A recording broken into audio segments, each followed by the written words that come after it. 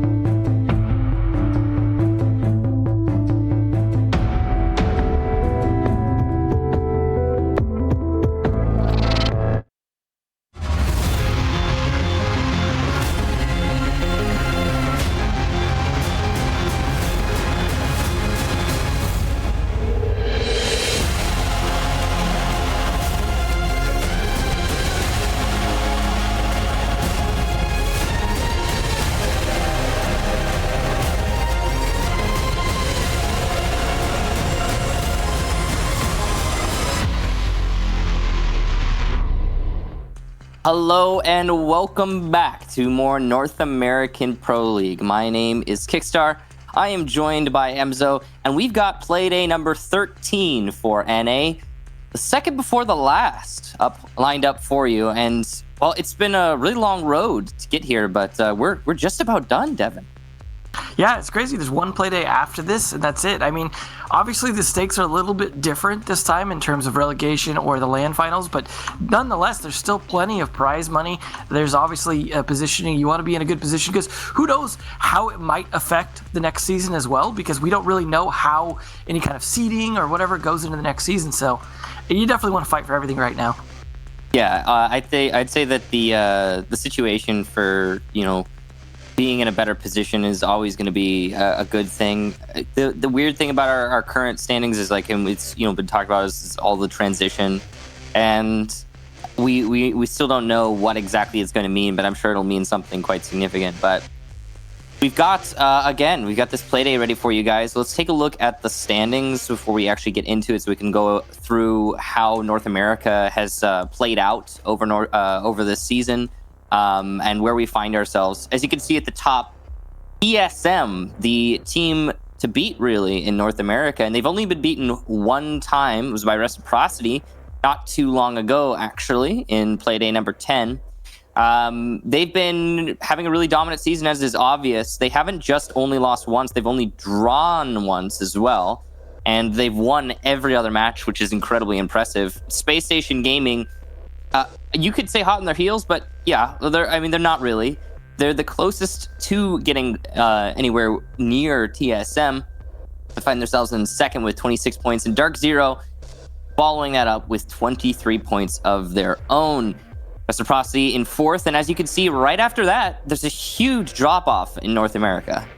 Just the Here's two the fun halves. part, though.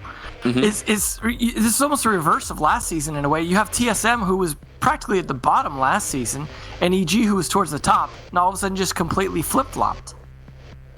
Yeah, it's been an interesting change for North America. A lot of it facilitated by roster moves, just the changes in the way that the teams are playing, and the meta shifting, and the constant motion that is Rainbow Six as a game itself. Makes for a very different experience for everybody, and the standings kind of, I guess, reflect that in part.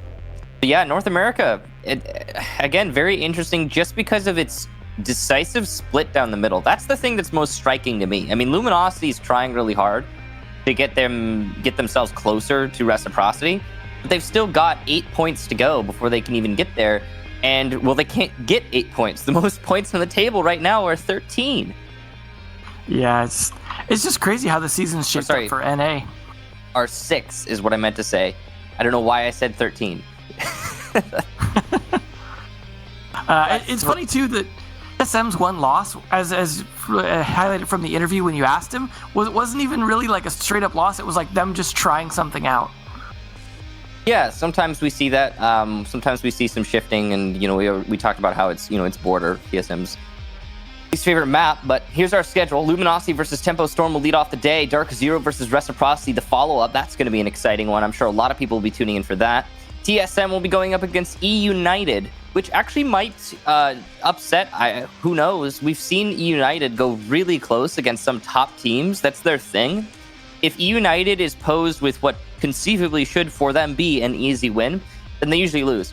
But if they go up against a team that is in the top 4, they bring it all the way. They get the distance. The only time that wasn't the case was against Reciprocity, at least in the second half. But they managed to draw Dark Zero, and they managed to go really far against SSG 7-5, ending up losing it, but there it is. Evil Geniuses will also be going up against Space Station Gaming at the end of the day. SSG, obviously being the world champions, being the team that a lot of people are watching in terms of, again, one of those teams to beat. Evil Geniuses not really having a great time as of late, although I will say EG has been looking at least a little bit better recently. It seems like they're playing with a totally different mentality, and it's gotten them more score in their losses.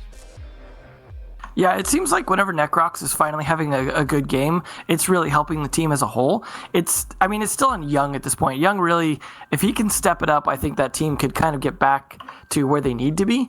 And I mean, I know there's a lot of team-oriented components that go into that. It's not just an individual player, but it's, I mean, the output of how all that forms in him actually being able to play a little bit better as well. I mean, as a whole, everyone on the team has had struggles, but let's take a look at Luminosity. Speaking of struggles, Jarvis especially been struggling a bit to fit in on this team. Doodle, Hyena, Rexon, and Factor. Rexon being the guy that will have really good days, and then days where he's not so hot, but he definitely had a good one last play day. Factor as well, about the same rating as him last play day. Hyena actually was technically one of his worst play days, but he's still such a strong player. It's been really good to see Hyena especially be able to shine on this team. Yeah, I mean, we see some. That's the great thing, I guess, about situations where you have teams like Luminosity where they're not performing as you would hope or expect, is that you get some standouts and it changes their storyline on an individual scale, but the team storyline here for Luminosity really is not fantastic. If we look at least what's been happening more recently for Luminosity, they did manage to beat United in the last Playday, which is great. They got 7-2'd by Reciprocity, though, the Playday prior. And before that, they did also beat Evil Geniuses. So Luminosity's story through the second half has clearly been, we can beat anyone in the bottom four, we can't beat anyone in the top four, as that's been what's reflected through their record. That's not a great record, of course, but at least they went pretty far against both TSM and SSG. Yeah, I mean, it definitely shows they've got a lot of the potential for it. It seems like they're just trying to find a consistent fifth for them. Temple Storm, however, speaking of consistent fifths, Mark still holding the spot for Sloppy before he comes in, but overall this team still struggling. They're definitely a team with like a lot of individual players with potential, but none of them are really, it's not like a whole team coming alive in a lot of these matches. They're really just kind of, this guy does this decent this match, this guy does decent that match. It's not really been great for them, but at least Crazy had a little bit better play day, last play day. It's not so for some of the other creators. I believe had a pretty good one though as well. It's just this team as a whole they don't seem to have hit that really high pro level of play just yet. Yeah, but they've at least done some good things. I mean, we have seen Tempo Storm, like if you look at the last two Playdays, it's been bad for Tempo Storm. I mean, they played against DZ and TSM, and you would expect it to be bad, but they only got 4 rounds total through those 2 matches. But if you look further back, I mean, they did manage to beat United and Playday number 10, so that's, a ray of sunshine. Also went pretty far against SSG. Let's go through the ban phase, find out where we're actually going to be playing this one, so we have something more to talk about when it comes to these teams and how they'll match up against each other. Looks like we're going to be playing on Cafe. Interesting choice for Tempo Storm, as this is probably the worst recent loss, where they got 7-0'd by TSM. So to go to that again is interesting. They really must have broken that down and thought, okay, we fixed a lot of those issues. So I hope we see a lot of those adjustments today. It is the most banned map for Luminosity, so it's interesting that they'll put this forward. They lost against SSG in a recent Playday, actually. It was that one time that Luminosity managed to take it 7-5 against SSG, which is honestly an impressive performance. So that explains why Luminosity is letting that one through when compared to Villa, which they have not a great track record on. We'll go through the community vote. What do you guys think? Who's going to win this one? Why don't you go ahead and tell us? Oh, all right. Okay. So I kind of figured this would be a little bit closer than that, to be honest. It probably should be a little bit closer, given that neither of these teams has really been able to show that they could play in that top 4 yet. So it's just they're kind of somewhat on even footing. Maybe LG with a little bit of an edge, but probably not that big of a gap. I mean, we'll see what the result of today is, though. Yeah, I mean, who knows? This could be a really, really one-sided match, as the community vote would suggest. We're going to load in and find out, though. As we've got Tempo Storm starting on defense, Luminosity starting on attack. Once again, the map being Cafe. If we look at Tempo Storm stats on this map, we've got 1 win, 1 loss in recent history. The win, though, was a long time ago, and that was against Evil Geniuses, 7-2, but they got 7-0'd by TSM, like you mentioned. Right off the bat, like immediately, Thatcher is going to be banned. That was really quick. There was no hesitation there. I really didn't think that meta was going to leak out of LATAM. You didn't think the Thatcher meta was going to leak out of LATAM? Yeah, I thought that was just going to stay a LATAM thing, and it's kind of weird to see it bleed to everywhere else. Huh. I mean, I don't know that to me it's I don't know that it's terribly surprising, to be honest. The way that it debilitates the entire ecosystem of the defense. If you get rid of it, then you can build up that ecosystem to the point where there's really hardly any like actual counter. I don't know. To me, it makes sense. I think Thatcher kind of is like a hot knife through the butter that is this meta for defense right now, if that makes sense. And if you just get rid of it, then you don't have to worry about it. You could say the same thing about but teams don't want to play against that, right? They don't want to have to deal with that also. And so it's like similar to Mirror, right? Teams don't want to have to deal with what that does to their attacks, so they ban it. So it's weird that they would be so accepting of what banning Thatcher does to their attacks instead. Yeah, I guess you could argue that it's because it goes both ways, that it's less likely to see it, but I don't know about that. I think it's about who utilizes what the best. That makes sense. So like if you're really, really good. Remember when we first saw, I think it was F3, it was a long time ago. I remember when we first saw like Thatcher, no, sorry, not Thatcher, thermite bans on border. Yeah. And it was what makes up Dark Zero now, that team way back when, years ago when the ban phase first was introduced. And yeah, thermite got banned on border, and everyone was like, what, that's crazy. Banning a thermite's going to debilitate your attack. You're not going to be able to do it. And then as it turned out, they had practiced playing attacks without thermite. That was the beginning of this whole thing that we see right now with the ban phase. And practicing with something excluded means that when you ban it, you're proficient in not having that thing. And I think that's the mindset here for pretty much everybody. Everyone's just leaning into that niche. And it is weird they're not bringing Maverick though. Yeah, it is. That is strange. There should be a Maverick for sure. There's a thermite being brought. Looks like they're gonna go for soft destruction, which means that Luminosity's gonna have to clear from above. Yeah, very much so. I mean, you saw it was a mute jammer as well. Obviously, they didn't necessarily know what the setup was gonna be, but it's mute jammer and then with backup of Electric Claws. So I suppose the Maverick's only gonna do so much for the mute jammer, and then after that, you're just down to drilling your own holes to get through to go to Maverick trick it. So I guess I could understand if they're expecting Electric Claw to be a problem for them. They do at least have the IQ to be able to spot it. And they did fake going to the Cali, so I do wonder if tempo fell for that at all, because of course the true attacker lineup is revealed very slowly throughout the round, whereas the defenders tend to get droned out pretty quick, and you find out whether or not they sixth picked. Yeah, you got a lot of information tools there. Well, not a lot of information tools, more like very efficient information tools in the drones. Velocity's got control that they wanted. Do a little bit of damage to Mark there. Opportunity missed for Factor. He really easily could have gotten that kill. The Pulse was just standing still, but he played it safe. He didn't want to get shot back at. Ooh, nice cutoff there from Rexon over by 90. No kill from it, though. Yeah, they are doing a decent job taking some of this map control pretty quickly, which is the key thing, because, of course, then you got to try and work around the Electric Claw mute jammer and possibly open the wall in Bakery. Now, Luminosity still trying to clear out the middle floor. 3 roamers there. Oh, did they see the Mozzie? Well, they know he's there because he's... Well, what an angle. Look at that. But Factor actually makes it work against Butters. Butters will do a lot of damage to Factor with one shot from that TCSG-12. But still, the win for Luminosity. They haven't cleared out that middle floor. They need to get on that. They know it's a Factor. They're going to be opening up from above.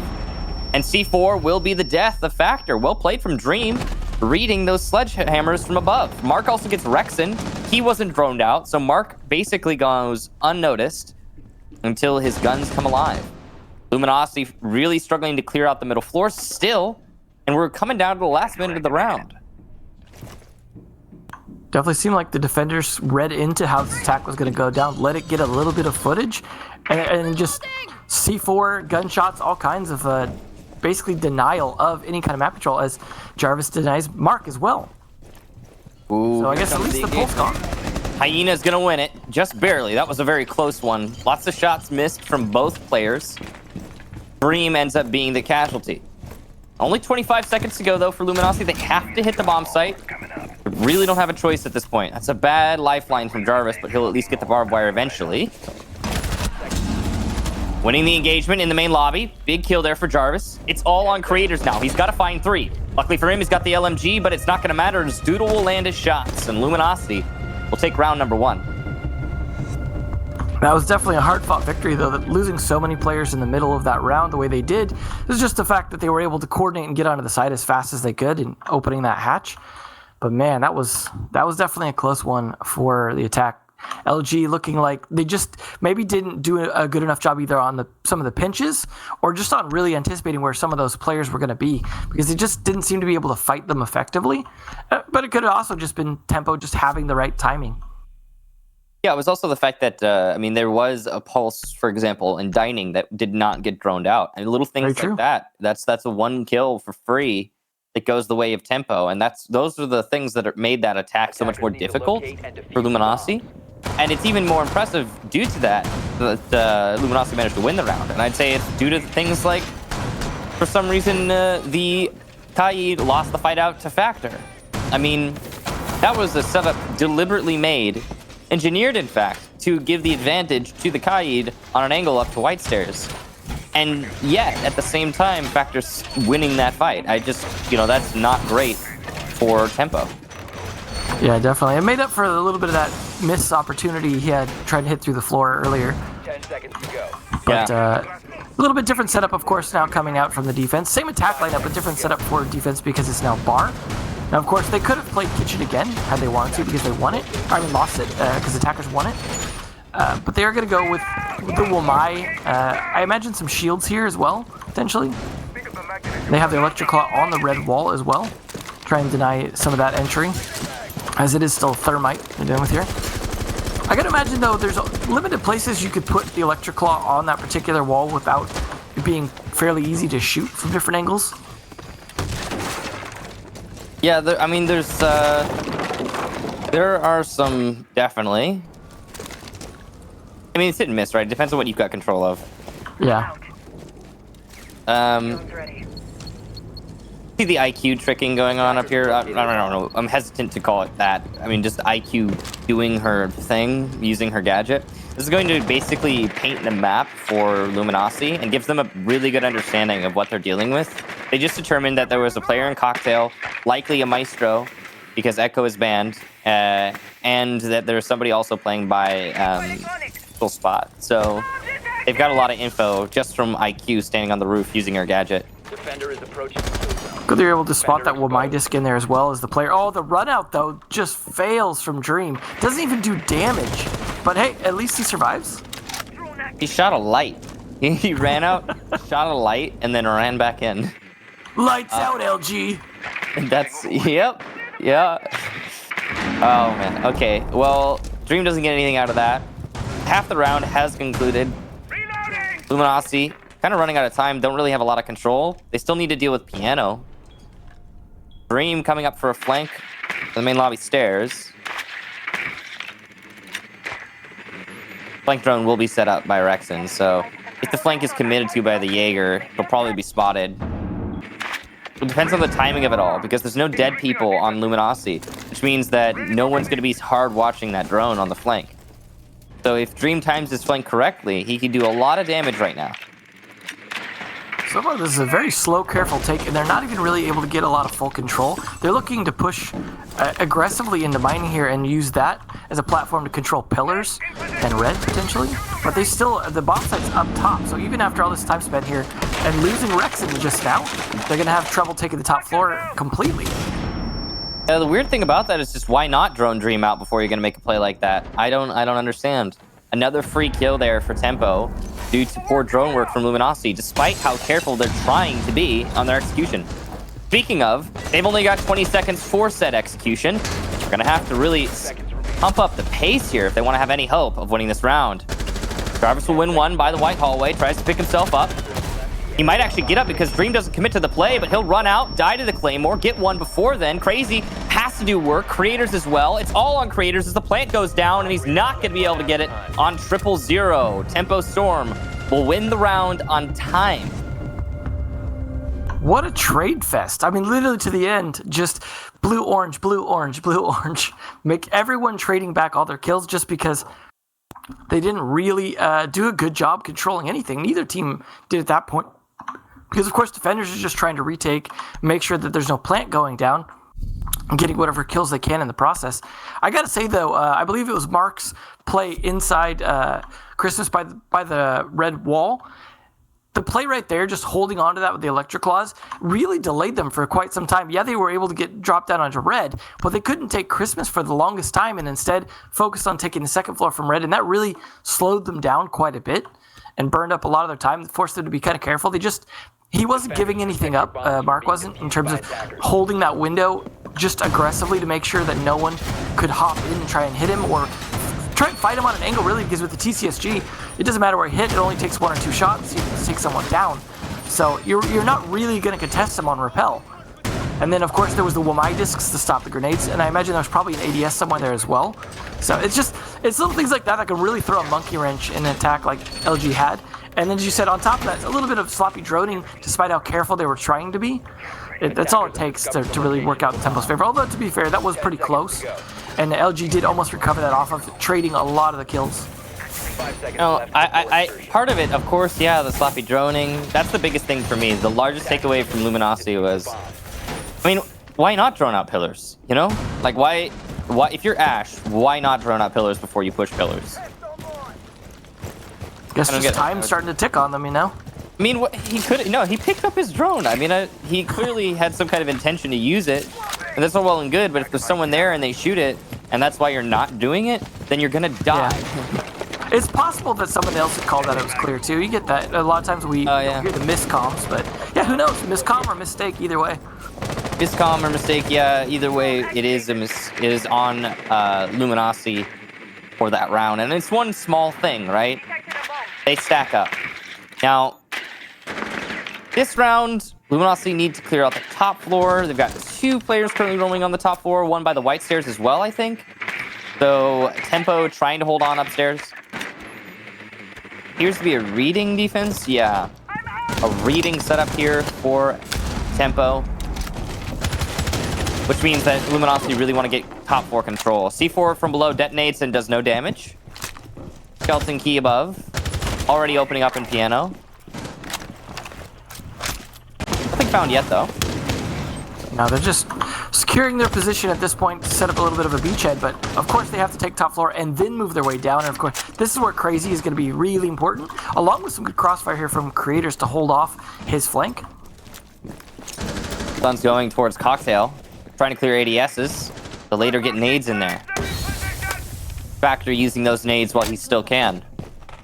Gas canisters to delay. Tempo doing a great job of waiting this out. And I'm not being sarcastic there. They're doing a good job of just making the time whittle away. Stun over the wall into white hallway. Nade caught by the ADS, which has not been cleared yet. And I think that's the fallback from Tempo. I think they have officially fallen back, yeah. They've left. And oh, that's bad. Factor will drop. The soft destruction from above is lost. A huge misplay by Factor. And now he has to get back upstairs safely. And that's not an easy thing to do. He's got to be very careful on his retreat back up to the top floor. Another C4 detonating and not getting any damage onto Luminosity. Looks like Factor's going to stick it out. He's not going to open from above, which means the anchors for Tempo won't have to move unless this exothermic is successful, which might not be because of the mute jammers. Rexy gets 1. Crazy onto Jarvis, though, by white stairs. Butters also by red stairs, pardon me. We'll be able to get Factor. U-Jammer finally dealt with from above. Jarvis gets a kill from a Claymore, I believe, by the red staircase. On the entry into the site, a trade. The constant back and forth has ended up with Tempo in the one-man advantage. And again, with barely any time left in the round. Hyena must get the diffuser and plant when he has no semblance of control over the bomb site. This is seeming next to impossible, and he'll just wait out the round. Not even an attempt made. Again, it seemed like they just lacked a lot of intel towards the end of that round. Probably lost the majority of their drones throughout it, not to mention just felt the time pressure. Obviously, the drop by Buck, which definitely looked like a mistake, it definitely turned into one. They lost control of the top floor. Crazy also winning his fight on the white stairs to help them regain control of top. Like, there was so little they could do at that point because any destruction on the floor was going to work against them at that point when they try and get that plant down. I understand they wanted to try and get the plant down in a different part of the site because if they planted in the typical reading doorway area, that was going to be pretty easy to be denied by the defenders who are going to be expecting that. So they're trying to change things up with the thermite opening the wall, but oh no, looks like we might have to rehost here. But Overall, yeah, a lot of mistakes there that round. We're seeing overall a lot of kind of sloppiness from LG, despite them winning some gunfights. Their overall strategy seems like mistakes are kind of snowballing, like the buck dropping. Yeah, the mistakes are snowballing as well on Tempo's side. There's a lot of setups that are thought out. I'm seeing definitely planning, like blueprints of the defenses for Tempo. You know, the thing is that, yeah, defenses are a lot easier to plan out. And typically, they are the side that, or defense is the side that gets planned quite frequently. And then attack usually is a little bit more dynamic. It depends. Sometimes it's like for attack, it'll be like pocket thoughts, if you will. Like they'll take an idea and how to accomplish it with this rigid set within that idea, but you can bring out that idea whenever you see fit, instead of like, this is how we're doing it from the beginning of the round. The setups from Tempo, really solid. Luminosi's attacks are strangely slow. I would attribute that partially to the Mute Mozzie combo that we're seeing be prevalent in this match. We haven't seen it actually influence the match too much. The Mute Jammers have done some work, but in terms of actually noticing the drones getting caught by the Mozzie pests, it's, you know, hit and miss what we can actually notice. But I would say that that's probably a huge factor.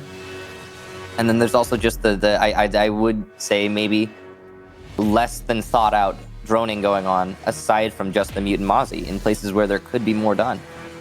Well, you see them also even making mistakes related to the ADSs. That last round, there was no Wamai, just Jaeger. Yet you saw Buck committing a grenade to the ADS without clearing it. First, it's things like that just they're lacking intel, they're lacking comms, they're lacking having those ideas on how to clear something ahead of time, or it's just not synced up right. Someone's kind of getting, I mean, it happens, right, where a player gets kind of out of desync with the team, and all of a sudden everyone's like a lot less coordinated.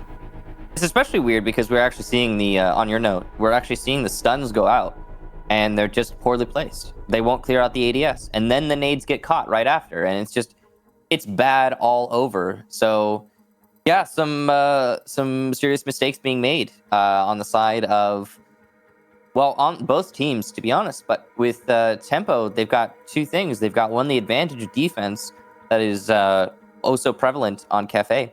And two, again, they've got setups that have thought put into them. There's some corralling going on. There's some nasty angles being set up. I mean, what about that defense that we saw on Kitchen? The way that they set up for the clear of the top floor, the roam, it delayed for so long on reading. There's layers and layers to this. There's, you know, it's nothing special necessarily, but it is the edge right now that I'm seeing Tempo roll out here over Luminosity.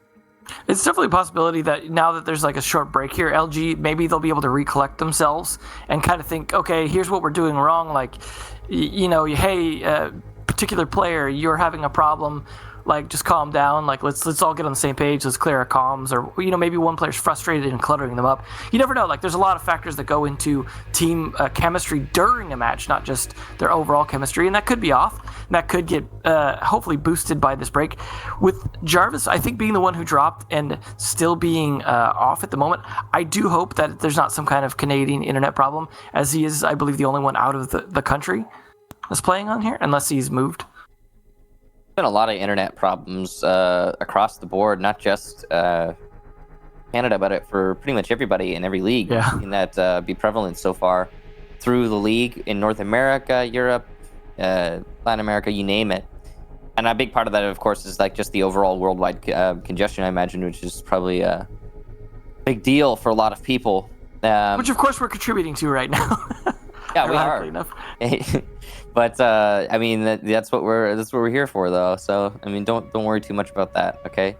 Now the overall, like, the way this is playing out right now, there's definitely, I would describe what we've been seeing so far as very sloppy. You know, like there's the little things like the buck dropping, for example. Again, I would say that that's a mistake, and it might be a deliberate mistake, but that does not make it less of a mistake. You know, if you want to move your buck downstairs without having him use any of his soft destruction before executing onto reading, okay, that's your prerogative, I suppose.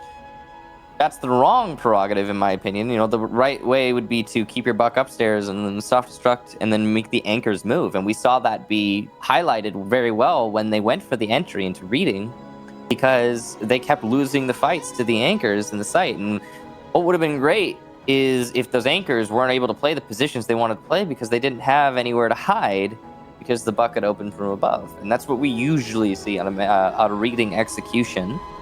And I think it's what we were bound to see had the buck not dropped. Yeah, and I do think it was good that they thermited open the wall to try and pressure some of those anchors into different positions and expose them a little bit. But that was probably the original plan anyways. I don't think that had anything to do with the buck dropping, as that was likely just going to be something they were going to do. But it did help a little bit. But when they lost so much top floor control and didn't win the fights to even hold it back, like there was, yeah, especially with the buck down, there was nothing that was going to happen there that was going to work for LG. And it's just, I like I said, I hope that this time it takes Jarvis to get back in is the time that helps them figure that out. Yeah, So I don't know how that's gonna be. Speaking of, we've got everybody in the lobby right now except for Jarvis. So clearly something going on. Oh no, spoke too soon. He joins. Speak of the devil, and he shall appear. So Jarvis making his way back into the match. I just took him a little bit longer. Clearly something going on there. Glad that it's fixed. And we will load into the match. Once we verify that all the settings are correct, we will throw you guys into the match. We're already getting our way back on into this. So we have currently Tempo Storm in a lead, 2-1 over Luminosity, as they've been doing fairly well on their defensive setups. Going to Kitchen for the next defense for Tempo. Last time they went here, it was not successful. See if they can make it happen the second time around. Yeah, last time it definitely came down to, again, a lot of those trades. It just coming out a little bit ahead for LG, but it was pretty close on time last time as well. Factor not going to play the sledge on this attack this time, going with the buck. I do wonder if some players are starting to try and prepare for possibly having to transition to playing more sledge after Buck loses his nades in the future, because nades are just so valuable right now. So maybe we'll see more of that, but either way, he's going to go for that. They are going to have the pulse again. That's something that's been a little bit of a problem for them, I think, especially combined with the mute Mozzie like they have, and the Maestro Evil Eye. So Intel hugely in favor of Tempo, because they're denying Intel from Luminosity as well as getting some of their own. That's going to make things a little more difficult. The only real intel that LG is going to be able to get out of this is IQ being able to spot the pulse as well as a lot of the gadgetry. But other than that, they're really going to be stuck on that droning again, and assuming those mute jammers and pests are well placed, we could see LG kind of going into some fights blind again. I mean, let's hope not, but we've definitely seen a fair bit of that so far. It's really not compelling to see somebody like misdrone something and then just walk by it over and over and over again, and then die to that mistake. You know, it's almost comedic sometimes, and then other times it can be really intense. But if it's a common occurrence, then it's simply a repetitive mistake. And yeah, so we'll see what happens here. Again, a pinch of salt, everybody. You have to keep in mind that Luminosity is dealing with a mute Mozzie combo on Cafe of all maps, and Cafe, I think it's safe to say, was the map that made the mute Mozzie combo so prevalent, as it has many bottlenecks for the drones, where you can put a mute jammer or a Mozzie pest and cause a whole mess of problems. So keep that in mind, everyone.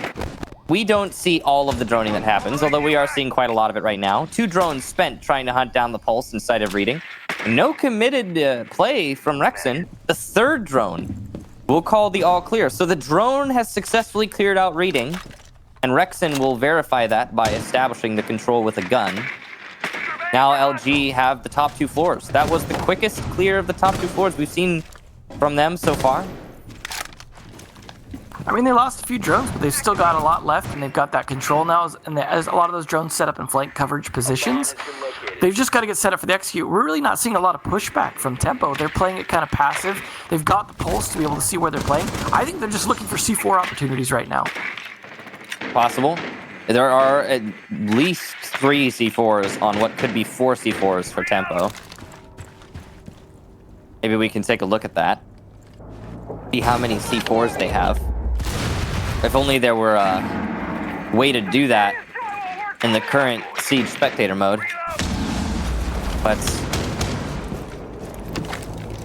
Alright. And there it is. Okay, so we've got 4 C4s, 1 used already by Butters, and 45 seconds left for Luminosity to make the execution happen. They've been taking a lot of damage while this is all happening. No control really on the floor that is relevant for the attack. Sensor activated. I like those holes in the bar there so you can peek out of it. Yeah, it's gonna allow creators to better hold on to the main lobby when the push comes. Speaking of when the push comes, once again we hit the last 20 seconds before the action starts. Doodle will get Butters as he enters in through the meat locker. A plant going down, and there needs to be cover from the attackers, but creators coming alive in the main lobby. A plant not stuck by Doodle, and as a result, Tempo will clean it up. Great job to creators in the main lobby. Meanwhile, it looks like LG hadn't cleared out VIP before attempting an execution in through the garage. Yeah, it just looked like Doodle was like, don't worry about it. You guys just go off and get killed. I'm going to run in as Thermite, kill one player, and just go for the plant. Forget it. Like, you guys just do whatever. I don't care anymore. Like, it just had that feel. That did appear to be the extent of the plan. And it's especially odd, considering, again, VIP? You're not going to clear out VIP before you execute on the site? And then, okay, if that's fine if you're going for a bait strat, I guess. But in order for that to work, you need to not commit to clearing the main lobby, which at least 2 attackers did. So what do I mean by that? What am I talking about? All right, okay. Protect your bombs from being Try to used think by about attackers. the White Garage and the meat locker from a top-down perspective. If you're rushing in to try and make an entry onto the site and avoid the roamers by VIP in main lobby, then the only conceivable reason why you would do that is to bait them into trying to retake by White Garage. That's fine. You open up the garage and you can kill them from outside. Easy peasy. You control that hallway. Then all you need to do is have a good bulwark inside of the site to resist a retake from the anchors. And they didn't have that. LG didn't have that. Why? Because they didn't bait out from outside. They tried to take main lobby while simultaneously pushing the site. You can do that, but you should take main lobby before you push the site. And I don't know, it was just a wonky execute there. It was like they were all trying, you know what it was though, Devin? Yeah. It was a lack of information gathering due to the mute Mozzie combo, coupled with 20 seconds left in the round. That'll do it. I mean, it was definitely slow going after they got the control that they got, so punished for it. And actually, it's funny that Tempo Store go from getting 7-0'd on this map to now possibly completing the 4 site rotation super cycle, as they have now been going. They're now going to mining because they've completed every other bomb site. So good for them. We just heard a Mozzie hack a drone, and it's actually gonna get away too. Second pass will be shot though. Well, Ozzy getting to drive around his drone now. Gonna have a good time setting up his own flank watch. Lots of okay. Well, I don't think that was on move it. purpose. I think it looks like it was. I think he's just gonna move it somewhere else. I just don't know where. Could be mining, by the way. Yeah. Yeah, Maestro Evil Eye almost catching Rexon's drone as well. The drone economy very relevant in this match so far. First castle play we've seen in this match as well, just because, of course, it's a different site, different setup. Oh, no, I think Ash killed the drone. Yeah, exactly that happened. You could hear the Ash charge detonate, and bye-bye one of your drones. I mean, and when they're so relevant, they're as relevant as they are now. I mean, that's pretty bad. I have a feeling it's going to be yet another round that comes down to the last 30-second gunfights. Oh, we're already halfway through, and nothing's really happened other than droning. So, yeah, absolutely. Oh, look at that. Some action. Mark will take some shots through the wall. He leaves himself a little exposed and will suffer for it. It's okay. He's a 3 armor. He'll make it through. Probably. You can see that Jarvis is just fishing for something. Anything. Meanwhile, the top floor coming out here, but there's no one upstairs anymore as the defenders have read that they've wasted enough time and have fallen back to the middle floor. Job done. At this point, it's just make sure to be in positions to win your gunfights as they try and push in, and don't be overly exposed to any kind of vertical play, and you're good. Factor actually back on that sledge as well. Yeah, you can see that the sledge is a good pick here for Factors. He's going to be opening up from above. will lose a lot of HP to the UMP of Dream and almost downed by the Evil Eye. He could still be downed by that Evil Eye. Creators will be taking down Jarvis. I believe that was over by the red staircase. Yes, indeed. After being on low HP and the 20 seconds that we find left in the round mean that Tempo are a shoo-in for this round, and that'll put it at a 4-1. We'll see, though, if Factor could do something about it. Hyena is also contributing. Oh, nice kill there from Doodle following the Tracers. Now it's all on Butters and Creators. They just need to deny the plant and stay alive, but that might be a tall order at this point. Plant not going down. It's been stopped by Creators. Doodle eliminated at a long angle, and Tempo Storm will get their 4-1. Well, there you go. Super cycle complete.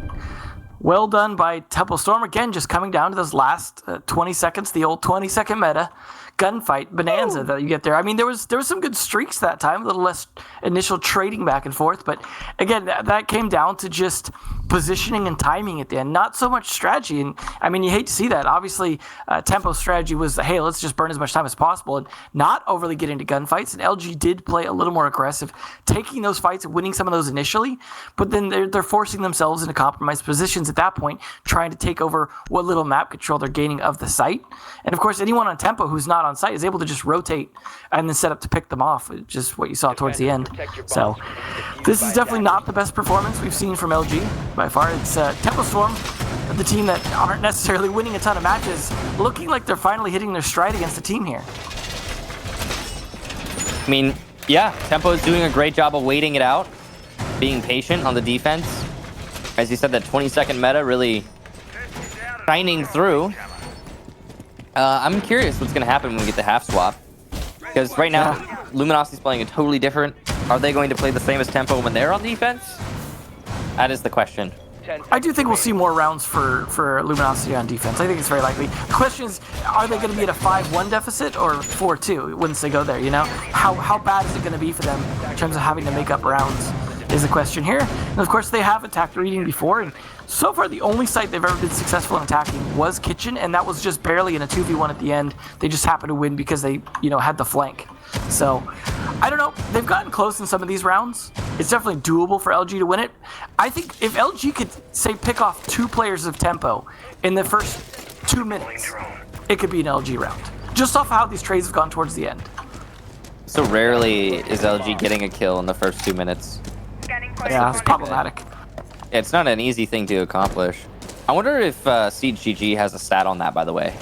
Like, someone should be collecting how often people are getting kills in the first 2 minutes, because I feel like nowadays that's so relevant. Yeah, it really is. I'm sorry. Oh, no. He can pick it up.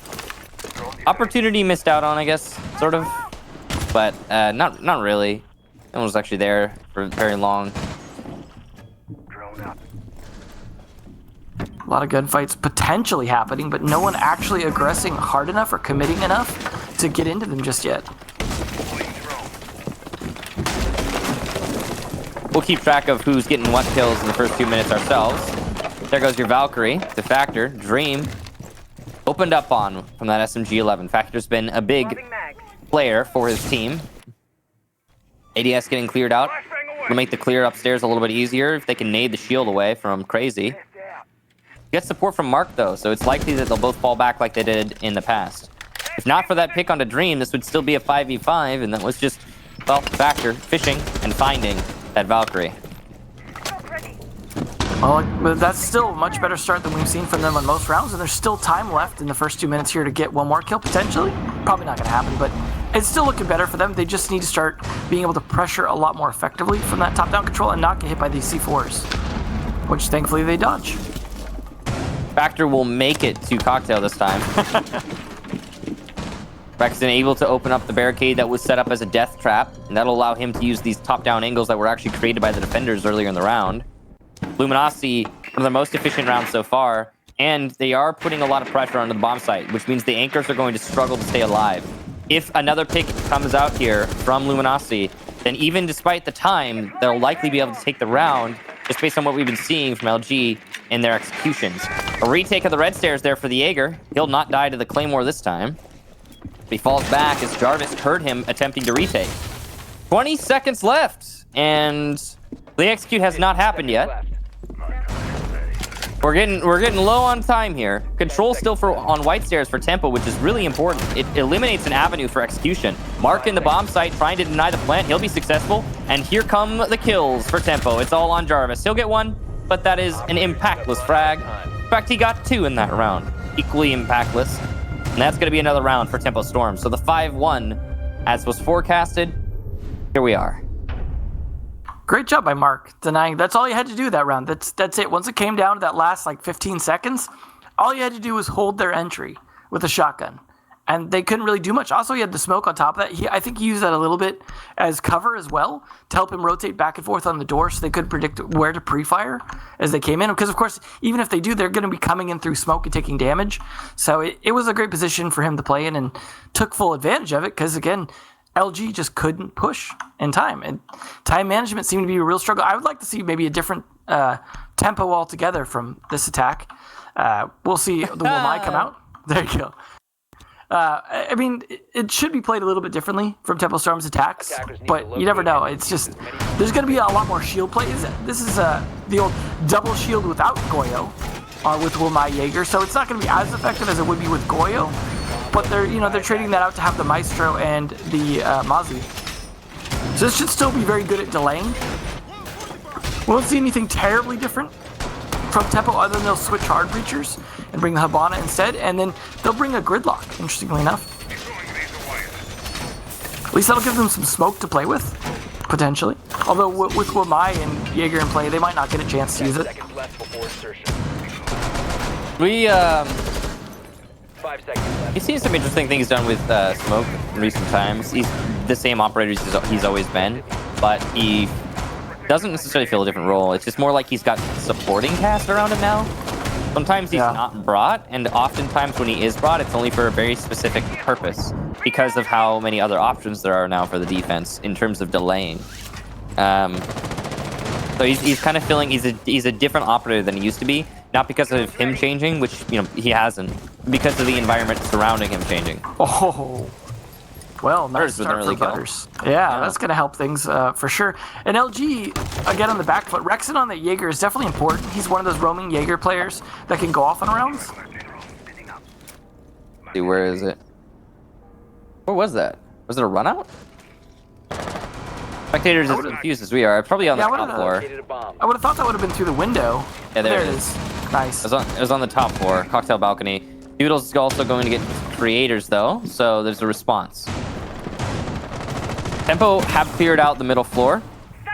They're looking for the Mozzie though, who's actually playing by White Stairs. That's Jarvis, very exposed here. And he'll be read and executed by Dream. Not sure what the thought process was there from Jarvis, but he got droned out and that was a really easy kill for Dream. Luminosity now find themselves in a man disadvantage on their very first defense. Oh, this is about to get worse. And the nade is successful. Mark follows it up with the skeleton key, and Tempo are running away with this match. Factor and Doodle, last one's left. Make that just Doodle. He's got a real tall order. This is half the round left in a 1v4. He's not going to get a single player with his spray. Reloads out, and not one more player with the second spray. Tempo will take it to match points. That is just one of those moments where it's just nothing but potatoes going on from poor Doodle. Just, he can't hit anything at that point. Just spraying. Might as well have been like a water hose at that point. Just nothing. And that looks like basically the summation of what we're seeing from LG right there. Just no one really in any kind of effective fight going on. Tempo already on match point. Like I said, they go from getting 7-0'd last match to possibly 7-1ing on this map. Again, it's so weird to see this LG really having an off day in Tempo. Like, that was so much better of an attack than what we saw from LG. Like you pointed out, the time management alone. And the fact that they were continually catching members of LG in positions, showing that they'd done their droning as well. It's just, there was just so little effective denial of anything from LG. We'll see them at least try reading here and see if they can play a little bit differently with this Pulse meet Mozzie combo, but I don't know, this might very well be the last round. It's certainly seeming like it. I mean, not only on the defensive side, but on the attacking side, we've seen considerably more thought put into everything, every action that's committed to from Tempo in this match than from Luminosity. You could say that the prep work here for Tempo is a lot higher. I think that's pretty obvious to 5 see. seconds to insertion. Don't really need to like be an expert to point that one out, to be honest. Attackers are moving. Yeah, definitely. It's the way that Tempo's been playing. They've been countering the play from Luminosity. For example, on the defenses, they all had like little angles. The setup was thought out again, and they were all very patient. They had a clear plan.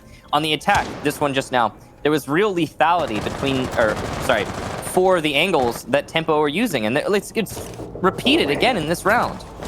I believe that was by the white garage over towards VIP.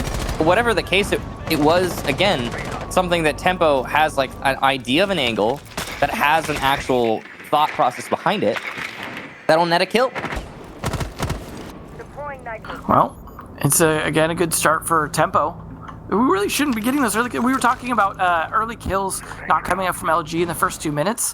Tempo have been just consistently finding those, and it seems like whether it be droning or game sense or whatever you attribute it to, Tempo are doing so much better of a job knowing where the players of LG are and executing on that information. Whereas LG looked like they were constantly pulling their compass out of their pockets to figure out which way was up.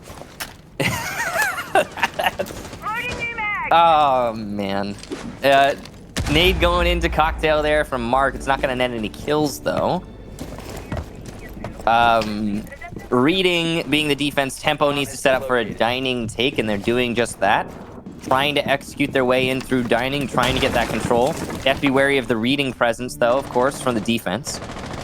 Pulse is calling this out. The plant's going down. The C4 will try to go out to counter it. It is unsuccessful, and the UMP is as well. We're in a post plant now, and this is looking a whole lot like match over.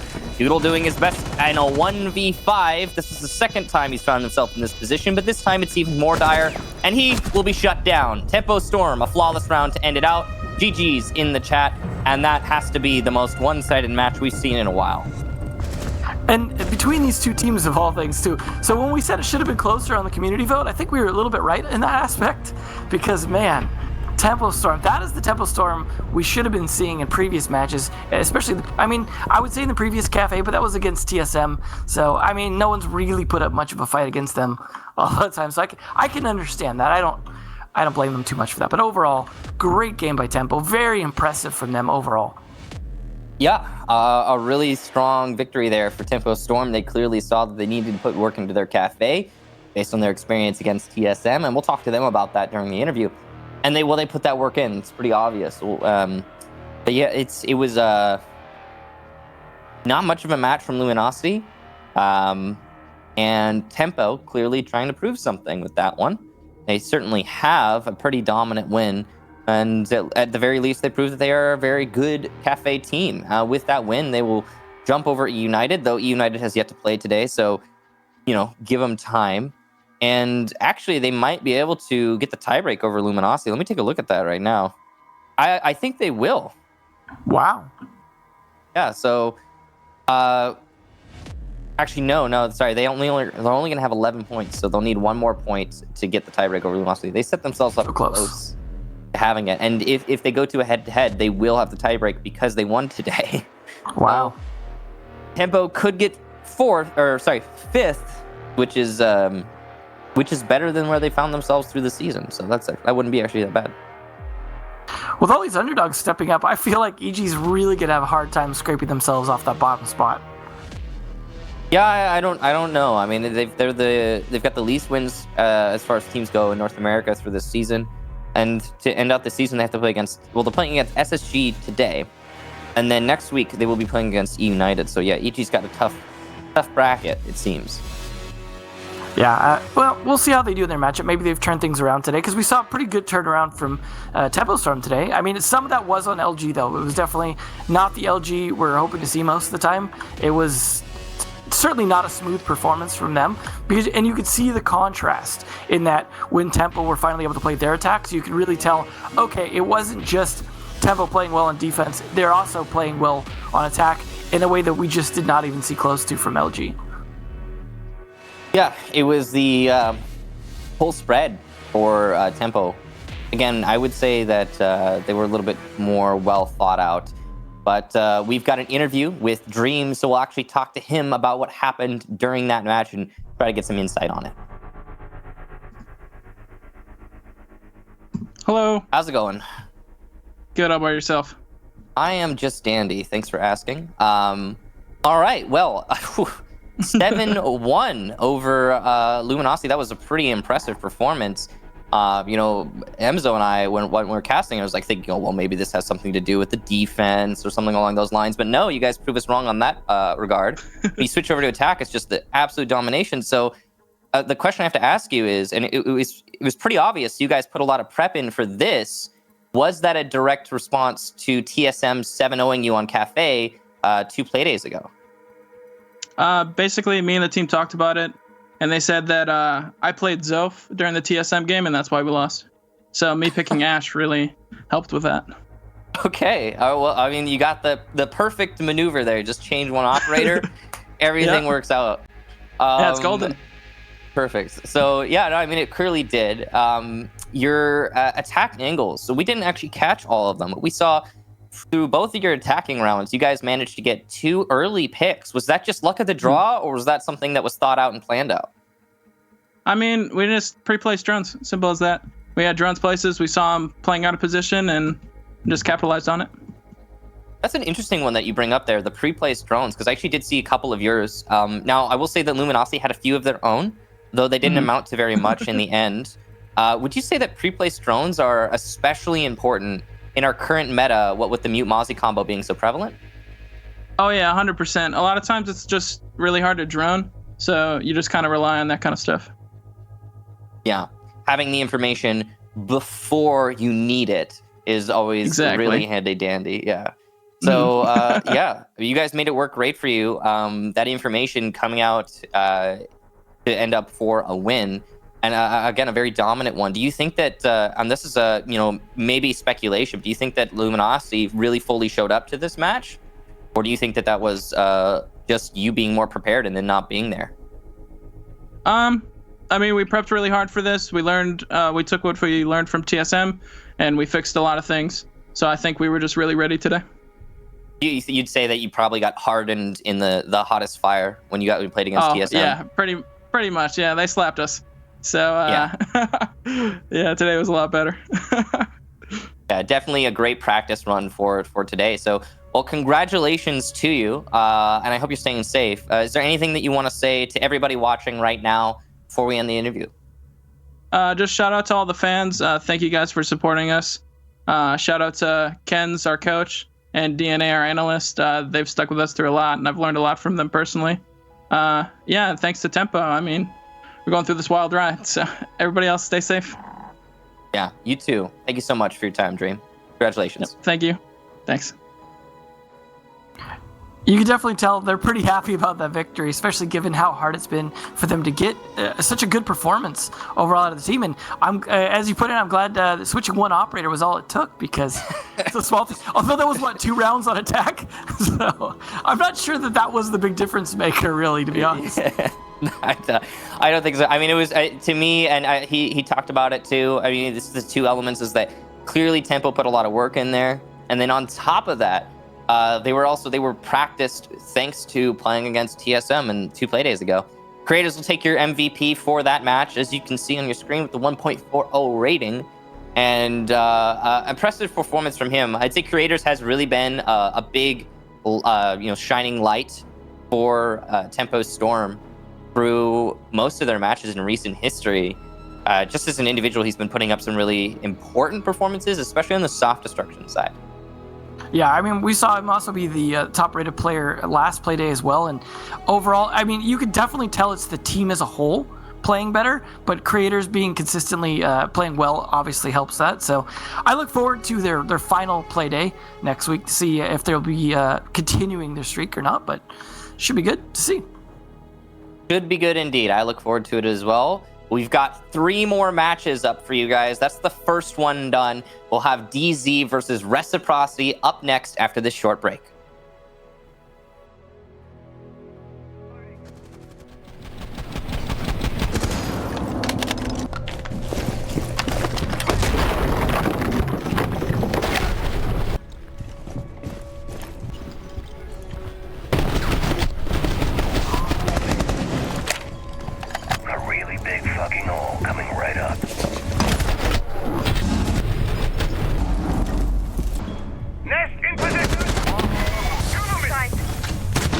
10 seconds left.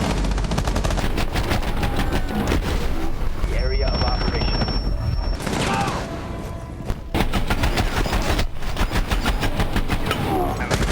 Cover me! 10 seconds remaining.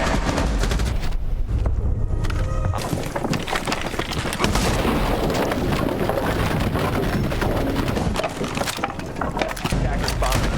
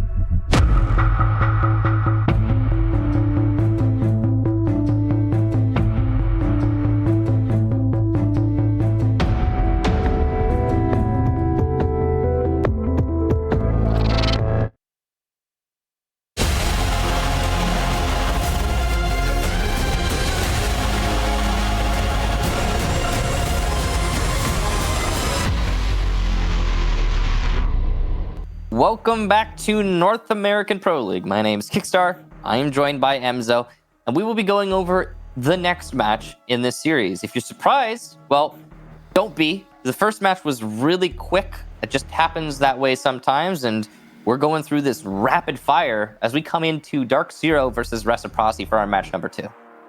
Yeah, this should be an interesting matchup as both these teams are quite good at this game and have been for some time. But they've also gone through some roster changes and trying to kind of gel things in the second half of the season. And Dark Zero, while they, I think, are currently sitting a bit higher than Reciprocity, I don't remember exactly what their exact positioning was. But Reciprocity have had some interestingly well-done games. Obviously, they had a good one against TSM. That was definitely one of their better performances, but it was on a map that they are quite good at. And so it'll be down to, I think sometimes when they get the solid maps, they get like Clubhouse or Border, they really can shine. Depends on if they get a good DZ map or not in this matchup, whether or not I think DZ will have the advantage. Although, so far DZ have, and you can see the players here, Mint, Hot and Cold, Hyper, Skies, and Eclipse. Skies has been, well, he's not necessarily the most highest rated. He's been the standout player for me, is really showing up for this team as a newer member and just doing his job and overall contributing a lot. Hyper has been my guy on DZ. If we're pointing fingers, it's been Hyper for sure. Over the last Playday, he had individually like some really important moments to take the win over Tempo Storm. It was a really impressive performance for him on Coastline, and if you really want to highlight of a player, just go watch Coastline and keep your eyes on Hyper, because he'll be the one steady up there. Dark Zero have had a really good overall season. Their second half, there were a few stumbles, but overall, solid season. And they could actually take second place in this season still, but that is dependent on Space Station losing some matches. So we got Dark Zero out of the way. Really solid North American roster. Their opponents, Team Reciprocity, also really solid North American roster, and one that has hit and miss moments where, for example, they're beating TSM, the first team in North America to do so in Playday number 10. But then, trip up here, they're losing to SSG, and that's fine. I mean, okay, you can lose to SSG, world champions and all that, but losing to SSG 7-2 in the last North American Playday, well, that's a big whoopsie there. So there's some moments of really impressive play from Reciprocity, and there's some moments of questionable score lines, I guess you could say. Their two newest members are Biologic and Slash, and I would say that there's still growing pains for this roster. Yeah. They're still figuring out how Biologic and Slash fit back into the roster, and I think it's important to note, in Biologic's case at least, he hasn't played comp for very, very long, so there's been a little bit of a break for him. I think it was around Raleigh Major, the last time I believe so. I think that's where he got dropped just after that. Right. So it was way back then when Biologic was playing, and then he got picked up by this roster for the second half. So it's not an easy thing to have a break like that and then just come right back in and then have a 10 out of 10 performance. And I think that's reflected in his stats. But he's still been doing his job at the very least. And I think given time, Bio could find himself back in the groove. I do think that the additions to the team, especially Slash, has allowed Vertical to go off a lot more, though. And I think that's been an enhancement, whereas, like you said, Slash and Bio have been struggling a little, especially on their site anchoring. But it's really helped Vertical. We will be going to Cafe, and that, of course, is DZ's choice. They have played it a little bit more than Rec, because Rec played it once this season, and they lost pretty badly. It was, I believe, a 3-7. Whereas DZ have had a little better performance on it. They had a pretty good scoreline in their win against it, but it was against EG, so I don't know if that counts for as much given EG's current situation. Whereas they had a draw against E United, so they've shown like they're good at it, but this isn't necessarily their best map. This isn't actually a very good map for Reciprocity. I think that's a really important thing to take away. Really, it's in for both teams a kind of meh map, to be honest. So we're not going to see like the 10 out of 10 performance necessarily. Depends on who's prepped it most recently. I will say that clearly there, it looked like Reciprocity was banning for Coastline. What do you guys think? Who's gonna get this match? Gonna take it in the end? Oh wow! All right, well. Once again, I think that's a little bit one-sided. I mean, knowing the map now and how the map bans went down, I would agree with this more. Not knowing them, I probably would have been, a little bit more balanced. I don't know. The map's not good for either team. Like, really. I just mean because DZ had the choice of which map to go to. So the fact that they pushed it to this map makes me think they prepped for this map. Like you're saying, who prepped most recently? I would guess it's more likely to be DZ. Yeah, no, I could agree with that sentiment. At least, again, it looked like Reciprocity was banning for Coastline.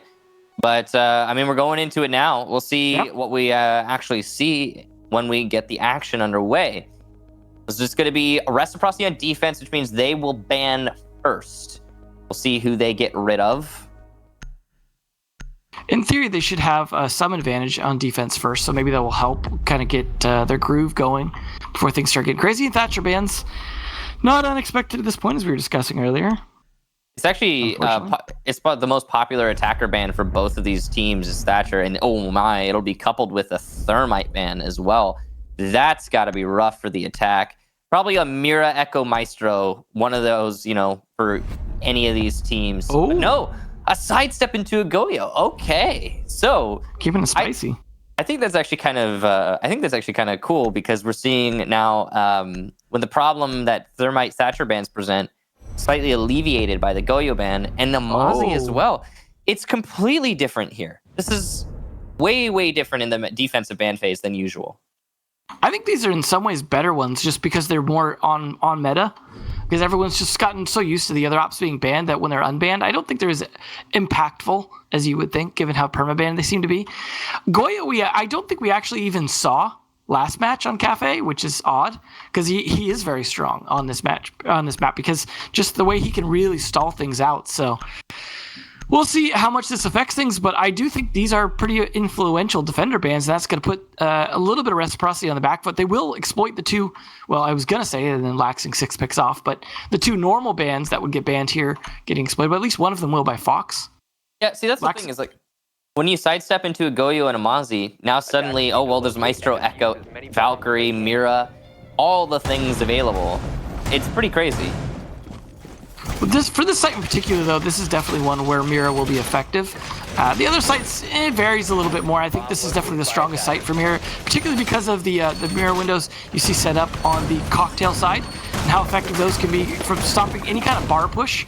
But either way, you're always fighting heaven, and it's really more the freezer control that you get extra from the one Fox is setting up right now. That becomes the extra detriment to the attack.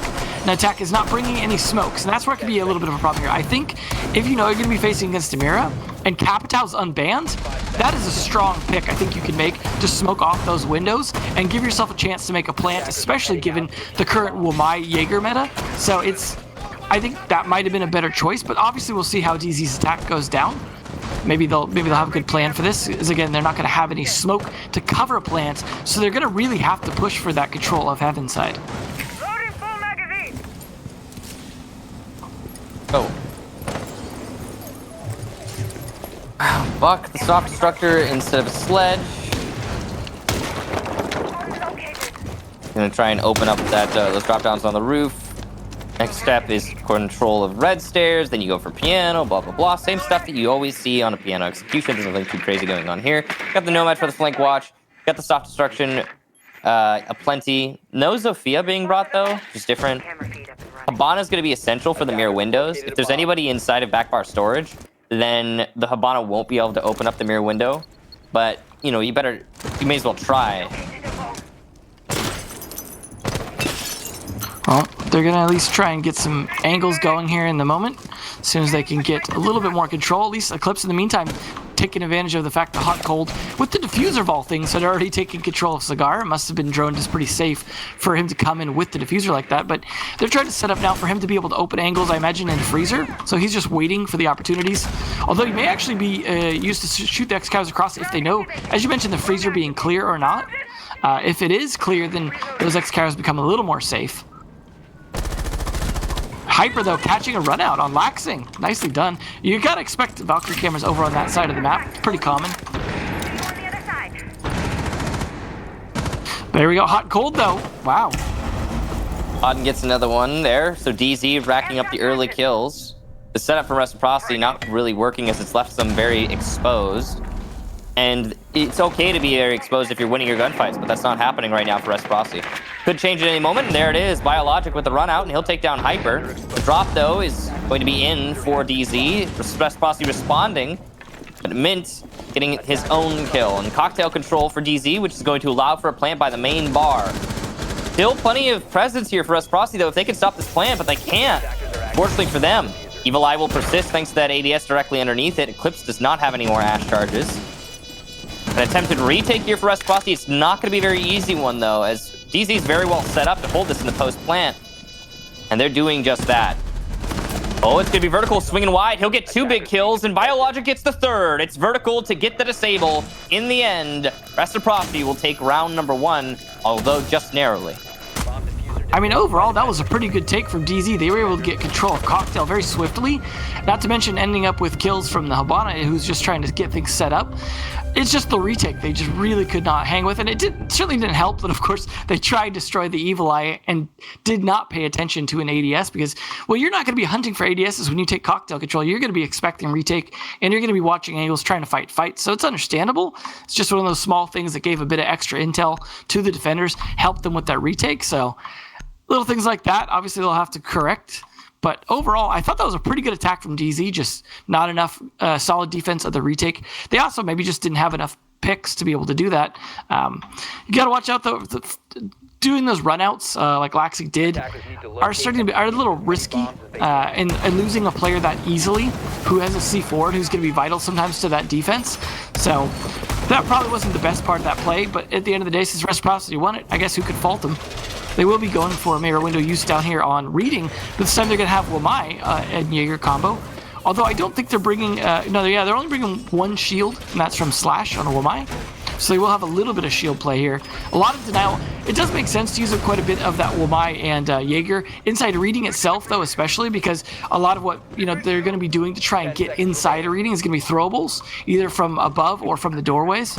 So you do want to take advantage of that. And without the thermite, they're unlikely to be able to open up the wall itself from pillars, as we saw done in the last match. So there probably will be angles, at the very least, opened by hot and cold, depending on the control they get there. See how this goes down. That was a pretty swift attack from Darkseer. Thus, we'll see if their time management is as good this round, because now they've got to fight a 2-floor defense as opposed to just attacking just a single top floor. But it was overall swift enough, like what we saw from them, or what we saw from Tempo Storm in terms of just being a lot better time management. Yeah, I mean, the time management's been pretty good so far from the attack, but only 1 round in, of course. The big thing is the assertiveness of the play from DZ, but yeah, Reciprocity with the bounce back, and it comes back to what you were talking about earlier, Demon, which was allowing Vertical to play a little bit more freely, and he certainly has been doing just that. He's been doing a great job of, just as an individual, putting up the performance that's necessary to hold rounds together for Reciprocity. I really do think DZ probably should have been able to take that one, but because Vertical was allowed to get into the position he wanted, get those kills, not so. A really, again, impressive performance from him. Yeah, he's been definitely standing out as a player in terms of being able to play more like I expected from him when he joined this team. And so that's been really good to see. Obviously, a fragger doing his fragging thing here. But overall, Team Reciprocity playing decent Eclipse, taking a little bit of damage there, trying to get control here. But they don't have complete control of Pixel. And of course, this is where the white stairs, or white hallway area meets into Christmas. They do have control here of Cigar. They're using that to open up angles into Bar. And of course, they've got to take Cocktail. They took it, talked about very efficiently last round, but this is not even the site this time. They still have to take it regardless. They do see the shield. Don't get a drone behind it, though, because of the mute jammer, so they need to know whether or not someone's playing behind that shield. That's going to be the important part. Yeah. Still droning it. There we go. We see that there are 2 players. At least they're getting control of top floor, and they will get Slash off of that top floor control, so that's the most important thing. DZ have just done a great job, at least, of taking up stairs, but it's taken them 2 minutes to get that control, and that's really big. Luckily for DZ, they're going to be able to open up from above, though, now using these operators they've got, like the Buck. Eclipse, though, eliminated by Vertical as he rushes up the white stairs. That shouldn't have been allowed to happen. Good attempt with the C4, but really it's probably going to have to be more run-ups, and nice flank, but Bio trades it out on the Mint, who made a good play. Just, there was 2 men there ready for it, ready for that trade. So now it's up to potential site hold it at best, as top-down control is going to be pressuring players out of position and reading. But you've got at least one player off site. Nope, a couple of them. So it looks like they possibly might have to go for a retake. Right now, it's going to be Dark Zero just trying to clear out the site and make sure they can push into it. They're going to have to be doing a little bit of droning as well, just so they know what they're pushing into. That's going to slow them down. 15 seconds left to go to push into this, though. And it just, time is not on their side. Laxing here, hanging out just outside the site, looking for angles in. They've got to fight Launcher, but he's not prepared for it. Hyper takes him down. Quick rotates from the defense, actually punished by Skies. Fox gets one though as well. He's going to be able to stop this defuse. Nope, he's not going to. Plant goes down. He's trying to fight too through the window, and he's the one to go down. Skies just winning it narrowly there. Great attack by Dark Zero, but a little close on time. So, nicely done, Dark Zero. A little slower than they would like, but their top-down control working out for them at the end. Some great retake attempts at control by Reciprocity. Thankfully, punished fair enough from Dark Zero. They were able to trade those back often enough. Good coverage once they had that control. We'll see how they go the second time around, though. Here it's going to be a reading again. So 1-1, both teams showing they can make this work here, but I like the retakes from Reciprocity. The way they're playing flexibly off-site is working to some extent. Dark Zero, though, are getting a lot more map control early than I think Reciprocity are always ready to retake and handle, but I do like that they're set up for trades on some of these flanks. We will have still the Nomad to try and stop them on that, but overall they've been doing a decent job of being able to push around that. We will see the same operators, I believe, here for the same site, so makes sense. They're just going to try it again. Overall, it wasn't too bad. I think they're just going to maybe try and delay a little bit longer upstairs. See if they can hold off bar. Because overall, they did a good enough job holding it for such a long period of time. It put a lot of pressure on Dark Zero trying to take that.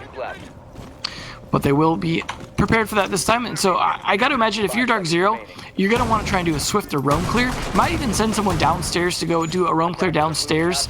Maybe even the Ash of Eclipse to go do the solo kind of drone for yourself Ash roam clear that we see. Just to make sure that, you know, you don't have anyone late flanking, late retaking, things like that. But they will again have the Wamai and Jaeger just trying to stop any throwables from being super impactful and burn up as much utility. I think that did help a little bit with delaying last round as well, especially on the side of Cocktail, where you're expecting a lot of throwables to try and contest you. I hope the Mute Jamers are able to do a decent job of denying the drones for them. But at the same time, the Mozzie ban actually does help here. And the Mozzie ban was made by Rec, actually. But they'd be the one benefiting from it right now, in combination with the Mute, just to slow things down a little bit more. As Dark Zero are looking to drone effectively, at least.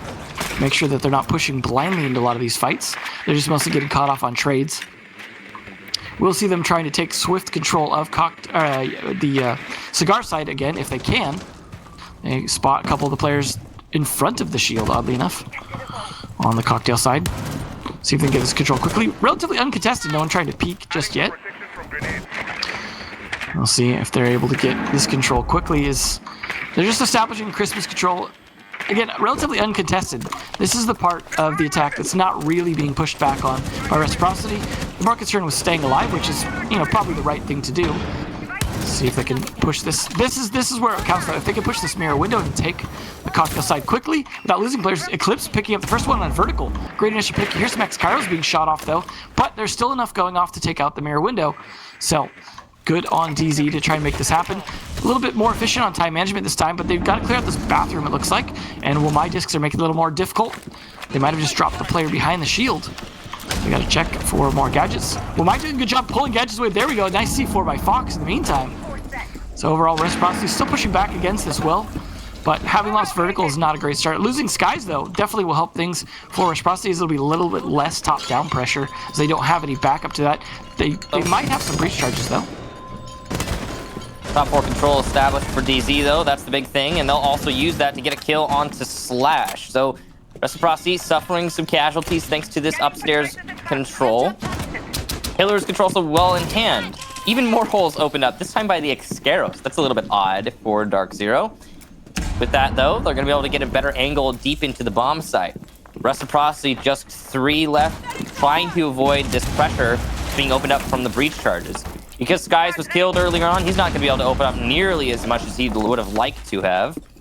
Or, well, anything really. 15 seconds Not left. much time for the execution. The mirror window is going to make this very difficult as well, although it has been dealt with.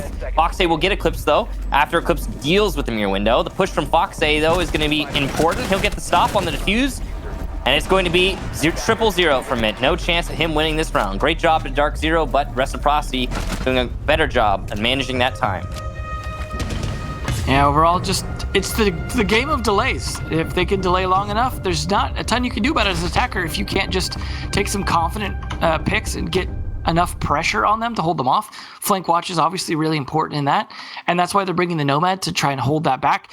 As I've said before, seems to be sometimes a bit more effective than the gridlock tracks. Overall, this is a map where we used to see a lot of gridlock, and maybe it's just DZ not really feeling like that is effective anymore, because it was actually Eclipse that was the one that who was really pushing that to begin with on this map on a different team. But we will see Bar try it again here. So now we've got Reciprocity in the driver's seat. It took them a couple tries to win reading, but they did so. So now they can go back to Bar. I imagine we will likely see Kitchen from them at some point if they can continue to win. But I think Bar, it was a pretty confident attack from DZ last time on it. So this is really, Reciprocity are going to have to do a bit more to stall out the Bar push at the end of the day. Yeah, definitely going to need to slow down that take upstairs. Luckily for Reciprocity, they didn't get that buck last round, and that's pretty much the key thing. I think that might have changed the outcome overall, because you could see how DZ was struggling with their soft destruction on getting the control that they really wanted from above.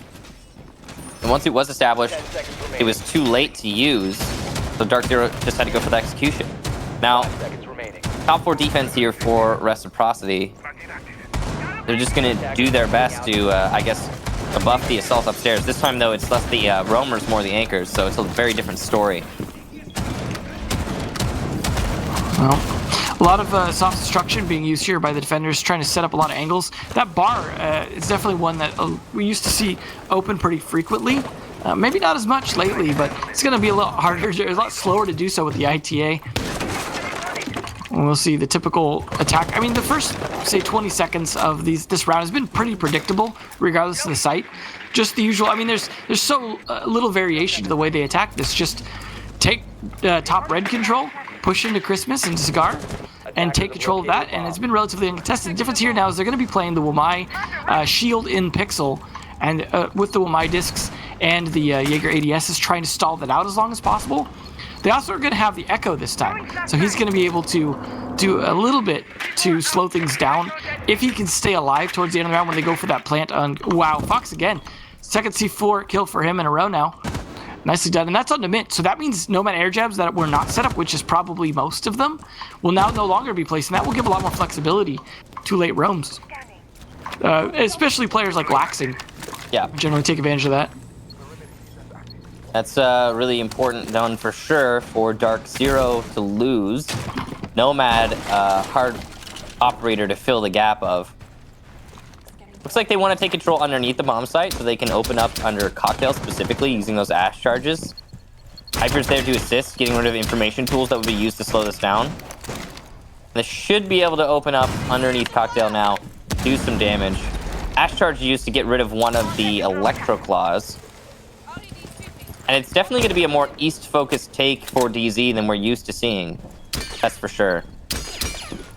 I like that they're looking to put pressure onto the Cocktail windows, though. That definitely helps if you could get away with it. But wow, speaking of get away with things, Slash, a nice kill down on Hyper. This is actually falling apart for DZ because not a single scratch on Reciprocity left at the moment. Less than a minute left. And they haven't even cleared out this Wamai yet. This is... Yeah, I don't see this going DZ's way unless they could just frag out here. Well, they are going to start things off well with a kill onto Houghton, but Foxay will respond. Foxay's been doing a great job. He's still inside of Cigar. He'll get 3 kills in the round. Slash gets his second. On Reciprocity, yet another successful defense here. They're looking pretty solid on that defensive side. Well, they're definitely looking to take advantage of the bans that weren't done, the Mira and the Echo, for example, and just play them to their advantage, right? Hey, you guys are going to ban stuff that we might use. Well, we'll take advantage of what you leave on the table. We'll see how that goes for Kitchen, though, as we have yet to see that defense from them. This will be the first time, but it's been pretty Reciprocity sided. Even the sides that DZ have won the one attack that they won, still was pretty good for Reciprocity. So we're going to have to see something different from Dark Zero. And it's not like Dark Zero playing bad. They're playing fairly efficient. They're trying to do what they can to get in swiftly and get the time that they can. Problem is, Reciprocity they're better set up for trades. They're better in their defensive positions at either buying time or getting picks towards the end on those retakes. And it's Dark Zero unable to really take map control and then hold flanks solid enough to stop Reciprocity. Also, Reciprocity getting off C4 kills, for example, from Fox is certainly helping things out. Definitely. The overall execution there from DZ was lacking in that they were unable to take control of Cigar in the first place, which I think is like that first step really that you need in order to really facilitate an execution anywhere. And their focuses were still in other places. Like, I mean, they're trying to take on the east side. They're trying to do other things. And if you want to eventually use Cigar, then you need to take it for sure. But wasn't happening for the DZ side. Reciprocity, really solid defense as well. Foxay, look at that. 8 kills, really coming alive as an individual. And giving Reciprocity a little bit of an edge. He's definitely benefited from the roster changes, I think. Fox has really been... I mean, he's always been actually probably the most consistent player for this team. But I think he's actually had a chance to shine. Him and Vertical, like I said, so much more since the change-ups. And that's been beneficial to Reciprocity, I think. Definitely. Now, what I was talking about before the match is that it's going to take time for your players to acclimate and the building process to really begin. And I think we've seen Reciprocity have, again, those moments where they really look like they have had that time. This is one of those moments, I'd say. An attempted clear of Cigar. Very quick drone work from DZ is going to force that player who was playing in Cigar from Reciprocity to fall back. A little bit of time wasted. At least one drone eaten up, though, for DZ. Flank watch drone set up. Control of piano established. Possibly the top floor. Yep. This, again, really efficient drone work. Super important for Dark Zero. And it's allowing them to get the control as quickly as they are. And I gotta say, this has been really fast for the top floor. Especially when they've got to take control of 2 floors here rather than just one. Because, you know, they've got to take top down, meaning, you know, the top floor, the middle floor, and then attack kitchen. And that takes time because when you're sitting there trying to get picks through the floor in mining, that takes time while you're setting up to go for a pushing. You've got to clear things like VIP and lobby. As we see Fox still playing aggressively in that area relatively. But at least they're looking for these flank retakes, right? They're prepared for them a little bit more. You see Hyper prepared for pushes coming as they try and take control of the middle floor, just sweeping it out as fast as they can because they know they need this extra time. They potentially got to clear the hatch as well inside dining. But they're doing a good job checking off the boxes. They've still got time left to make this work. The only downside here of this is, of course, they have yet to get any damage or picks onto the members of Reciprocity. Look at this. Just vertical high. Oh, wow. Nicely done. The Batman move there by Eclipse. I don't know if that was the right call there for Vertical to be standing in the middle of the bakery doorway. That, to me, seems like a little bit too much aggression, and it's been punished by Dark Zero, who will now have the man advantage when it comes to the execution. Sun's going into bakery to try and clear out ADSs. Want to open up that soft wall in a prep. Eclipse is going to get that done. Foxay playing by small bakery. He'll be able to put some pressure onto bakery itself, possibly go for a run out here, but he's trying to time it correctly. The repellent is heard over by pillars, so he knows it's happened, but he can't react to it. Here's the run out from Foxay over by bakery. He'll hit his shot. Eclipse goes down. That's the 9th kill for Foxay, who's on an absolute tear. Hyper will shut him down, though, as he attempts to rotate. Biologic getting Hyper in response, and in the main lobby is still laxing. Meanwhile, the plant's gone down, and DZ has the semblance of site control. But they got to be very careful. The retake from Reciprocity. Biologic with the shotgun, probably going to win this fight. Doing his best to do so, but he loses to Hot and Cold. Amazing. Slash will get it with the Evil Eye, but look at this. Skies from above. He should be able to hold this in the post plant using a very long angle and a soft destruction. He's going to avoid the angle and go somewhere else. He could have opened an angle to see that, but no, he'll rotate in its entirety. And I'm looking at a slideshow, but I think he's trying to get into the site. Yeah, he won't make it in time. Again, there was an angle there that we've seen used before, but not used in this case. Possibly not achievable due to reinforcement, maybe? But whatever the case be, Skies, too far afield, not able to deny the disable. Yeah, that was really unfortunate for Skies. Whether it was a mistake or not, I don't know the exact angles that would have been doable, but it certainly didn't work out on the rotate. That was just too far for a 2-speed to be able to make it all the way. And, you know, a loss at the end of the day is a loss. I like to see them be able to pull it back a little better than that, because that was definitely much closer. They were able to get the plant down. Bio whiffing way too many shots. He got the initial damage, but being unable to finish it with the shotgun there just mistimed, unfortunately for him. But at the end of the day, his teammates were there to pick it up, as they've been doing so well.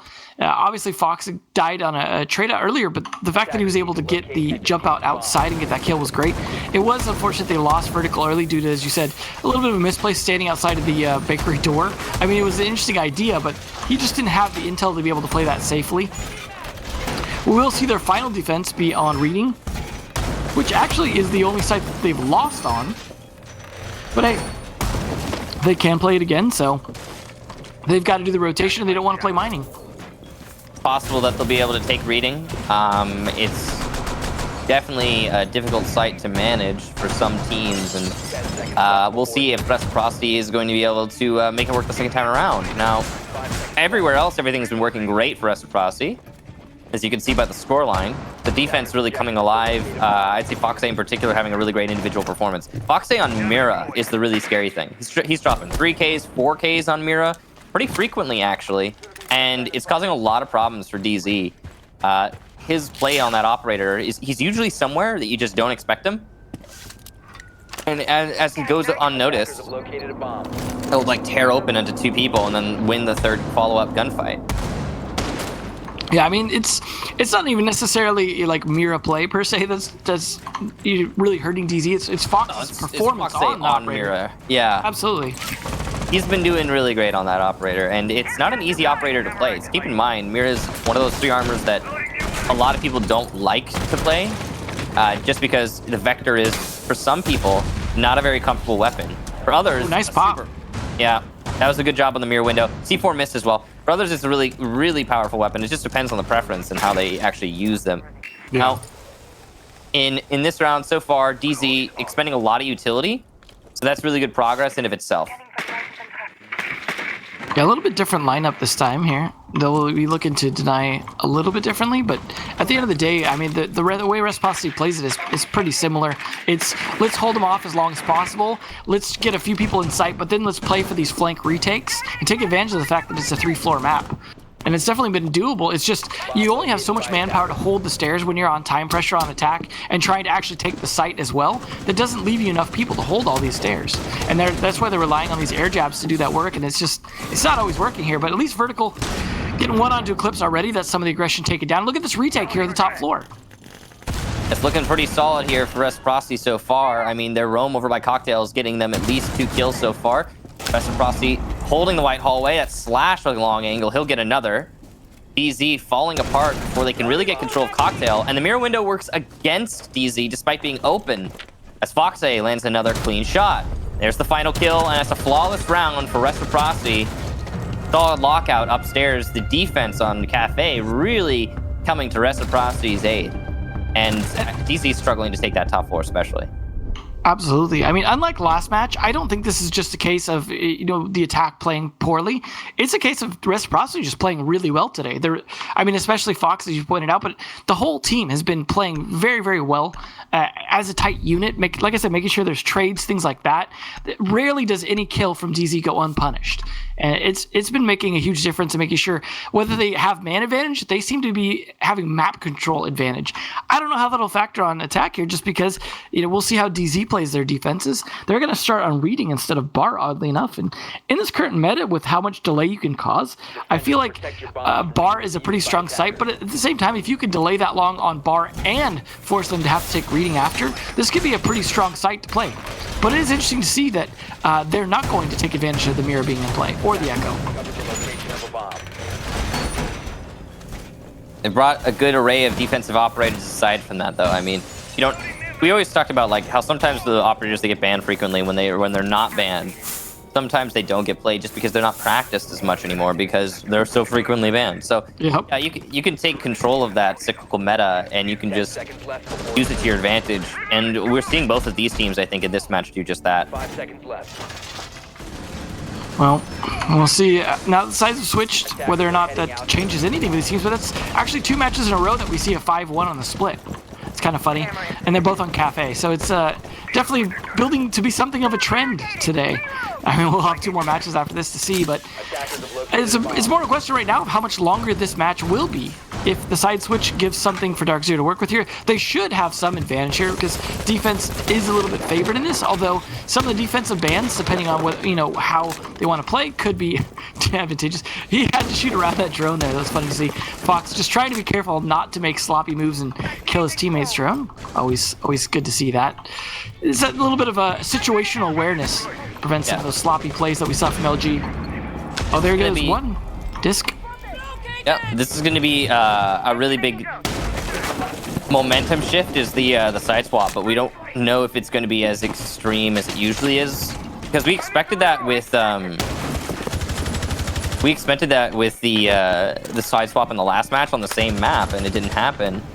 Tempo maintained their momentum, so we'll see if Reciprocity can maintain theirs. Right now, the first hurdle, getting that top 4 control, is not looking super great, as a lot of these nades have been caught by the my discs or ADSs to make clearing out Cocktail much more difficult. Habano Excaros, though, going to open up the wall at the very least, and Wamai will rotate before he gets caught. That's a smart play there by Skies, leaving before the pinch can happen.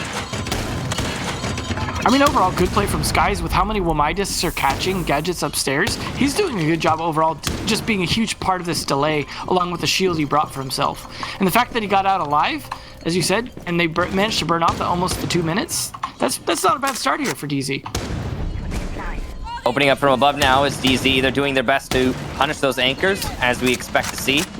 Reciprocity so far going without any kills on the top 4. Low HP on Slash, though, and that's cost them for clearing out upstairs. Luckily, he's still got his gun up, and he's still able to play. Plant going down right now for Reciprocity. There's no one seemingly here to stop it. Hodden goes for a rush, and he'll get 2. That's Biologic with the bad plant, and then the cover from Slash going unsuccessful, and it's just a cleanup for DZ.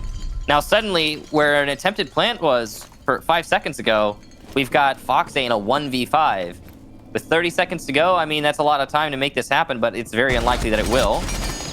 They'll see the Valkyrie and miss the shots. Houghton with a really, really big round there. Pushing to deny the plant, killing the cover player himself, and then even getting the last kill. Talk about flawless. I don't think a single shot hit any member of DZ that entire round. They went flawless on health as well, unless one of those shots from the buck at the end managed to do some damage. You couldn't see his health after, but wow.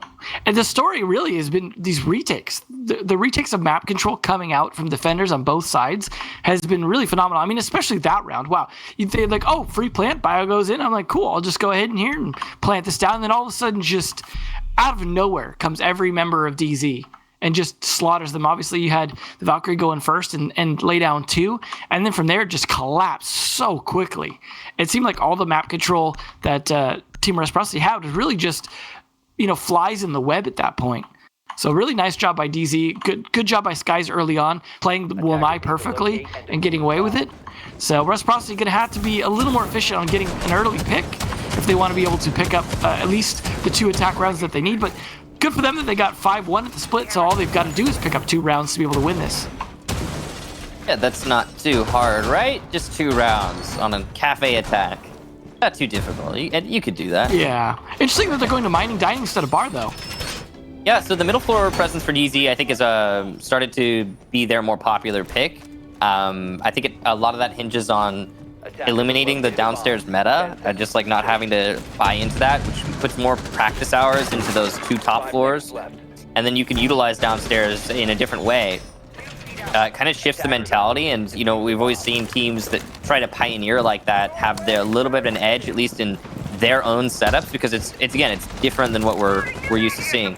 Although this is not too terribly different, I'll say. It's not the craziest thing. It's just, yeah, some teams don't like going to kitchen because they think it's a little too played out. They think it's a little too known. And so they'll try things different on the top 2 floors. Well, we also saw kitchen being held off on from Reciprocity on their defense, so they had to play it. So I can understand neither team really preferring it at the moment, as it is a difficult site to defend if you can't really hold the middle floor very well. And holding the middle floor, as you said, is kind of what DZ's been about, it seems.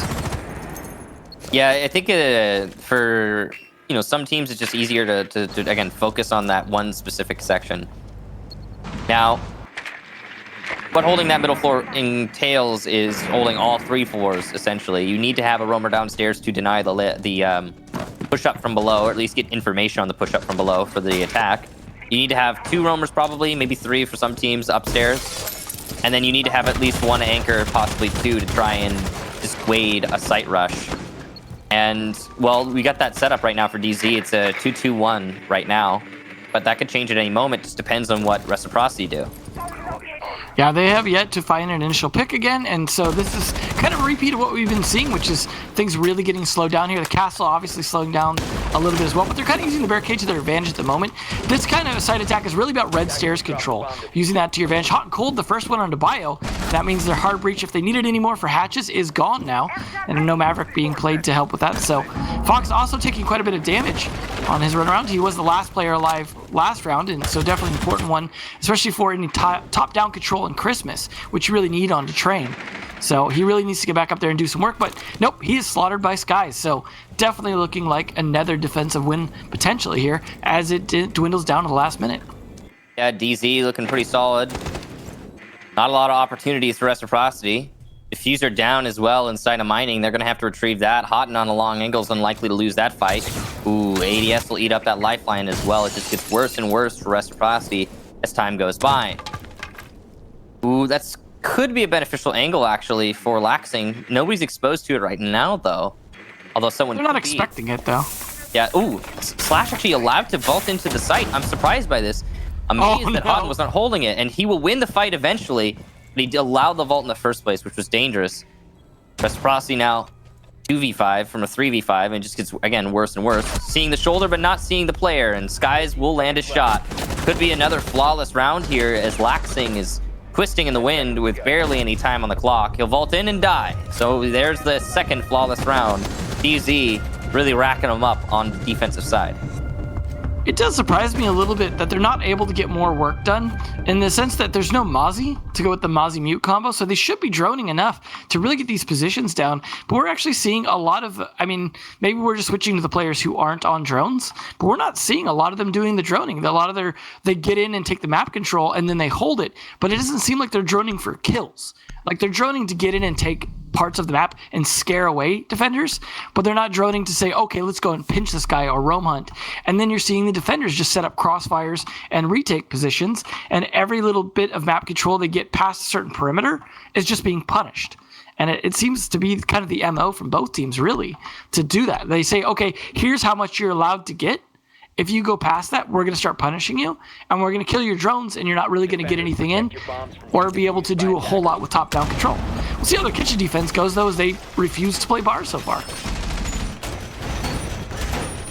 Yeah, so I guess it's the top floor that DZ is avoiding, not so much the bottom floor. Interesting. A little bit different. May not be as easy to burn as much time this time if they can't hold an effective top floor roam or some other roam, but then again, they've been effective at staying alive and getting picks as the attackers, as I said, gain map control, so it shouldn't be too bad, although I think if Reciprocity are very efficient, they might be able to gain some time on this attack. Yeah. Well, I guess we'll see. The overall lineup for Reciprocity is not going to be too bad for attacking onto Kitchen. Looks like they want to go for maybe a main lobby or a bay. They can go for either or at this point. No, it's going to be top clear. Yeah, they could have gone for all three. They'll go for the third option. Probably one of the less traveled roads is top clear on a Kitchen defense. It takes a lot of time, and in this meta, time is of the essence. So that's going to need to be really quick Reciprocity if they want to take this one. Their droning is going to start at about 45 seconds into the round. That's not terrible. You know what they needed? On the faster side. They needed Amaru. For sure. An Amaru? Yeah. Yeah. A Hamaru. Amaru. Just call it Roo. Amaru. Just Kangaroo. No. Oh, the angle not working out, but I like what Fox is thinking here. Blow it up. Yeah, it's a decent angle. It's just there's nothing there yet. It could be Hyper who steps into it. See if he does. Good control established though, and it does allow Vertical to push up on the angle. And you'll see Fox, yeah, rotate as soon as he knows Vertical's got control. Good teamwork here from Reciprocity, controlling what they need to control 100% of the time. Well, they're spotting the shield as well. They're gonna have to clear.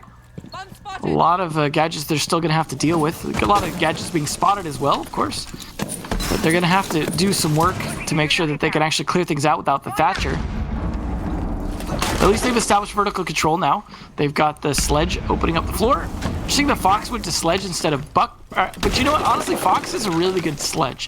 He's played a lot more sledge overall in Pro League, in my opinion. I could be wrong statistically on that, than Buck. And has overall been a good operator for him, so I can understand the switch here. Yeah, Fox is a good sledge player for sure. Reciprocity have one of their better setups so far through this round. It's not done yet. There's only a minute left for that execution.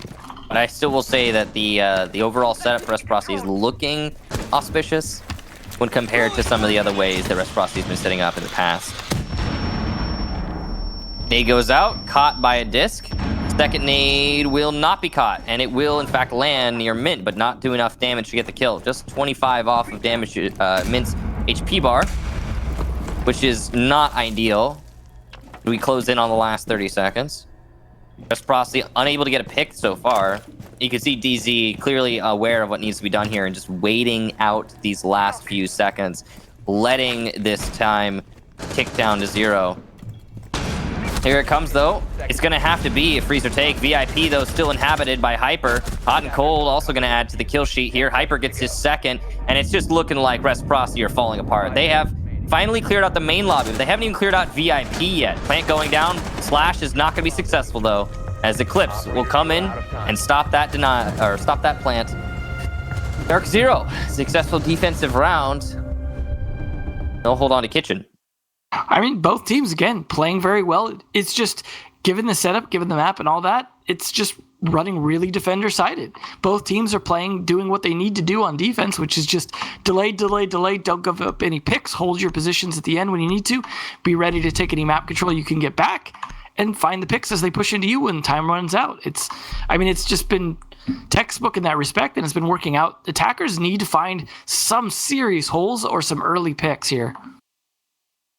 A quick disclaimer, I'm sorry if I'm missing important key parts here. I am seeing slideshows, so only parts, like snapshots of the actual action, and it's hard to follow everything. So I'm doing my best, and I'll aim to fix it hopefully in the next break, but we'll see.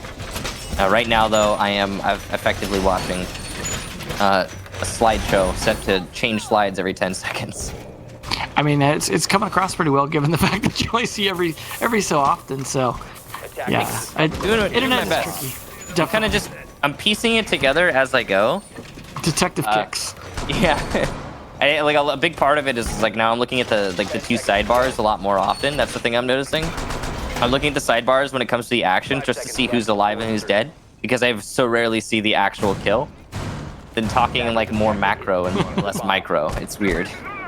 I saw something on the Reddit the other day that I hadn't noticed myself before about the way the new Spectator UI works. There's a line, when it's fully expanded, the line below the gun indicates whether or not the gun's ready to shoot, meaning like if you're doing something else, like using gadget, like in this case, Laxing was picking up a drone. A second ago, as he was picking up the drone, the white line underneath his gun went away until he was back on his gun. It's an interesting small thing they added. I appreciate the small details that would be added into the UI. So, it's one of those things I thought I'd share for people that don't check the Reddit and see that. I didn't realize that was a thing. Yeah, it's a neato little tip there for the Spectator Hub. Now, we are going for an execute again on the top floor. Reciprocity, gonna need to clear that all out. Oh, it's been such a good first half for Reciprocity, and they have yet to really have anything work for them on the second half. That's pretty much the story we're in right now, and it's a struggle even to get top floor control here for Rec. I mean, it's a bummer too because they had such a strong point lead, 5-1, and now it's looking like we could see an easy 5-5 draw. Or, you know, this might potentially just be a draw. There's a nice kill though by Hot and Cold to set things off again onto Fox, trying the buck out this time again instead of the sledge. Just nothing seeming to work, and it's ironic given he was the one pulling off those kills when he was on defense. Yeah, that C4 alleviating the soft destruction is huge. There's still a shotgun for Laxings, possibly still breaching charges. And there goes some more HP from Reciprocity's total as Mint eliminates Slash. Gas Canister doing some damage to Vertical as he pushes up on White Stairs. And yeah, okay, you got top 4 control, but those 2 C4s, oh boy, I mean, they really made it hurt. I don't know if it's worth it at that point. You've only got a minute left to execute. Most of your soft destruction's gone. At least you got breaching charges on Vertical, but he's got to rotate up and actually use them. Yeah, that's really what's going to cost them is here. He needs to be playing his position, but he can't because they have to. Oh, that's right. They have the shotgun of Laxing here, so at least he's going to be able to help instead, so that Vertical doesn't have to use those. Biologic getting some damage is clearly an information tool in Cocktail for the defense, and that was a good read there from Eclipse to put Bio on low HP. Whenever Bio enters into engagement, he is likely to lose it. Breaching charge is not used from Vertical. He's still holding on to those White Stairs, which means that soft destruction will be significantly hindered for the attack. It looks like he's rotating to do it now, but it might be too little too late. It's really just on the shotgun of Laxing. Here comes the rush for the attempted plant. Biologic there to plant, Vertical to cover. Laxing dies, so it's really all on Vertical right now. He'll get one. 10 seconds left. Covers from behind, plant down. He'll get a second. Big round from Vertical already, even if they lose. Bio trying to rotate. Vertical down from above. Bio, low HP. He'll die real easily. This should be a cleanup for DZ. And Bio rotating upstairs. Gotta be careful now. This is a smart rotate from Bio, but he's read perfectly by Houghton, and Dark Zero will take the round. A nice disable there. And the defense continues to be the zone for Dark Zero. They're actually looking like they might get a win at this point. Yeah, they're definitely just steamrolling ahead with this. That was unfortunate for Bio. He's got like 1 HP left and trying to clutch that out. You even saw a moment where Vertical's housing on his site actually potentially covered up a player for a moment on the doorway as he was trying to watch the door to cover. So it's tricky when you're in a situation like that and you just don't have the manpower because of those C4 kills to really be able to make that work. But it was a great plant attempt. Like you said, a decent round for Vertical trying to make it happen. But at the end of the day, they just are not making enough happen. Really, defense just running away with this. It is interesting to see the difference, though, in that DZ's pulling off the same amount of wins, really, but they're doing it without Bar. Whereas Bar was definitely a staple for Reciprocity, who won it twice. So they'd rather go to mining, which they'll do here a second time. So if they can continue to win this, kudos to them. This is not the most easy site to win. There are a lot of weaknesses to it now that have changed up in the way things play. But at the same time, they've been able to pull it off. They've been able to stay alive, take advantage of the vertical control not working out for the attackers. Slash is going to be taking over the soft breach role of Sledge this time instead of Fox. Fox is actually going to take over Vertical's job with IQ. So changing things up, that's going to put Vertical on the Ash now to have him frag out a little bit more heavy. Maybe this will be what works. Maybe they're going to go a little more frag heavy. And honestly, maybe they're just going to push a little bit more aggressive instead of doing the checklist. Maybe that's the play that they need. Maybe they need to find some of those early picks and then pull back and finish the checklist. Rather than just, let's go through the motions, let's burn up time, let's be predictable, and let DZ run all over us. Maybe just go for something a little more aggressive, either bottom up or straight through the middle. See if any of that play is actually taken into account here for Reciprocity. So far, it's all been pretty standard stuff. The setup here from DZ also very standard. Everything coming in line with your expectations for a mining defense. We're gonna get those drop downs opened up. Foxy will use a breaching charge. Kind of unnecessary. Yeah, you had the shotgun gridlock that could easily take care of that right there. But I mean, they do have a sledge, so as long as the sledge doesn't die, as it has many of these rounds, then Reciprocity won't be suffering too much from this soft destruction. Again, though, it is big factor that the sledge does not die, because that's a lot of soft destruction that you need on an attack like this. Not sure if they know the player's over in Cocktail side or not, but they have someone, I think, on the window. Good rotate there from Hyper. He'll make it back to the bomb site, avoiding death on the top floor. Reciprocity has the control they want. Took them half the round. It's decent efficiency.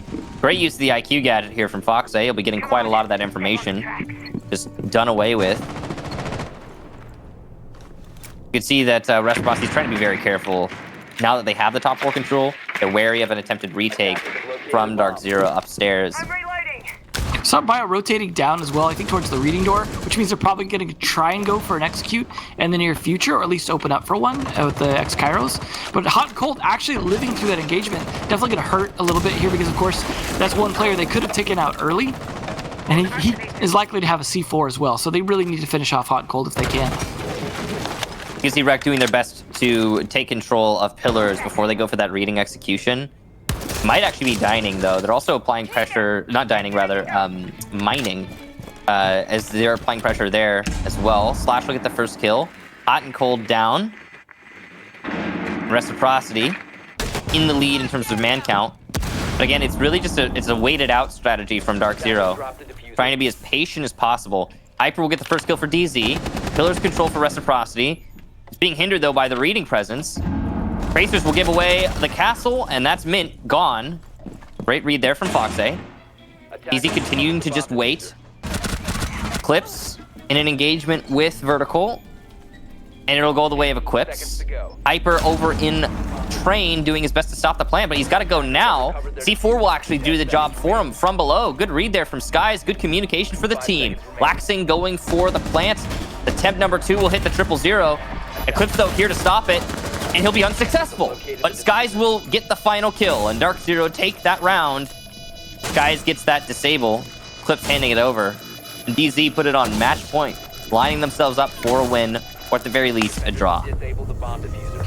Certainly looked like the possibility of a draw, but I don't know. It might be a Dark Zero win here just because even when Reciprocity were doing a lot better, they still were not able to pull off the win. I mean, that was definitely their best attack round so far. They got control quickly. They were able to get some picks early. They were even able to start the plant with some time left, I suppose, like maybe 10 seconds left. But at the end of the day, DZ were just waiting in positions they weren't expecting. You saw, for example, Eclipse just laying down in the 90 of the red hallway. A totally unexpected position. The Vertical just walked into off the white stairs. They weren't able to really read into it. And again, it's those late rounds where Reciprocity doesn't seem to know the positioning of Dark Zero. That's what's costing them. They don't have good flank control. They don't have good spotting of where the remaining players are left on defense. I don't know if it's just lack of droning or just lack of communication or just DZ being in smart positions that are just not being read into. There was a few spotted that last round, like the castle, but still, that was Reciprocity's best round and they still were unable to win it, which makes me think they're probably going to be a 7-5 for Dark Zero here. It's certainly looking like it right now. I mean, we only saw one attack win so far through this whole... What's happened? First part defense for them. Oh, yeah, look at that. I just noticed that. So maybe Reciprocity will win this, man. Maybe Dark Zero sucks at this site now. Who knows? Yeah, maybe this is a low-hanging fruit. The Reciprocity gets their chance. Oh, we're going to a bar attack. Woo! Opportunity. I don't know. We'll see. Dark Zero have been looking pretty solid on the defense. Yeah. Reciprocity struggling with their attacks. The executions aren't necessarily unstructured. They're just not working. Yeah. I mean, honestly, I think both these teams are playing really well. I think it's just defense is edging things out, and unless Reciprocity can close one of these rounds out, it's just Dark Zero with just enough edge to win 7-5 is like that. I mean, that's a good story of how this match has actually gone down. They're really both playing to the top of their game, and it just happens to be edging out a little bit. I would like to see a little bit more come out of Biologic, though. I feel like if anything is costing Reciprocity right now, is Biologic maybe not playing as well as all the members of Dark Zero are holding their own. So I'd like to see a little bit more from him, especially there's plenty of players who can frag out on Habon, and I'm not asking him to frag out, but I would like him to get at least 1 or 2 kills rather than just die. That is, of course, ideal when you get that full contribution across the board. Reading control denied to Reciprocity as Hot and holds the angle from above. Got support from his castle friend. Clips did eat some damage, but he won't die. Foxay had an opportunity to get the refrag there, but he was being very careful, trying to avoid his death, so he didn't fully commit to the engagement. So reading control being denied. Foxay's going to try his best with what he has inside of pillars, and they're going to drone out into Cocktail, try and figure out what they're dealing with. You can see this is an ease take here from Reciprocity, but they need to get rid of the players in Cocktail before they can commit to this take, or it won't work out very well for them. Ooh. Big big problem here is that they brought the sledge instead of the buck, which won't allow them to attack from below, but Slash does just fine with his gun on disguise, so that'll definitely help things as the Jaeger down. That's not a huge pick, but it's certainly beneficial to them. But yeah, you're going to wish you had the Ash or the buck this round, because you're not going to have either. In fact, you could even send Laxing below at this point to try and do some work with the shotgun just to get some pressure. But we saw how effectively the downward pressure worked for them. Nice kill by Mint, who's actually just hiding up here inside Christmas uncontested. And that's going to take down Fox now, the other strong fragger on the team. So frag power very much denied, but Slash picks up his second. Doing a great job from that cocktail balcony. Yeah, he was allowed to rappel in, and the fact that he won against the Maestro is huge. See that Eclipse has fallen pretty far back on the castle. Hyper, though, stalwart defense over by the main bar. And he's going to get into an engagement with Slash, which will go one of two ways. I can't be certain which, because I don't see what's happening right now. Low HP on DZ right now. Biologic really going to have to step up in this round, but he's only got 25 seconds to make it back to the bomb site. Slash, the one with the control, and oh no, he's decided to drop top red. That's very dangerous. He puts himself, well, in a bad spot, as he's got someone behind him right now, actually. Pushing his way into Freezer, he'll die to his shotgun. Slash now really has to ace to win this round. He's got 3 seconds to do so. It won't happen. Dark Zero take the 7-5. GG's come out in the chat. Really good attempt from Slash. Not only getting into a position he should have been able to get into, like you said, winning that fight against the Maestro, just being able to come in to have a window like that. But he was the only one able to show up that round. You had the early fraggers denied vertical, killed in just a failed attempt to go into reading, because he was the one who was red there. They completely anticipated that. And then Fox dying as well after that, who was already out of the game. Despite his 13 kills, Slash as well, putting up a good effort. I feel like Slash is starting to find his groove on this team. But overall, just at the end of the day, Dark Zero, Hyper and Hot and Cold, putting up 12 and 14 each. Just enough to edge things out. Their defense just a little bit better than Reciprocity's. But overall, I think a good match between those two. I think that was a good, solid match. A drastic contrast to the previous match. Yeah, one attack round. Really super one-sided. I'm pretty sure it was just one attack round. It was for DZ in the first half, and that's why you get that 7-5 instead of that 6-6. So props to DZ. Really, the truth maker there is that they were able to win an attack. But overall, I would say like you said, a really good match for both teams. Both teams played really exceptionally well. Reciprocity got a little bit scared towards the end there. You could tell by the way they were playing. But overall, they had a really good match. Yeah, I liked some of the adaptations as well when Fox was struggling on the sledge and the buck. Switching that over to having Slash take it over, and then Fox on the IQ, I think worked a little bit better. Not that last round, but overall, I think that was good to see those mid adjustments actually working out to some extent for them. Didn't lead to a win, but led to an almost win the round prior onto the reading attack. So, they were trying, like you said, a little bit scared, a little bit struggling to make the right adjustments. But at the end of the day, that overall is a better map for Dark Zero. They were the ones who chose it. They were the ones who were better prepared for it. The bans maybe went a little more in their way. But at the end of the day, Reciprocity still put up a good fight, given the fact that I think things were in favor of Dark Zero.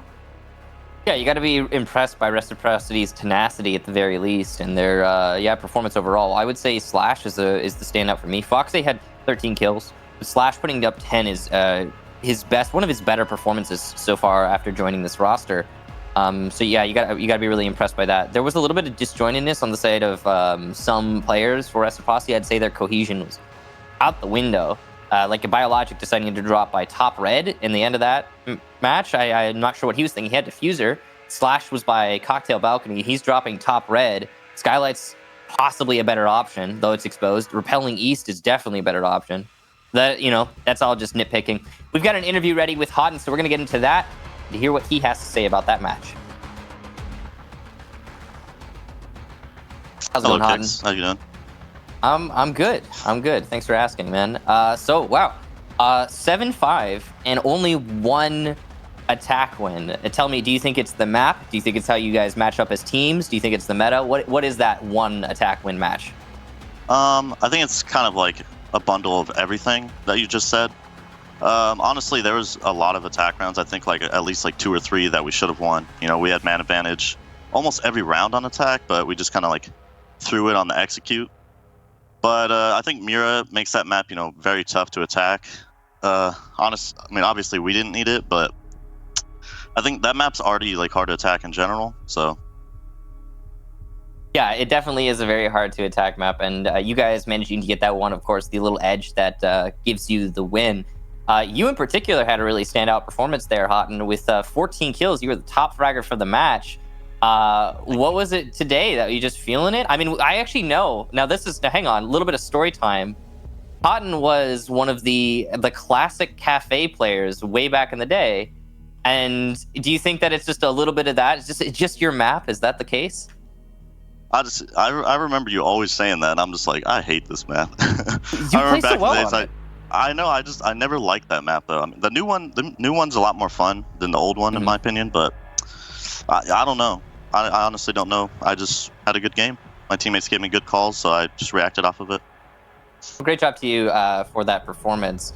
Now, the way that we saw some of the strategy coming out, I mean, it was all pretty standard stuff through the whole match. We saw a lot more of the East takes be kind of prevalent. Reciprocity, especially towards the end there, we're trying to make that happen. Would you say that's a response to, again, to the meta, to the little time that you have to execute, and how an East take can be a little bit more shallow? Yeah, definitely. Our setup was designed to like counteract the piano takes, the normal piano takes.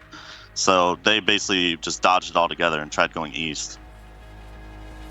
Yeah, I mean, if you could kind of circumvent the defensive setup, then hopefully you save some time. But obviously, it didn't work out very well. You guys also had those setups for denying that reading control, and the double angle for that reading control. Really great setup there. I love to see stuff like that. It almost worked against you guys though when Reciprocity was peeking towards it in the last round.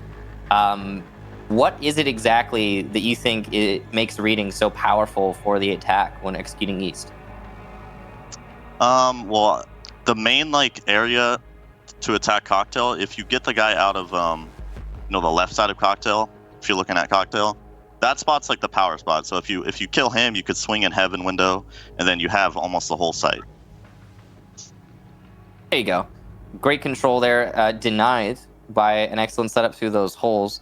Were you expecting the match to play out quite like it did? Ending up being as defender-sided as it was?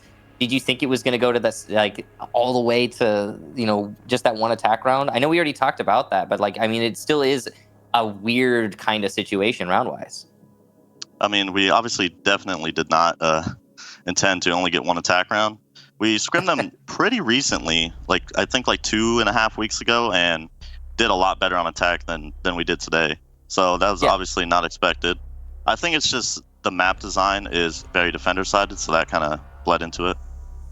Another question is about the bans in general. Our defender bans were drastically different than they usually are. The Goyo ban in particular, again, that harkens back to the meta. What are your thoughts on that? And then also Echo, Maestro, and Valkyrie Mira all let through. What's going on there?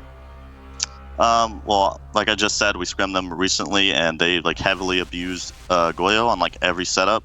So we just kind of wanted to counter strat that and ban Goyo away. We're not really used to playing against Mira, so we didn't know if they'd run it or not, and didn't really change the map in my opinion. It didn't change how it felt, but who knows? Right. Well, is there anything you'd like to say to everybody watching before we end the interview? Just thanks for all of your guys' support, and just gonna keep going, keep winning. Awesome. Thanks so much, Houghton, and congratulations on your win. Thank you. Have a good one. Bye. It's funny that ban on the Goy was the result of a scrim. I mean, obviously you're gonna give some information to whoever your scrim partner is at the time, but it's funny to see they abused it, so we're just gonna ban it. We'd rather deal with Mira at this point. Good for them. Yeah, good for them. And Houghton will take the MVP for that one, having the most kills overall for the match and a really impressive rating, a 1.5 in a match as close as that was. So congratulations to Houghton, congratulations to DZ. Big win there over Reciprocity, as close as it was. Yeah, definitely a good match for DZ. Imagine Reciprocity, though, could take some other teams to it with how well they were able to play it. I think had it been a different team that was maybe less prepared for Cafe, I think it definitely could have been a Reciprocity win. But at the end of the day, you know, I don't think Reciprocity is going to be fighting for that second place spot necessarily. I don't know if they'll be able to pull that off, but nonetheless, I think they're definitely showing improvements here and there as a team with their current lineup. And I think, I imagine by next season, they should be really strong. I mean, assuming they don't make any other roster changes. Well, that's it for match number 2. We are going to go to a short break before we have 2 more matches up next. And on a side note, I'm going to do my very best to figure out the internet situation so that I'm not watching a slideshow and we'll be able to actually cast these matches more attentively. So my apologies again if I missed any extreme action in the heat of the moment in that last match. I'll do my best to fix it. We'll see you in just a short while.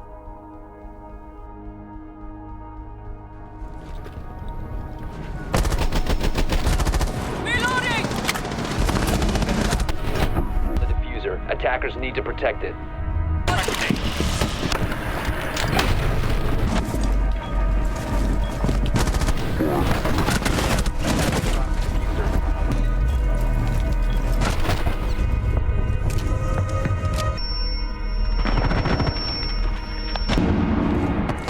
Defender has left the designated.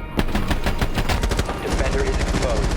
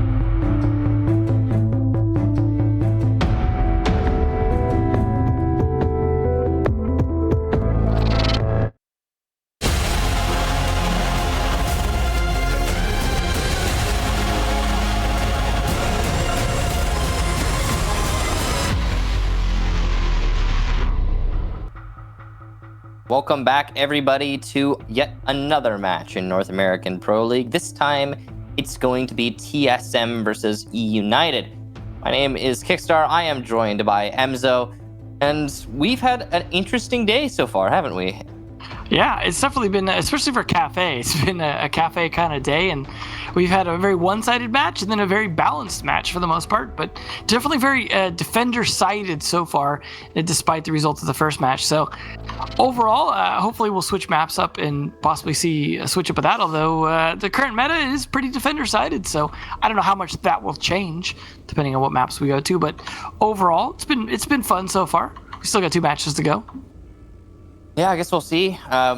Again, it depends on what map we get, right? I mean, right? If we get Cafe again, oh boy, that'll be a real interesting one, I'm sure. But TSM versus E United. Let's go ahead and jump into these rosters. You've got TSM, a team that is number 1 in North America right now. Achieved, Merc, Bolo, Pojoman, and Geo. They are number 1 for a reason, as you can see represented in their stats. I mean, almost across the board, like extreme positive stats on this team. And then they've got 10 wins, 1 draw, 1 loss for the season. That's huge. That's 10 times as many wins as anything else. And, well, not as anything else, as anything else individually, I suppose. But it's just an impressive result. And you don't really see that kind of performance very often out of many teams. But here we go, TSM dominating in North America. And, well, put in that position, I don't know. I don't know how well their teammates are feeling going into this one, I imagine. Yeah, I mean, TSM just, I'm honestly almost surprised that they weren't the ones to be the king of the world at the moment. SSG just managing to come out ahead at Invitational, but TSM has been just on such a tear. It's so weird to see a team that almost got relegated last season to just dominate North America. Just the changes that they've made, bringing Geo over, which was, again, just kicking the last leg out, unfortunately, from underneath EG, but it has really done a lot for this team. They've been doing so well, and even losing their coach, they've still been able to play very, very good. Of course, still having their analyst Data on their team, who's been doing, I imagine, wonders for them. Their only 1 loss so far was when they were just trying out Border to see how they felt about it, and I'm sure the answer is pretty clear. But man, look at those plants. The only one competing for plants is like Yuna and LATAM, I think. It just, Pojo gets them down. It's working out very well for them as a team. Yeah, it's been working really great for TSM. They've been looking super solid. In fact, I just looked over the record. They have been in first place in North America the entire season. E United, who after Playday number 1 were actually in second place, currently find themselves in 6th, and with 2 wins, 3 draws, 7 losses, 9 points total. It's been a rough one for E United, let's be honest.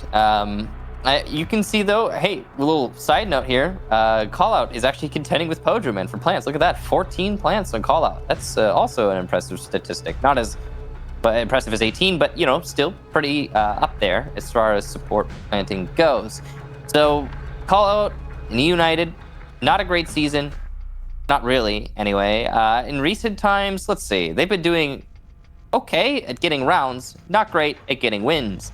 Through the second half of the season, they have lost all but 1 of their matches, and the 1 match they didn't lose, it was a draw against Dark Zero. So they come close, usually, against Titans. And based on their past record, you can expect this to be a 7-5 for TSM. At least if that's, you know, if the expectation of United is anything to show. But we'll see when we get to the actual match. We'll go through the ban phase to determine where we're going to play before all that. Cafe's still in there. Monka S. Oh, it's still in. There goes Theme Park. And Cafe, no, yes. Huh? No, okay. Clubhouse. All right, a good map for TSM. Not a great map for E United. Their 1 play on it versus Reciprocity was an easy loss. So, yeah, that's going to work out for TSM. They got the last ban, so they got to choose. So thank you, TSM, for not bringing us to Cafe a 3rd time in a row. Yeah, major props for that. It's good to not have the same map through the whole day. You know, twice is fine. It's fine. Yeah, it's fine. It's fine. It's all right. So yeah, not a great map for United, as you said. A decent one for TSM. They have played it 3 times in recent history. Lost it once against Ninjas of Pajamas, but they managed to beat Rogue and Dark Zero on this map in recent history. So Yeah, it's a good map for TSM, I'd say, overall. Who do you guys think is going to win this one? Probably going to be the most one-sided of the day. Let's find out. Yeah, that's about right. Maybe even Surprise. 95% at this point. It's just, I mean, TSM seem, unless they go to a bad map, seem pretty much undefeatable at the moment. I mean, they could have a bad day. Everyone has a bad day, certainly possible, but yeah, it's pretty rough. Pretty rough for E United to have to play against them here, and just because it's going to be a struggle. It's going to be an uphill battle. Now, maybe this is when EU decides, you know, let's try some crazy stuff. We're up against the Titaneers, David versus Goliath. Maybe we could just do something crazy. Yeah, maybe we can do something crazy indeed. We're going to load into the match, see what exactly happens. Now, looking at the bans here, the only thing either of these teams have banned on attack is Thatcher. So you can expect Thatcher to be banned, and then obviously we'll get something new. We'll find out what that is as we get to it. It'll be Habana to start things off here from E United. Now, since Habana's banned, the Thatcher might not be, because some teams don't like to double down on it, but we'll see in just a second. There it is. All right, so it did end up getting through. Again, the only operator that TSM has banned on attack of this map in recent history. Probably, I don't know, like a Goyo or something like that. Maestro could be, but it's Mira into a left turn. All right. Now, E United, last time they were here, they banned Lamai, and the defensive bans are seeing a huge upset. So, like, similar to that last ban, I guess it's really not prudent to make any kind of prediction based on what we've been seeing from either team, because we're seeing so much shift here. We saw it in the last match, both of the defensive bans, something that neither team had ever done on that map. And the Mira is the same way here, as is the Echo. Neither of these teams have banned either of these operators while playing on this map in recent history. That's in the last few months or so. So the only predictable ban of all three of these is the Thatcher ban. Everything else seeing some shift around. Well, it's definitely... I'm definitely glad that the Maverick didn't get banned. I do like to see some good Maverick tricking on this map. This is definitely one of his good maps for it. And it could definitely speed things up as well, which is nice, because you don't want to see it just end up being like super juggling over Thatchers and all that stuff the whole time. And without the Thatcher, it's just... It's tricky. But actually, we're going to see the sneaky Capitao. He's very strong on this map, and so you often do see him banned. But Yeti also sneaking off the Goyo. So he will be bringing a castle for downstairs with the Mute Mozzie. Makes me think we'll see a bit of roam on this play, which is, again, not a huge surprise. But we'll see what they're actually going to do with this in terms of the castle plays. Going to have the Mute Mozzie rotating upstairs already. So, yeah, it looks like we're going to see some likely roam. Maybe all the way up top here. Probably. So bringing the Mute Jammers. Yeah, this is the way you want to do it, of course. It's going to reinforce the cache wall to make sure that it's a much slower getting in. Although, at least they have the Thermite. So, assuming that, you know, there's no... The Mute Jammer isn't hard to deal with. Might not have to Maverick trick it, but they might. I mean, they might have to waste time doing that. At least there's none on the other wall just yet, the hot tub wall. But that's the thing, is you've got 4 Mute Jammers. You can place them with castle barricades. You could place them with the reinforced walls up here.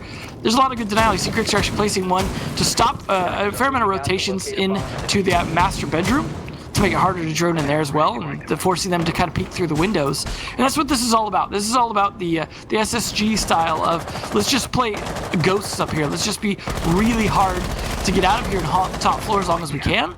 It does help if you bring the Vigil with that, I think, as well, but they're opting out of that. Instead, they're going to bring the Legion, which is going to provide a little bit of extra intel to those players up there, potentially, if you bring some goo mines upstairs. Oh, shucks, Bolo. I appreciate it. When are we getting a Bolotron? That's the question. Yeah, I'd like one of those. I would like one of those as well.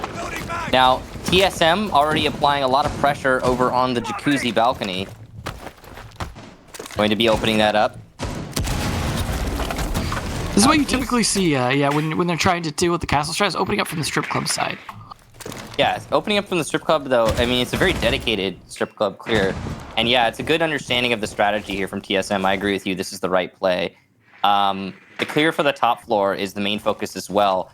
And Bolo is the one at the forefront of that. He's got to deal with these pests, possible Legion traps that are placed in the workshop, lots of layers to deal with. And luckily for Bolo, he's got somebody droning out for him. And it's going to be the Mozzie spotted at the island of Cash. Bolo missing some shots. Just barely missing these shots, tapping away at his enemy. Alfama will die to a single bullet. He'll die to anything. It's anything at all. And there it is, the final kill. Bolo gets it. Or the final bullet for the kill, I should say. As there's still plenty of clearing to be done on the top floor. Yeti going undetected by the drone, who just fails to spot Yeti. That's going to be a bad read. Maybe it was called out. Hard to tell by the way that Bolo is playing. But no, it wasn't called out. A bad drone indeed. Yeti having an opportunity here. Not jumping the gun. Playing it very patiently. Might be opportunity missed. Depends on the timing of this whole thing. Capital could be very exposed here. Yeti finding himself in lounge. Oh man. This could be the round-winning play. So far, nothing's come of it just yet, though, because TSM have rotated their attack. And Yeti is trying to be very cautious with his positioning, knowing how potent it could be to the outcome of the round. The patience from Yeti right here is just, it's got to be so hard not to strike. Yeah, you can see he's actually behind Geo's projected push, as Geo is the only one who's set up to take blue right now. You can see that Yeti will be able to stop that single-handedly. This is effectively going to mitigate half of the attack, but Yeti will spring to action preemptively, push his way over towards New Blue, and take down the Capital. Geo gone. Only 10 seconds left for the attack. Bolo gets one on the entry. Back and forth is ensuing inside of Church, and it's looking like it's going to go the way of TSM. They've got enough control to plant, but Achieved has to cover Merc as this plant goes down. It's all on Yeti to deny it.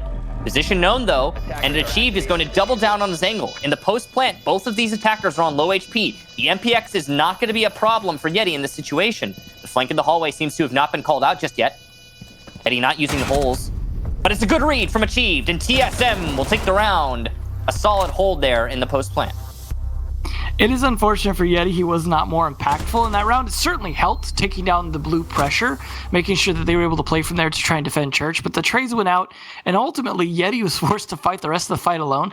Great clear at the top floor with the exception of missing out on Yeti. Bolo really got lucky. First off, he got lucky. He did not get picked off by the Mozzie when he peeked it, and Mozzie, had he had faster reaction time, might have been able to get a kill onto Bolo. But then the fact that he also just barely got missed on the kill by Yeti as he was exiting cash. So that was a close round. I mean, that was a fantastic roam to watch, though, and a little bit of obviously failed droning, giving him the opportunity, but well played by him in terms of not tipping his hand too early and being alive at the end. Honestly, it was just down to his site defenders losing far too many fights for him to be able to pull it back from that. He definitely played his part correctly, just down to, unfortunately, TSM were just much better on the attack, especially when time ran low. The upside for them is they know where most of the players are going to be positioned. You don't have to drone super thoroughly. It's more Arsenal you have to worry about the positioning. Because inside Church, those positions are going to be relatively known for the most part, depending on how many players are left alive. But overall, great attack from TSM. They need to make sure to close the net a little tighter on their upstairs droning. But other than that, pretty good round from them. Yeah, I gotta say, had somebody droned out the corner there, it would have been, I'd say, a much more one-sided affair. Because then the blue attack would have actually worked out for TSM, and then a totally different story, right? Now, not done yet. Only one successful round for TSM. United will switch up their site selection. They'll go over to cash. This is, for some people, actually the preferred bomb site. Depends on the team, depends on the player. United looking a little bit uncomfortable on the bottom floor, so they're going to try everything they can here.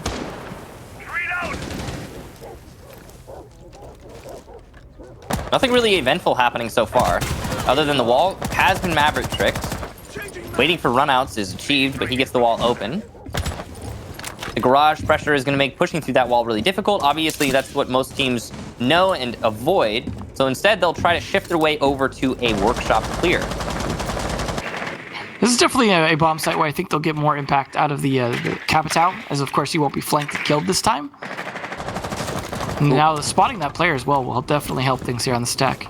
Yeah, that's a big drone there from Bolo, as he'll call out a player in lounge. And the relevance of Yeti in lounge is quite significant. He's got that C4 from below in all likelihood, and he'll be able to deny the plant. He's even got support. Or no, actually, he's just rotated. But still, powerful position to hold. TSM needs to deal with that. Good that they know that they've got to deal with that before the round ends. Yeti has actually rotated upstairs, it seems. So, never mind. Dealt with. I mean, I like that Yeti's really trying to be like the way Laxi kind of was in the past, where he's just this thorn in your side to deal with, especially late round. See if Constantly we can pull it moving. off this round. Oh, he's been spotted in the server rack. Merc, knowing an enemy's there, waiting for the enemy to give him the angle again. Dangerous. Holding that angle like that could potentially cost you. Gonna open up for a nade attempt, hoping that the ADS has been cleared, and he messes it up. Hits the server rack instead. Bomb located Goyo will by stay where he attackers. is. Obviously, Goyo not rotating there means that there is still that opportunity for a nade, assuming there's no ADS, but he's not going to go for a second attempt just yet. I think he did hit the shield at least, so it wasn't for nothing. True. He does manage to get one of the shields on the cache doorway. Chief is going to get call out. That's the first kill of the round as we hit about 40 seconds. Big kill there. Lots of damage done to Merc off of one TCSG-12 shot. Grixer also gets bolo with the C4. TSM starting to crumble, but it's not over yet. Getting worse and worse, though, as Forrest will get achieved. Grixer headshot onto Merc. It's just Pojoman and Geo now. Still bolts in hand, but there's that shield to deal with. Gonna have to be a firebolt to get that out of play. And there it is, forcing the rotate, and there's the kill from Geo. Great play from him. Damage done, though, to Geo as he gets put on low HP. An attempted plant here from the Thermite, but a rush-in from Geo will force Thermite off plant and into the fights. He'll have to find two, and with 3 seconds left, it doesn't seem likely. An attempted plant, but it will be easily stopped by Alfama. Well, nicely done. Just playing angle play at the end of the day. E United, despite being relatively trapped in sight, mostly just playing the angles a little bit better. I mean, that, for example, that grenade that wasn't able to get the kill, things like that, working out a little bit in their advantage. Also, Yeti peeling away before he was able to be killed by Achieved. Definitely the smart thing to do. It's just angles at the end of the day and peaking at just the right time. TSM, while they're very good at that, just could only do so much to it. They did have a Capitao and grenades to try and deal with it, and they certainly tried to make that work. It was just, yeah, at the end of the day, not enough gunfights won, but I imagine we go to cash again, it might go TSM's way. Depends. We're going to go to Gym instead, though, as their defense won. They could go back to Church, but of course, they want to try something different here before they go back. So they're going to try Gym, see how that goes. Attackers need to locate and defuse bombs. I imagine E United might pick up a few rounds, but I think at the end of the day, we all know it's very likely to go TSM's way, unless we see some serious stumbling. Because overall, TSM is still playing strong. They're just not always winning the gunfights. Yeah. That was a pretty solid round there, I'd say, from E United. But yeah, the expectation is that there's not going to be too many of those. Plus, factor in that it's Clubhouse as well, defender sided. I will say, though, if United can repeat that success a few more times, I mean, it's not unlikely they might be able to bring this pretty far. Again, as I said in the lead into this match, E United are the team that typically, when going up against the top 4 squads in North America, make it really difficult for those squads. Bring it all the way to the brink. So at the very least, I mean, I'm expecting something along the lines of a 7-5 from E United, even if they're the ones who lose that 7-5. We'll see. Loading mag. All the tools TSM needs. ATS up and running. How you doing, Devin? I'm doing okay. How you doing? I'm just enjoying the games here. Some good games today. We have had some good games today. A little bit of some messy games. Yeah, you know, it happens. Some really close games. This one's already shaping up well. It's all good to see.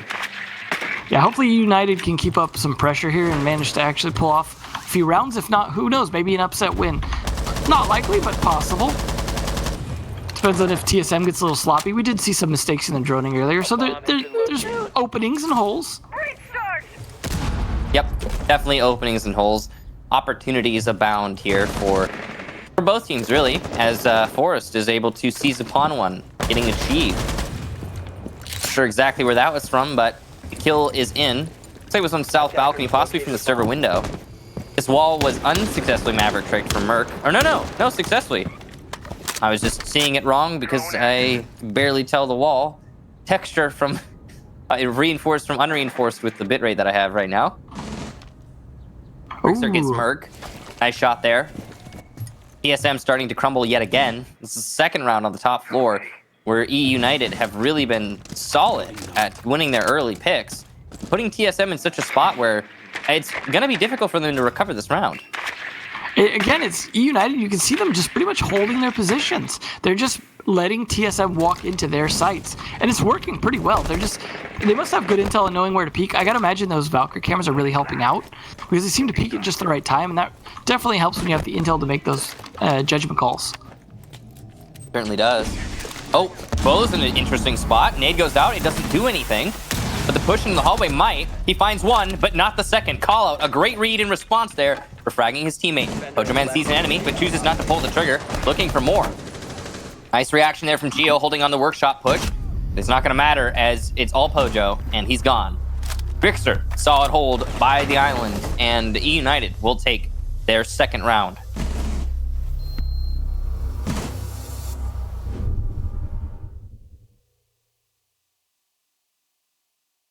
So, gym defense, cash defense seems to be the zone for E United. ESM having a better time while attacking the bottom floor. Not a whole lot of success, though, on those top floor sites, which is kind of interesting. Usually, it's actually the other way around, where the bottom floor is one of the more easy to defend bomb sites, and the top floor, sometimes not so much cash, but definitely gym, is much easier to attack. ESM losing their early gunfights, again, is the main story here. As since they are losing those early gunfights, when they come to the execution of the bomb site, they just can't control enough of the angles for it to really matter. So many gunfights are lost early, resulting in many gunfights lost late. It's really that simple. E United going to go back to the bottom floor, though, for their second attempt. Didn't work out great the first time. We'll see if they can manage it a second time. I don't expect that Yeti is going to be undroned on the top floor this time around, but who knows? We'll see. Maybe he pulls it off a second time. I'd be really impressed by that. Jammer deployed. So, 10 seconds left. the setup just finishing upstairs here for United. Nothing too crazy so far. There's that shotgun on Castle making its effect known. Attacker's objective is to locate This a is bomb. That was a greght switch. The shotgun on Castle. Yeah, definitely. I think especially if Mozzie loses his, then even more important. I think it was a really good switch. I think it was good balancing for Castle as an operator, but also came at a really bad time because we find ourselves in like the midst of a meta right now that's like you already wanted to play Castle before the shotgun. Now you have the shotgun, and it means you less and less need to play other operators that would take away from the meta because you have all that soft destruction there, and you don't need to bring a different one or a different operator to like actually have the soft destruction. Yeah, oh, absolutely. So, I mean, hey, good on him. It's probably best that at least he doesn't have like a C4, so there is Could you that imagine? balance. Oh no, Castle would get a lot of play if he had a C4. Probably, yeah. Imagine if we gave him an MP7. Oh boy.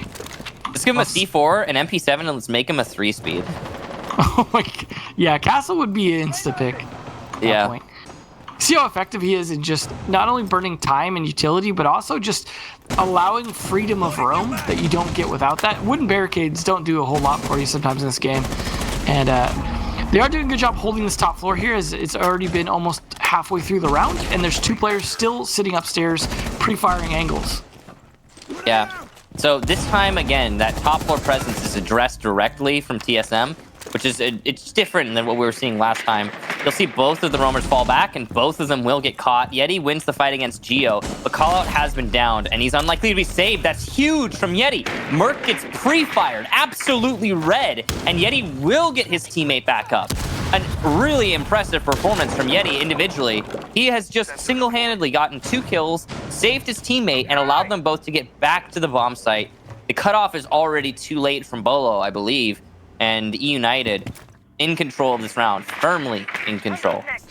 Yeah, this is absolutely looking like it could be an EU round. Unless TSM go frag heavy, manage to pick up a 2K here, a 2K there, or at least trade out each of their kills with a 2K, it's looking really good for them to be able to hold this off. Especially goo mines are going to be left to really slow down any kind of push in for a plant as well.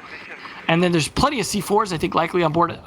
Also, the Pulse still alive to call those out. There's one of the goo mines. You saw a couple there as well from the viewpoint of the Legion.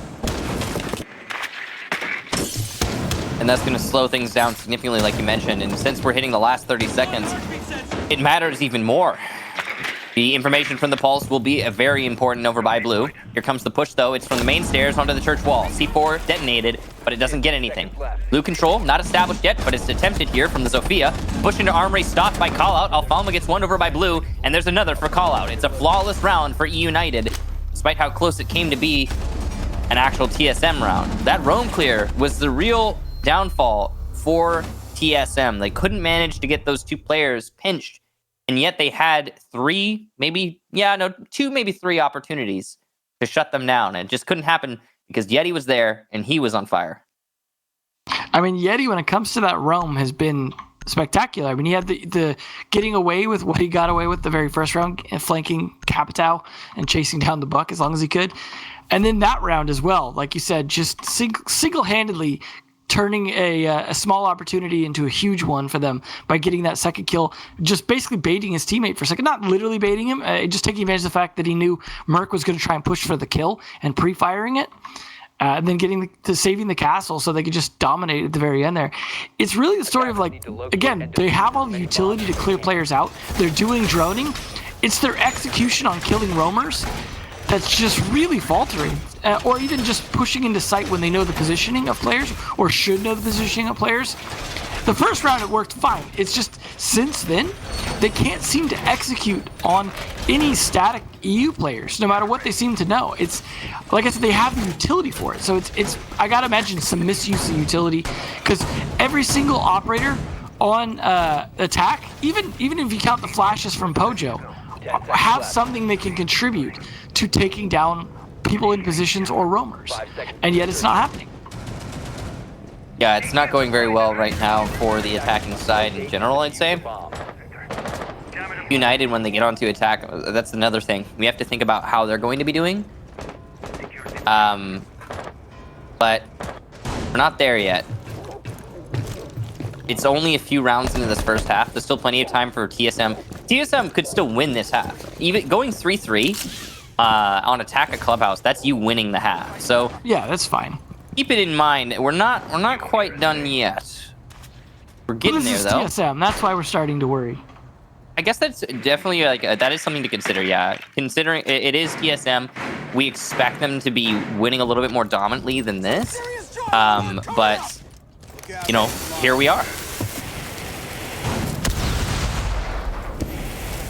Now they will be spending time mavericking the garage. That means they really want to take down the player on Rafters. That's undoubtedly going to be there, and that's down to Geo managing to land a firebolt usually. Oh, shots fired though from behind. Yep, shots fired from behind, and it's Alfama doing some work from the gym, trying to stop the push in through the garage. It's also Call out there to support him. Bolo will get Yeti, but Bolo ate a little bit of damage there. Burke did too, so it's not an even exchange, but at least United isn't fully out of that exchange with nothing to show for it. And at least get some damage done. Plus it's Yeti, who's been quite a thorn. Yeah, that's true. Yeti has been one of the most impactful operators for his team. Though it's going to be Forrest on top of Catwalk to be doing significant work in this round. As he takes down Merc and continues to hold on to Garage. A run out here from Alfama is stopped, and a triple for Forrest meanwhile. Inside of Garage, he drops and really lays down the law. This is my territory. You can't have it. See if TSM responds. Right now, nothing yet. Rotation back there from Alfama, and a little bit of a pause, as we've still got a lot of time in this round. The lack of coverage from that garage doorway, I think, pretty much just cost them this round. Like, they had 3 people stack into a single entry, no one to cover the cross. Like, this is just... If TSM can pull this off, it's pulling a rabbit out of a hat at this point because of that. Just Force being able to get the 3 and get away, just now traded. Yeah, they will eventually get him. I mean, that's the important thing, right? And it means that they have garage control. And that's really important as well. It will set them up to maybe go for a plant, but with C4 in play here, it's going to be difficult to pull off. There also might be a C4 from below because they had to forfeit that downstairs control. No, there is not. Not right now, at least. Push has to come, and it has to come now. There's really not time for this waiting. C4 to try and defend this here, and it goes out, unfortunately, for Pojo Man. That's going to stop the defuse plant. All they've got to do now is burn 8 seconds. Alfama doesn't even wait for it. Cheat goes down. Easy pick off, and EU again with another round. Well played there to E United. They're looking on to good on these cash defenses, I have to say. Yeah. This upstairs, just TSM having trouble clearing out the top floor, that's for sure. We'll see if they're able to actually do something more than what we're having them do on attack. I mean, like, getting 2 rounds out of the attack is not bad. That's for sure. It's not great, but it's not bad. You can make it work, I think is the way to put it.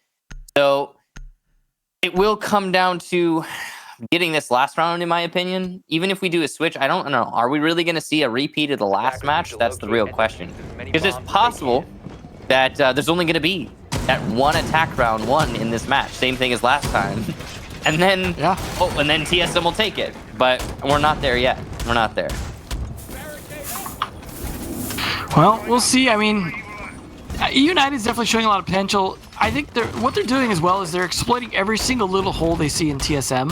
TSM is making some small mistakes, and they're being punished. Like, for example, like I was pointing out last round, the fact that they stacked 3 people through the hole in garage, not realizing, hey, the guy up there could just shoot us, and having no one to cover the cross on the garage door, that was a huge mistake. That cost them 3 people. I mean, they really should have been able to fight back better against it, but it was really, that's all you needed was someone covering the cross.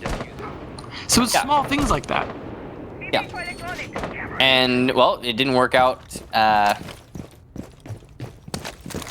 Didn't work out in the end, sorry. And because of that, ended up going the way of United again, because mainly because they didn't clear out that top of garage. And then all Force really needed to do was just drop. Well, they are going to be trying to open the garage again. Or not the garage, but the hot tub again. Try and pressure into Jim here. And this is something they failed at pretty heavily last time in terms of actually pressuring Jim effectively. Like it's going to be a slow going here on the wall, but it gets opened up eventually. And Bola will be tasked with getting a soft destruction. Wall fully open, control established. Now they can start using that to attack the bomb site. They need to be wary of lots of things, like C4 from below. You can see that being mitigated as an option, or like eliminated actually as an option for TSM. Since they open up that window. Well, it's not fully open. It might force a vault. You gotta be careful about that if you're the attacking team. He's doing some really important things here by opening up these windows. Reloading!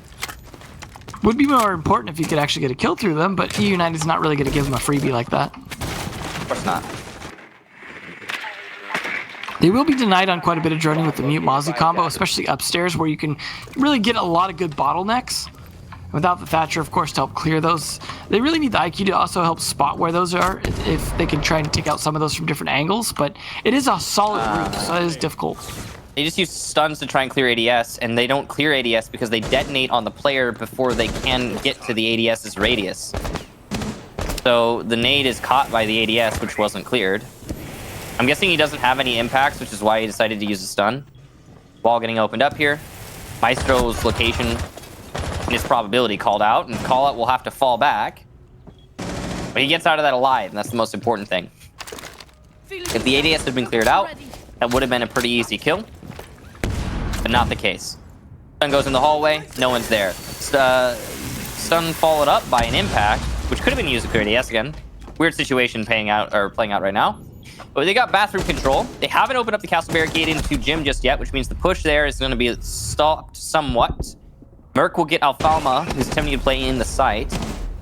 A good cutoff here from TSM, to be honest. They've got solid control over the Gym, but they're not going for the plant. They're focusing on the frags right now. Merc has been downed.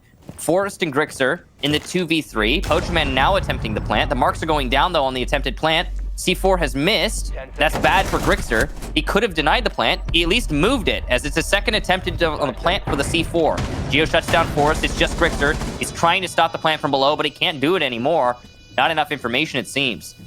Knows there's somebody on the stairs. He must have heard it. It's going to be hard to win this gunfight. The positioning from Merc is really good, and there it is. TSM will take their second round for the first half, thus at least keeping them in the match. That's definitely a lot more like what we should have seen from TSM on the previous rounds. Once they get in, again, you know where most of their positioning is. They did misuse utility, I think, a little bit, like really started to struggle with their utility towards the end. I think there was even Evil Eyes still up, marking them out for the defenders to try and C4 a shotgun from below. But at the end of the day, just kills. That's what did it. They were able to take out enough of the players to make a huge difference there. And we should have seen that more rounds. Now they're going to be on defense, though. This is where it gets fun for them. They're going to go for the Mute Mozzie Castle Vigil strat, but they're going to bring one extra piece here, which is the Clash to slow things down. I don't know if that'll work well for them or not. There is the Zofia and the Capped Out to be able to counter that, as well as plenty of grenades if those could be hit in the right spots. So I don't know if that's the right choice for Geo, but this is certainly an extremely delay-heavy setup for them. Yeah, definitely. Very delay focused, and I mean that's typical for the defense, though. I mean, is anybody surprised? Are you surprised by the setup we find on TSM right now? Please raise your hands if you're surprised. If you are, welcome to Rainbow Six Pro League. The meta is very.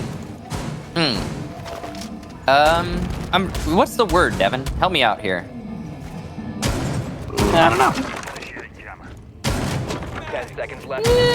I don't know either. You know, it's really hard to pin down, to be honest. Like on the exact wording.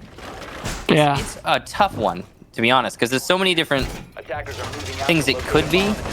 Like summing it up in one word, I don't know if you can really do it. Some people will say something like maybe static or rigid, but Stiff. yeah. but it also at the same, now. at the same time now, the thing is about that, you've got so many options, so it's complicated. The idea behind every operator you bring is the same, but then the operators you bring, that's malleable. So it like you got options. I don't know, it's weird. Now, Jacuzzi Wall getting opened up here. It is a basement defense, but because we're doing the roam strategy here from TSM, you've got to clear upstairs first, so you got to start somewhere. This is a difference between TSM setup and United setup, where United did not reinforce this wall, if I recall correctly. And this is going to make the clear for United much slower, because they have to trick the wall open. Yeah, I mean, they're bringing the same attacker lineup, too. So this is like, it's pretty close to being a mirror in that sense, except for the Clash being brought and the Vigil. So I think TSM are better set up. As you mentioned as well, this wall being reinforced, smart play there on to Hot Tub. So overall, TSM set up well for this, but this was also something that was semi-successful, I suppose, from EU the second time around. Yeah. I mean, well, this is now we switch sides. I mean, the success we've seen has got to be. We got to temper our expectations here, change them a little bit. As now TSM have the advantage of defense, and they're doing a great job of delaying. They still even have the roamers upstairs. Oh, okay, never mind. They don't have a roamer upstairs. Grixer will take down Merc. A really impressive shot there through the barricade. And, well, United find themselves now one man up.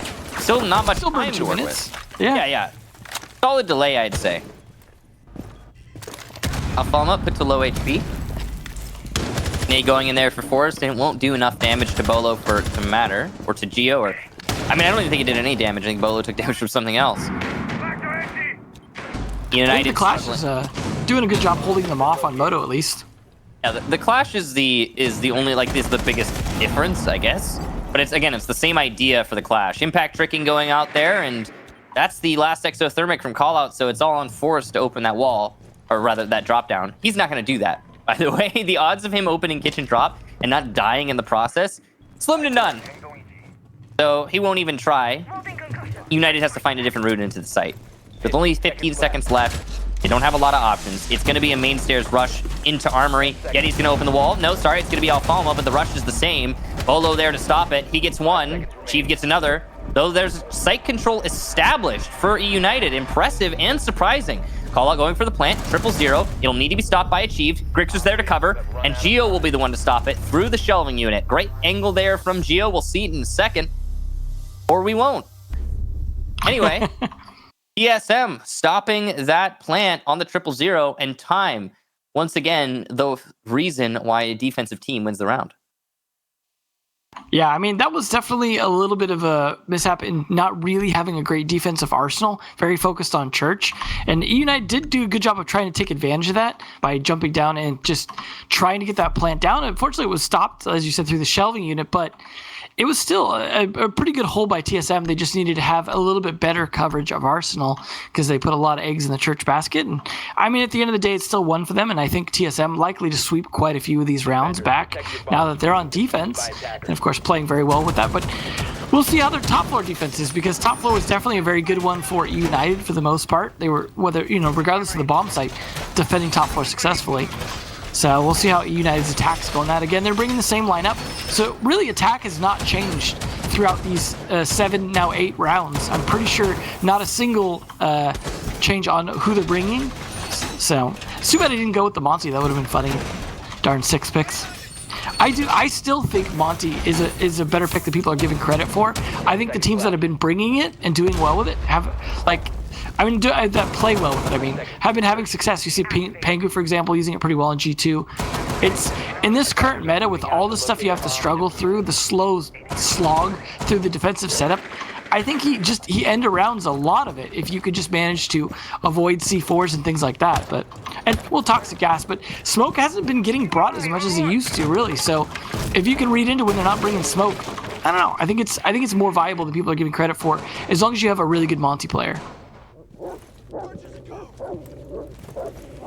think it's just that you had to bring so much soft destruction. That's what it is. I mean, like, it's checklists.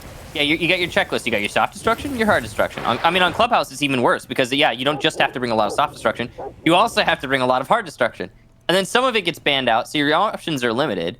And you get to a point where it's like, well, we don't have a spot to give over to a Montaigne. We just can't do that.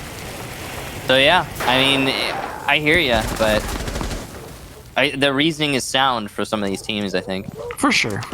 I mean, you could swap it out for the Capitao if you have a good enough player to be able to play around the Monty well enough. But I get what you mean for sure. It's very difficult in this current meta to be super flexible and attack. Oh, nicely done.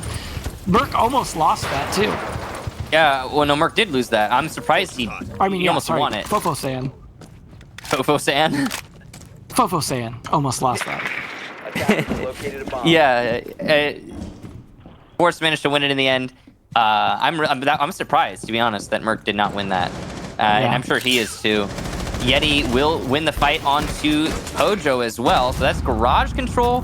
The wall, I believe, has gotten opened up. No, it hasn't. Force has been struggling with Maverick tricking that. And that's going to really slow down his team, to be honest. Oh, wait. It partially has been opened. It just needs a soft destructor. You see Alfama rotating over to do that. He'll get the wall open. And then United have an avenue into the bomb site. I don't think they're going for a workshop take based on their current positioning. The reason they won't go for a workshop take is because they've already gotten control of garage, which means they have their 2-prong attack that they want. Is Yeti gonna? He's definitely concerned about that Evil Eye. He was not able to take it out correctly. Yeah, it was protected by the shelf in that situation. The grenade fell under the shelf, so with the current fragmentation system that we have, the shelf. You had to cook that really well, I think. Yeah, you have to cook it really well so it lands near the Evil Eye. Nade goes on the top of Cash, pushes the player off. It's the push from Force, though, that's really got to see success, and it will. Force gets one. Geo will shut down one more push into the site, but the plant's going down. C4 is shot midair, and so will not detonate. Valkyrie caught by Forrest, who is just proning in the rotation, and E United will take their first attack onto Cash. Good round for Forrest overall. I mean, I think his near-death experience really just heightened his senses there for those last 2 kills, just playing excellently on the top of Cash stairs, getting 2 kills, even the pistol finish there. So overall, great round for him, and we are looking down the barrel of a possible EU victory over TSM. I mean, that is something that only 88% of you thought could happen. Yeah, total of 8%. Wow, that is really low. I mean, you lucky few. Yeah. I will say again that United is that team that typically they go really well with the top 4 squads. Seems like the stronger their opponents, the better United plays. They have this weird kind of thing that happens. Who knows? It could still be a comeback from TSM. Maybe it's that they do a better job studying all the VODs of the top 4 teams, or like the top 4 teams become more predictable somehow to them. It's just like the way that they counterplay them being what gives them strength, I suppose. But either way, at the end of the day, it's, you know, E United bringing it back. And I think there's a good chance they can get to at least 6 before TSM can, and at the very least get 1 point, because the United have been having a really good showing, and again, exploiting the holes that TSM are having. It's tough here because TSM we know can do better than this. They're just, but they're not playing badly either, just making mistakes. And you know, it's an off day for TSM, it seems. So hopefully they can bring it back though, because I would like to see this a little bit closer. Despite it would be fun to see EU take it out here. Gonna do the soft destruction before they do the hard destruction. All right. The way they don't have to rotate the player later, and that's fine. All well and good. It also makes like seeing what's broken and what's not a little bit easier for Forrest. You gotta be really careful as he does this. And most people will go on repel to do this. And instead, Forrest is just going for it. That's so dangerous. Oh, that's so dangerous. And he gets away with it, too. That's the crazy thing. How does he get away with that? I'm sure TSM's going to rewatch this VOD and be like, oh, we could have just killed him that whole time. Dang it. Well, they almost did that last round, right? Yeah. I think they're just not expecting Forrest to try and open it up like that. I mean, it's a very weird way to do things. Well, if he gets away with it, he gets away with it. Yep. And he does. So, Avenue opened up for E United. They know where they want to execute.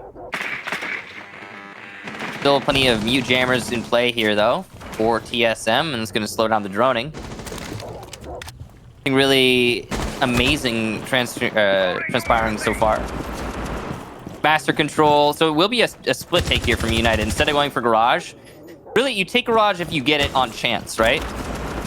But if you don't get it on chance, if you don't get lucky, it's probably more practical to go for a workshop take, and then you can do the workshop server split, and that's exactly what United are doing, because they haven't gotten the pick and garage that they got the last time they were attacking the site. I just noticed we're seeing a Maverick DMR too. How rare is that? I mean, is that the DMR is running on there? Or no, maybe not. Yeah, it is the DMR. Is it? Okay, yeah, that's what I was gonna say. It's a rare thing to see. We've been seeing it, yeah, from Forrest through this whole half. He's oddly using it. The DMRs are good for soft destruction in many situations now after the change, so I guess it makes sense. That's true, that did help. Yep. Obviously not going to be as good as like Blast Sniper Rifle or Kali's Sniper Rifle for soft destruction at long range, but you know, you can do something with it at least. He's going in there. Yeti's going to get Geo from below. Good job to Yeti. He's also setting up a nade to get one on the island, but there's no one there anymore. Rotate's already in. Bolo gets a double kill meanwhile, while this is all happening downstairs. A triple kill even for Bolo. That one sounded like a one-tap. United suddenly, because of Bolo's efforts, put between a rock and a hard place. Ultraman will shut down Yeti on the staircase, and there's the final kill for Merc. TSM locking out the site this time around, thanks to Bolo's efforts. We didn't catch where it actually happened, but it was still pretty impressive. Yeah, it got a little chaotic towards the end of that round there. TSM just barely being able to pull it out.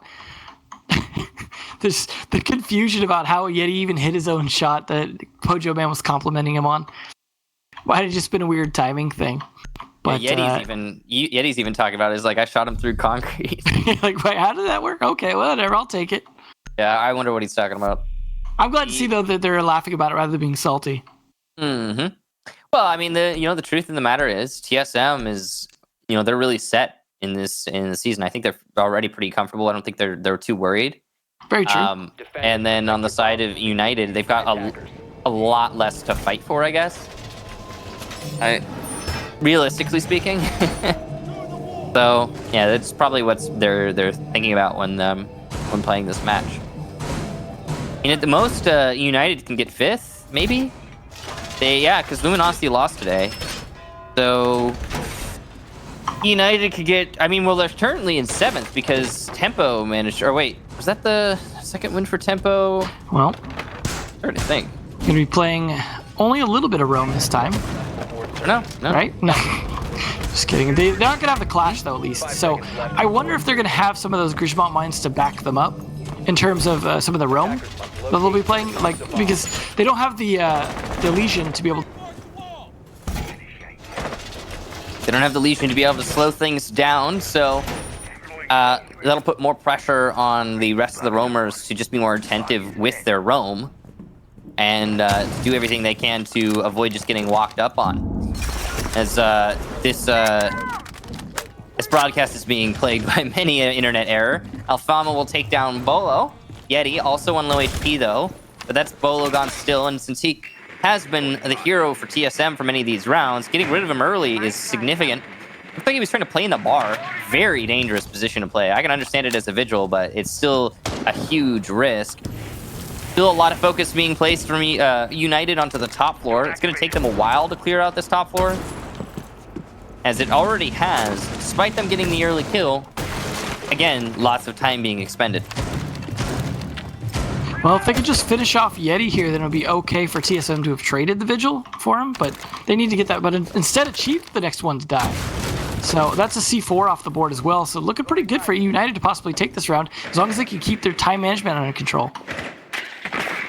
Big spot there for Grixer, as this is starting to look a lot like match point right now, guys. The odds of TSM bringing this back are very slim at this point. United just need to stay diligent, keep their guns up, and keep focused on the objective, and they'll be able to take this one pretty easily. Still one roamer here for TSM. That's the focus here for United. They've droned him out, and ooh, he's gone. Nice shot there from Forrest. TSM in a 2v5 to avoid match point. Almost. Again, Forrest on this Maverick has been a force to be reckoned with, it seems. He really has, He's definitely doing very good, especially given an unconventional gun. Yeti still being alive here, despite all that's gone down in a 2v, essentially 5. This is looking so good for United to bring this home. There's another one of those little buffs to the DMRs. They can open up those drop downs, so that makes it, again, much more valuable, much more viable. Dio and Pojo trying to wait this out as long as they possibly can. Don't got a lot of. There's still plenty of time actually for United. So there's not a lot of wiggle room here for TSM. When the execution comes, when the collapse comes, it will be probably a bloodbath, and probably end up going the way of United. The only way this could be thrown is if United somehow let this taper into 1v1 after 1v1, and no one takes damage off of each other. Church wall opened up, making the defense even more difficult. But there's Geo playing by black box. It's a very dangerous position to play like that. Yeti pre-fires it. He had information clearly. Now it's a UMP in the hands of Pojo Man in a 1v5. He has to stop the plant and kill 5 players. It's not going to happen. United will clean that up. A flawless round to put TSM on a match point. This no longer can be a TSM win. At best, it could be a draw. And at worst, it goes to United. I guess worst for TSM. Best for United, that's for sure. Now, United through this season, if we take a look at their record, really doesn't have a great record overall. They've only managed to win 2 matches. They've got 3 draws. If they win this, it will be their 3rd win overall, of course. And that would be a really big up for them. One that I think not many people were expecting. In fact, I don't have the predictions right in front of me right now, but I bet the predictions are almost 100% United. Yeah, almost done. Almost 100% TSM. So, back to the bottom floor for TSM. See if they can bring this to a draw, or if this is going to be another win. Only a matter of time, I suppose. We find out. 2 more rounds maximum, so about 6 minutes. A little bit more. Looks like it's going to be another roam strategy for TSM, though it hasn't been working out very well for them so far. United's clear of the top floor has actually been one of their stars of the show, one of their key pieces to this attack. And if they can continue to attack as efficiently as they have on those top 2 floors while it's a defense of the bottom floor, TSM's going to have a struggle. I mean, I don't know. If I'm TSM, maybe at this point, I'm starting to go, hey, maybe we should all anchor. Everyone anchor. Let's do the top. You know, if you want, you can do the setup and then still anchor. And then that'll make United very slowly clear. But I would not be roaming at this point if I were TSM, just because of how poorly it's worked out for them so far. Tunnel going to get opened up here by call out. And it looks like it might be a rush here from United. They've obviously read that there's nobody in the bomb site, and they're rushing through blue and dirt tunnel. It's worked out decently so far. Barricade gets opened up. 2 players down. Bolo's going to clean up one of them. There goes Yeti. And Achieved inside of blue is going to get Grixer. So it's a 2v3 right now. In favor TSM. Make that... Oh, yeah, no. A 2v3 is actually Alfalma had picked himself up and put it into a 3-on-3. Last 2 attackers are trapped inside of dirt. Don't know if the defenders are aware of this or not. They're clearly aware there's somebody inside of dirt. They've trained all of their weapons on that location. Forrest is going to rotate to try and do something different, try and catch his enemy from a different angle. There's still plenty of time. He doesn't need to rush this. You can see he's crouching, though, trying not to give away his position. He's slow enough. He's careful enough. He won't make much noise. He's crouching and alt-walking. With 2 minutes left, there's no reason not to.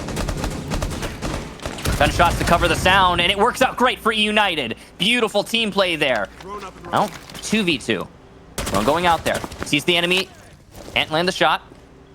Bolo's head spotted, so he'll rotate. He goes deeper into Arsenal. All out and Fofo trying to establish the crossfire, but there's no one in between them. Push into Arsenal. That's blue control lost. That could be bad for Forrest in the long run. Suns go out. And oh no, Forrest is down from Church. And from deep in Arsenal, Bolo will land his shots. TSM bring this 1 round closer to a draw. It certainly looked like it could go that way, but man, United just deciding to potentially throw away their round lead. I mean, okay, we see rushes come out sometimes just to try it. You know, you've got enough point lead, but you're up against TSM, one of the toughest teams to defeat, and you're going to take a risk like that? That probably was not the play. They did bring it pretty close, at least in terms of trying to make it happen at the end there, taking advantage of the time that they had left. And still, Forrest doing really well with that DMR. It's surprising. But at the end of the day, it was still a TSM round win and probably wasn't the best play. But we'll see Jim now. So this is looking like well actually this is the first Jim defense here we're seeing come out from TSM. So things could go either way. But United really just need to close out one more round, avoid a tie, because a tie isn't going to hurt TSM that much. But a win would definitely help United. Yeah, TSM's basically a shoo-in for first place at this point. Every point's nice, but you know they're mostly playing for the record. Although the record has somewhat been tarnished, as they had that perfect 10-1-1. Now, at best, they're going to have a 10-2-1. At worst, a 10-1-2. So, ruined, absolutely ruined. We were so close to a 1-1-1-1. Devin, TSM let that greatness slip away. I know, right? Come on, guys. Great job to United, though, bringing it to match point. I mean, even if they don't win, even if this is a draw, I mean, they can still put it on their resumes that they brought TSM to that 6-6. And I think, and on a map they're good at as well. I'm not being even sarcastic here. I mean, let's be real about this for a second. United are having a really bad season. TSM are having a great season. And the fact that this is as close as it is really impressive for United in particular. And I'd say they've been playing fairly well. He tried, yes. I'd say that United's been playing fairly well. And again, this is more of United being really good at taking on the Titan teams. Alfalma trying to go for a sneak up from the staircase while the wall gets opened up. There might not be anyone actually watching the staircase. I think Alfalma's actually found himself pretty high up on that staircase. He could do some work from that position. Yes, he has. He's at the top now, getting droned in by his teammates. Mark's coming out. There's an evil eye, though, so Alfalma cannot spring into action just yet. He has to be patient here.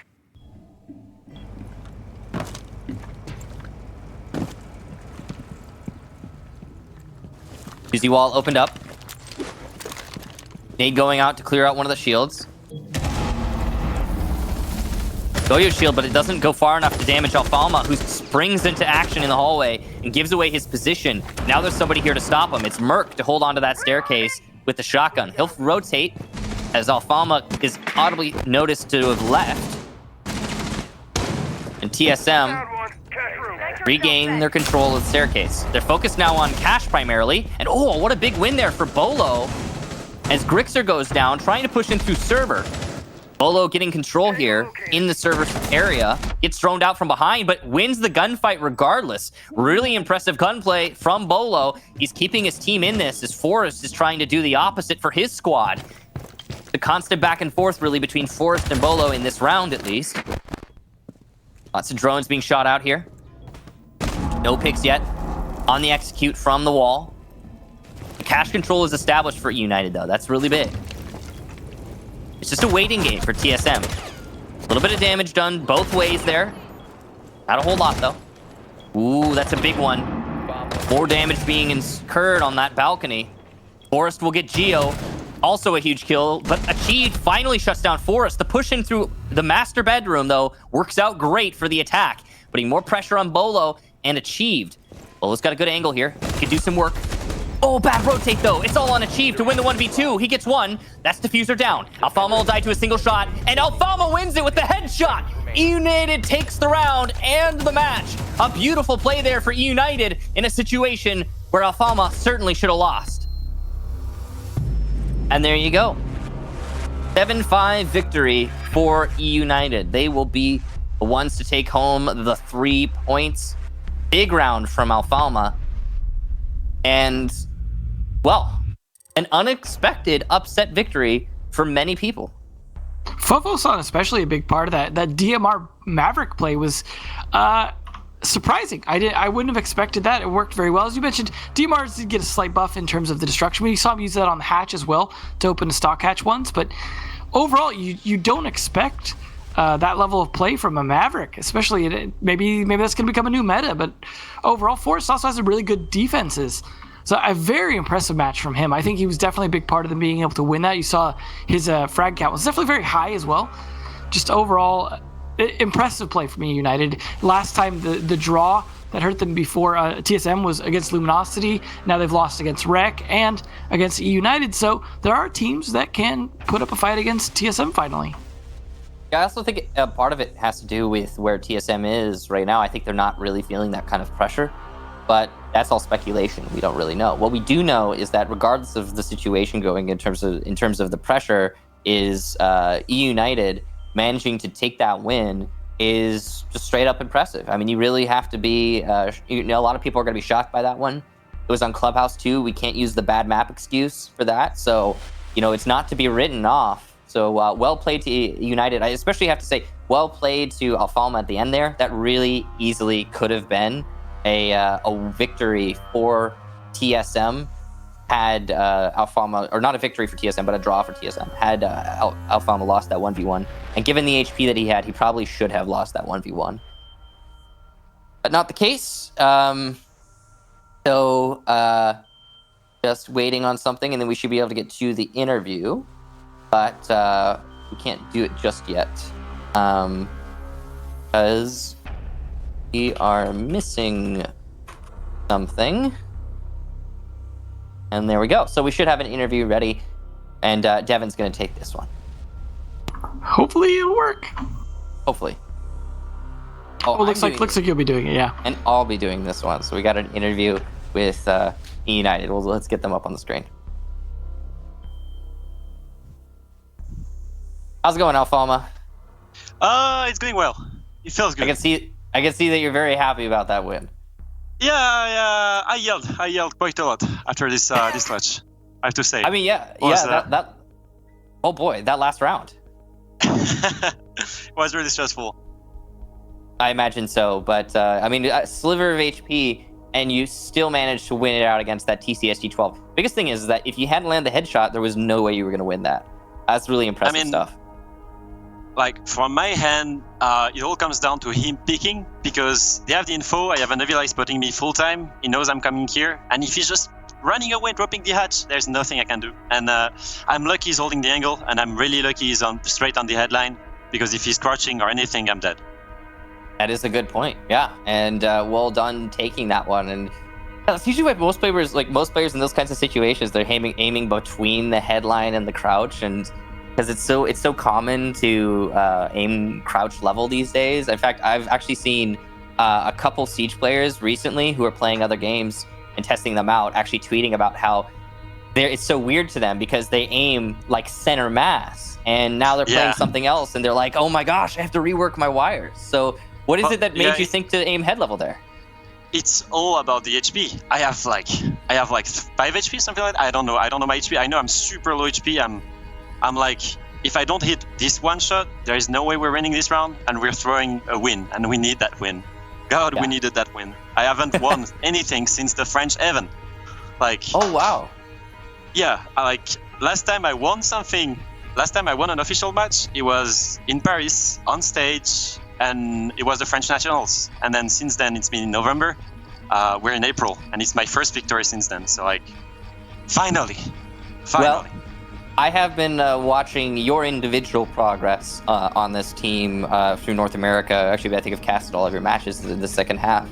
And I got to say, you as an individual, I feel like you've been playing and you've been winning, as an individual. But it's great to see your whole squad. Everyone's looking really solid now. Do you think that this is something to do with just the slow build that it takes with roster changes, getting in sync with everyone and like developing the team and all the strategies? Do you think it's a matter of time and you guys have hit that point now? So definitely, first thing first, I couldn't get all these good kills that I'm getting, all this team play I'm getting without my team. I think they're doing an incredible job, and they're all like super invested in getting a team that's playing together and not individuals playing together. So that's the first thing, and thank you, obviously. And then the second thing is we had a couple of losses, like this second split with me. We actually had as a team a war split and the first split with Reed as a sub, who was amazing at my spot, and I want to say that Reed is a phenomenal player, and he definitely deserves to play Pro League. I think all this loss that we got, it allowed us to build up on and pinpoint every single problem we had in that team, and every time we went in full debrief during minutes and minutes and hours straight after each game. We spent the night watching our VODs, analyzing what was wrong, which concrete solutions we could bring in. The team has been putting a lot of work into this. Straight after each loss, we just stayed up like at 5 or 6 a.m. still working on it, and finally seeing it paying it off. It's amazing, and I hope we're gonna finish well against Evil Genesis on Monday. Now, what you're talking about, all that work that's being put in, do you think that there's any particular people involved in your team, whether it be an analyst or a coach or just an individual player, that you think is putting in like an above board effort, like so much so that it deserves a shout out? Oh yeah, definitely. I think you know who I'm talking about. First, thanks to our staff, that's for sure. They're helping a lot. But second, I have to say that Callout has been working like I've never seen such a hardworking guy. I mean, at one point I might think it's unhealthy. The guy is just always working. He's just it's actually like it's insane, and I don't understand why people are so mean to him, because like he's an incredible leader. An incredible leader is super valuable. He's working a lot on everything, touching up on everything, and he's always that one guy that like everyone is following him and everyone respects him, and it's I think the right thing to do in this team.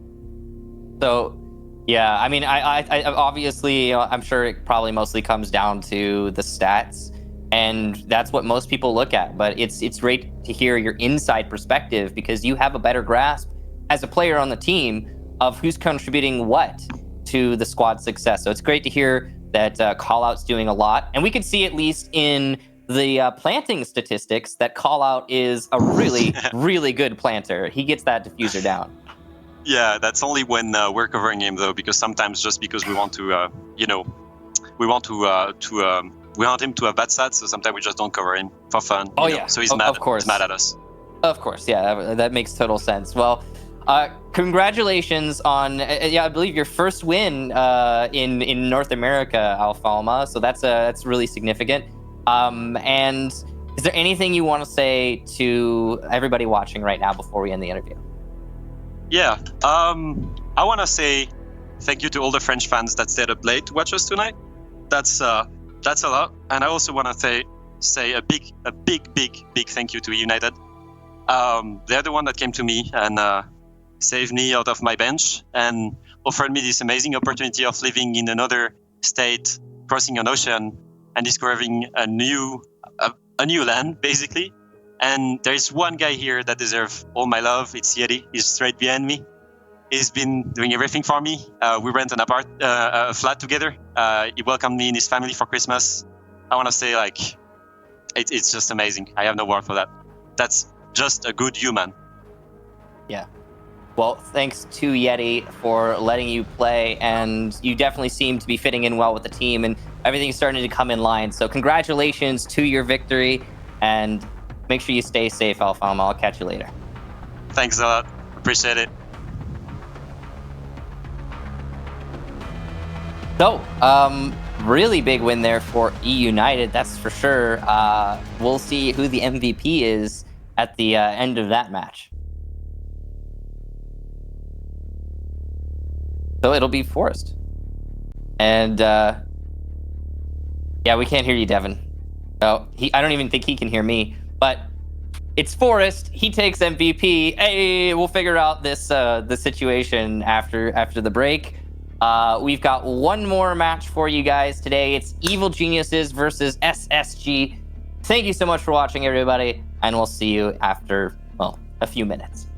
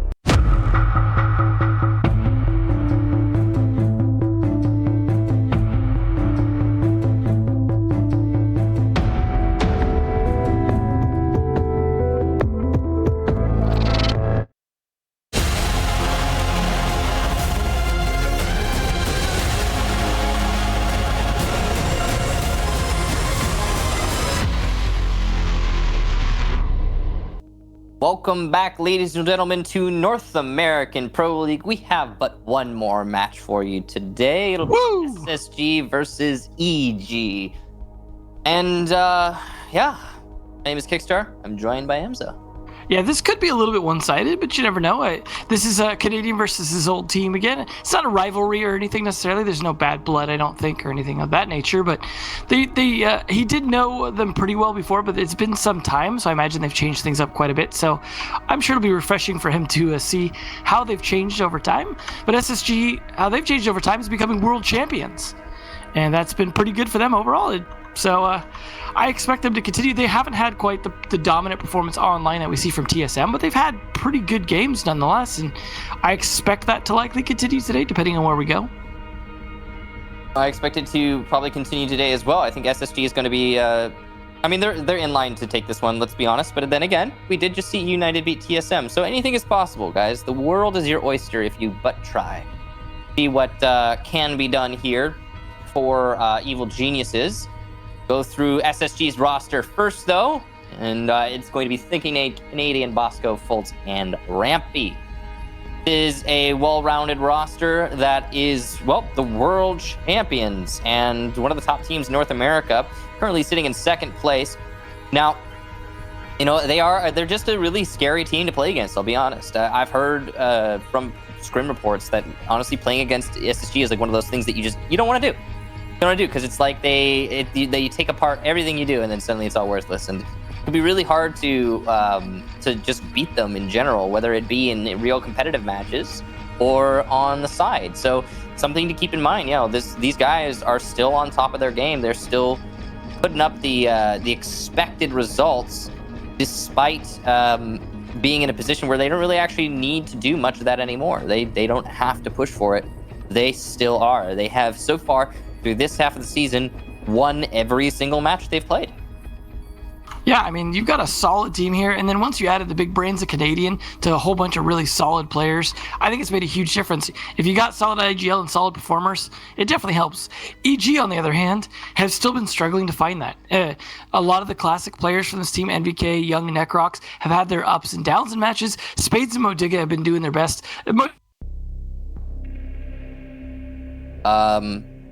Yeah, Spades and Modiga have been some of the I guess the lights on this team, the shining lights, the hopefuls. Modiga in particular is the only player positive in kill death ratio on the team, and I think that's represented in his gameplay as well. Like, if we're being honest about when he's actually in the match, like, he is really the one who typically keeps his team in the action. So this roster has been having a little bit of trouble as of late, and they haven't really been winning matches as consistently as we expect them to. I mean, I don't know if I could say that. Consistently as we expect them to. I mean, we haven't really seen much from EG through this whole season. 1 win, 3 draws, 8 losses. It's been a rough patch for EG, that's for sure. So we'll see if Evil Geniuses can do something against the world champions and one of the top teams in North America. Again, with what we saw with United versus TSM earlier today, it's definitely possible. But we're not quite to it yet. Those are our rosters run through, so we know what we're dealing with in terms of players going into this match. And we, have something to expect. Yeah, definitely. It'll be interesting to see where what map we end up on as well, and whether or not that ends up being a big factor in this matchup. I really would love to see EG fix whatever's going on. We have seen some better performances from them lately, so we know it's possible for them to short things up a little bit here. And still theme park available. Nope, there it goes. All right. Could see Cafe again, possibly. The third time. And we will. today.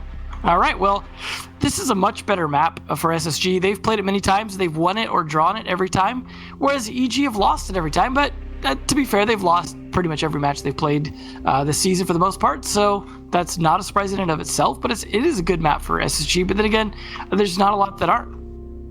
Yeah, actually, if I'm looking at the record here... Okay, so the last time Evil Geniuses won something was April 2nd, which, yeah, this actually wasn't that long ago. That was against... let me see here. That was against... No, sorry, not April 2nd. not April 2nd. It was January 7th. I was like, wait, that doesn't sound right. They lost to DZ, but they get really close to winning. Anyway, what do you guys think? Who's going to win? About what you'd expect. Yeah, I mean, it's funny that it's not actually as favored as TSM was in the last matchup, considering this should actually be even more unbalanced in a way, because E United wasn't exactly doing nearly as bad as EG was. So, I don't know. I think that it, we always talk about it's a bit of a popularity contest, right? And Evil Geniuses still have their fans, still have their diehards. Community vote done. Your opinion's heard. Let's go ahead and go into the match. Cafe, as we load on in, it'll be Evil Geniuses starting on defense, Space Station starting on attack. We'll see what the bands show us here. Now, we have been, through today, the bands have been very different than usual. Like, way, way off the beaten path in terms of what we've been seeing recently. It'll probably be Capitao Thatcher here. That's my expectation for the attack. But then again, we've been seeing a lot of upsets on that front. So, pinch of salt on that one. And going on to the defensive side, let's see. Definitely going to be a Cade ban or a Kaid ban. Possibly on the second one, there's a lot of actual options. But both of these teams banned Kaid on Cafe. It's been Space Station's staple ban, so they'll just get rid of it right off the gate. And it's probably, I mean, for Evil Geniuses, they got a lot of options. Really, they can't go wrong. I'm not going to predict this because it could be so many things. And yeah, there it is, the Mira ban. They'll stick to their guns on not letting Mira through. Well, I like how, like, the second Devin starts to want to talk, he disconnects again. Not on him. I assume this probably has something to do with, like, internet and congestion or something along those lines. I was having the same problem earlier with my feed. It's been a weird day for internet, and yeah, it's tricky. It's tricky. We're doing the best that we can. We had like a 10-minute break earlier to try and like sort things out. So like I looked into it, I was like, okay, well I want to call them and ask about it, call my ISP. And then there was just no way to do that. Like I got to a wall. It's like, we're not accepting callbacks right now. And then there's like okay, well, what about the chat? We're not accepting chat requests right now. So apparently it's a pretty widespread issue, and there's not a whole lot that can be done. Again, we're gonna do our darndest here with what we've got available to us and try to make the most of the situation. But again, it is something that affects not quite a lot of us. So we'll do our best here. Welcome back, Devin. thank you. So getting into the match now. Let's see. It looks like it's a top floor setup for Evil Geniuses. 10 seconds left. Nothing too crazy on the operator selection. No, definitely nothing. I mean, this is the first round. Everyone's just trying to feel things out. The Goyo, definitely going to be useful, but not bringing in a Wamai, especially on a top floor defense, always seems like a waste if you're bringing Goyo, especially because he brings an extra shield in and of himself. It's usually worth it. I like the bulletproof camera, though, coming out from EG on, in addition to the Evil Eyes that you're going to get from Maestro. So they'll definitely give them a lot of extra intel. They will at least have an IQ to spot those, though. Yeah, the IQ is going to be really potent on this map. But of course, with the Thatcher being banned, you lose one leg there in that kind of equation where you can, Thatcher trick from the roof and get rid of a bunch of gadgets on this floor if you've got the IQ to target the gadgets. And without the Thatcher, well, you can't actually do that. So, I mean, it's still going to be a really powerful operator to have, but IQ could be so much better on this map if only somebody didn't ban Thatcher. It certainly happens a lot. It has happened every single one of our cafe games today. And it makes for some interesting gameplay. Even on the non-cafe games today. Really? Was it also on the... Oh yeah, it was. Huh. All right. Thatcher ban meta, strong, firm in its resolve. all teams committed to it. Ain't no one gonna be throwing no EMPs in this game. No sir, not today. Possibly some other day, but not right now. Spades is gonna get the first kill onto Thinking. There goes your air jabs, hopefully for SSG that already placed. Spade's going for another fight there, but the pillars are going to deny him the kill. Kind of disheartening to see. Definitely a great lineup there from Spades, but unfortunately the pillars are not penetrable. Well, an early kill onto the Nomad will definitely benefit this ability to rotate around now for Spades, because now there'll be less air jabs to worry about. So the stairs themselves especially going to be juicy for possible rotations. Spades does take a bit of damage, but at least survives. The nade landed right on top of him. That was a nade, right? C4 goes out, Spades gets Bosco, so second kill there for Spades. And yeah, it was a nade. It was one of Rampy's nades, I assume. Yeah. I guess it must have gone into the cupboard. You could see the explosive residue, though. That's so weird to look at. Like, I'm not used to that. This different fragmentation system is awkward sometimes. And SSG find themselves a man down because that nade did not kill the intended target. Buck doing some work here by Cocktail. Rampy's going to get his second kill. Nade goes out towards White Hallway. This actually could net a kill if landed correctly. It will not. But a well-played nade there. Well-read situation from Rampy. Not much time here, but Fultz will get one in White Hallway. Necrox loses his fight out. Young and NVK tasked with a 2v2 as Young equalizes. Shotgun will get Young through the wall. So triple kill for Rampy, and Fultz gets his second.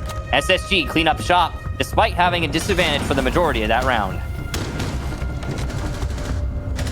Well, SSG, you would expect to win that, but that was definitely a tough one. This is going to be some interesting back and forth, I think. I hope, again, to see EG really be able to play to their best level here. They're on defense first, and we did see how defensive-sided this map can be today with the Thatcher ban. So we'll see it. Kitchen might be a different story, though, because this is one that can really benefit a lot from the Kaid Electroclaw, or the Kaid. And he will be banned, so he will not be available to help with this Kitchen defense. And that should make things a little bit easier on the attack. There will be the mute to deny a little bit of droning, but there won't be the Mozzie in combination with him. Castle as well to try and help things out. And Young on the dock, something I don't think we see too often. Nope, Spade's actually going to switch off the castle. So they're going to go for a little bit more roam. See if that works out with the top floor. Attackers need to locate and defuse as many bombs as they can. Going to be tricky. I assume that's where he's going to be roaming, is upstairs a little bit more. Probably, based on the fact that we're going to the kitchen. I mean, you got to delay at least a little bit upstairs. It's very important. Based on this loadout, yeah, I mean, it'll be Spades, probably. Possibly even Mo as well. We've seen some Valkyrie roaming. I mean, the thing about Valkyrie roaming is, like, as soon as you get those cameras down, why not roam? C4 from below is great and all, but 10 seconds left. Yeah. you do a lot of work potentially on the roam, and the MPX, while it's not good at range, if you play your roam correctly, you don't necessarily have to worry about that. Plus, again, it's really a headshot gun, so there you go. Attacker's objective is to defuse a bomb. Yeah, well, might as well. Jammer initiated. See if this roam will work out. Doc on the roam is always a bit risky. He does have a bulletproof camera setup, so at least he's got some utility deployed if he dies. But we'll see if he can manage to stall things out a little bit. At least the upside of being a roaming Doc, of course, is if you don't get headshot, you can survive an engagement, go back and heal yourself. Claymores, of course, definitely a necessity on this map because of the amount of jump outs you see. Especially with a Valkyrie in play. Clear from SSG straight on into Bakery, successful. Nobody really playing here for Evil Geniuses. Playing very passive on this bomb site. We've seen this kind of setup before in the past from the defenders. Interesting thing about this one is that there's not a lot of presence upstairs for EG right now. It means that, I mean, they've got two players, but no one directly above where you'd expect them to be. Got one roamer over by White Stairs. He's rotating around. And then, okay, Jaeger has worked his way over to Train. So we've got the establishment that EG need above the bomb site in order to have success on this setup. That's a really dangerous play from the Vigil. He'll be caught by the IQ. Bosco seeing his prey. He'll drop. No, he's just gonna prone and wait it out. There goes Young. Doc in the site. Actually, 3 roamers, I want to say, upstairs right now for Evil Geniuses. It looks like no, maybe just 2. It's hard to see through the outlines. Yeah, MVK will rotate back. It's all on Spades. He's left alone. And he's not droned out by Bosco. Oh, there it is. The information gathered, and Bosco will get the kill. Spades peeks wide. SSG racking up a serious man advantage. Wall opened up into the site thanks to Maverick tricking the wall. Mo will get Thinking Aid, though. So your Nomad gone once again before he's able to really do anything. Hopefully there's an air jab on the flank for SSG. Nade detonates and doesn't get anything. Necrox eliminated as he attempted to push into prep. It's all on Mo and MVK to line up the shots inside of the bomb site. Marked out. NVK will try to prone. Actually, it's Mo attempting to cross. NVK, meanwhile, dies. It's all on Mo now to get an ace, actually. He's the only one with kills on his team. There's a triple kill. Got a good chance at actually taking this now. Information from his own cameras. Can deny this, but oh, Bosco's just better. Lining up the shot, and SSG will take another round, executing into kitchen. Well, unfortunately for EG, they weren't able to really be as effective on their own as they were hoping for, and that ultimately just cost them manpower on the site. They weren't able to get back safely. Because of that, well, they cost them pretty dearly. Mo Digga, though, putting up a great effort, getting the 3K, getting the only kills for his team that round. Also, killing Thinking Nate first. Of course, he's well known to be that solid flank watch. Not only that, but he's playing flank watch operator. And taking him out early does give him some freedom to move. But at the same time, there's so many players left on SSG. What were you going to do from that? He kills 3 and still has to worry about the fact that he's got to fight the last one. And the upside, you know, when it comes down to a 1v2, one of them was planting. Only problem was the shelving unit was blocking his line of sight. I liked all the marks coming out, though, from his teammates, those bulletproof cameras and things like that, providing extra intel so that he was at least able to try and clutch. But yeah, you don't want to have to ace clutch there. Just SSG seeming to just be really good on executing on that kitchen attack when they can get that early advantage. Roam clear, of course, really paying off for them. And time management wasn't so much of an issue for SSG that round, I don't think. See how it goes on this bar attack again. Space Station winning 2 attack rounds means that they've effectively got a, I'd say not a win necessarily on the attacking side so far, but more like, I guess you could say they're safe, right? If SSG throws every round from here on out, then they're in an okay position. Well, hopefully bar will work for them because, yeah, this is defender-sided meta right now, especially with the bans in this map. So it is surprising to see SSG be able to do so well in those 2 attacks. But again, EG have been struggling, so maybe this will be their comeback moment here on bar. They've got a lot of shields set up, a lot of defense. They've got the Maestros as well that have to be taken out.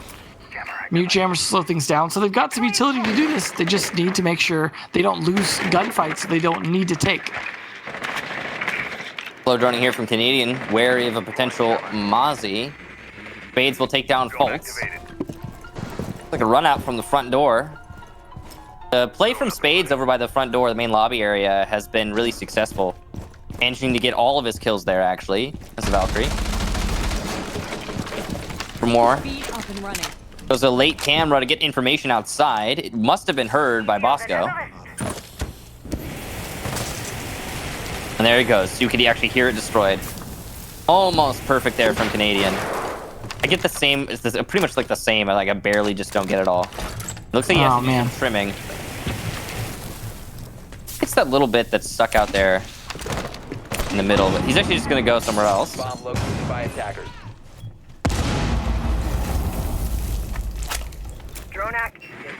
It's so hard to get it in one.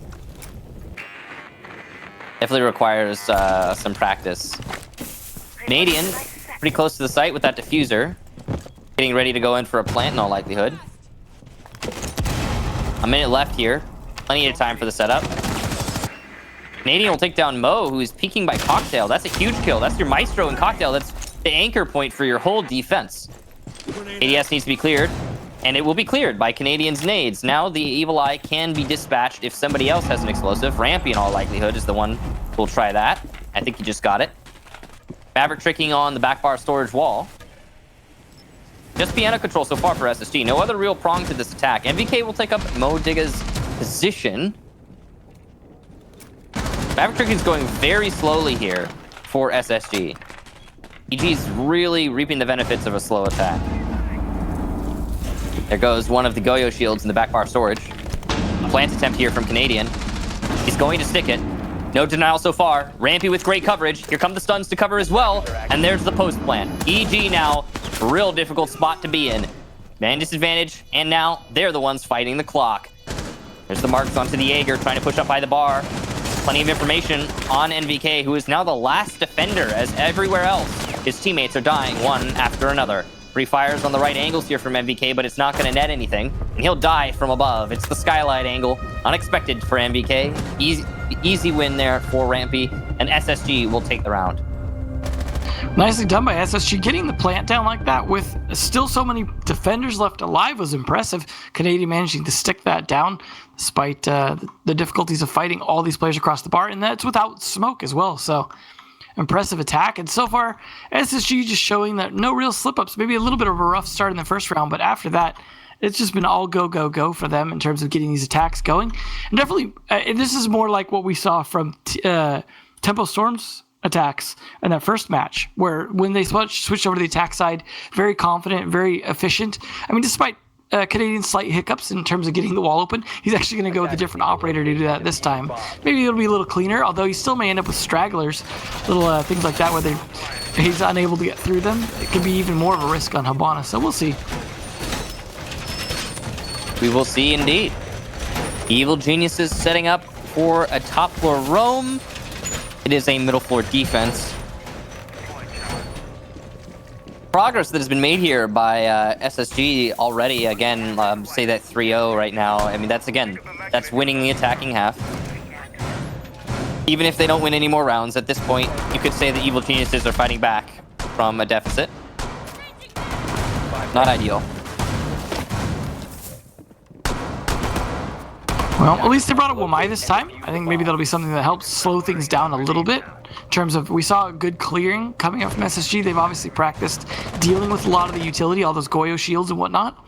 Although it is funny to now bring the Wamai, but not bring the Goyo. So we'll see how that plays out. I mean, NVK needs to do some serious work with that Doc to make it worth bringing him versus the Goyo.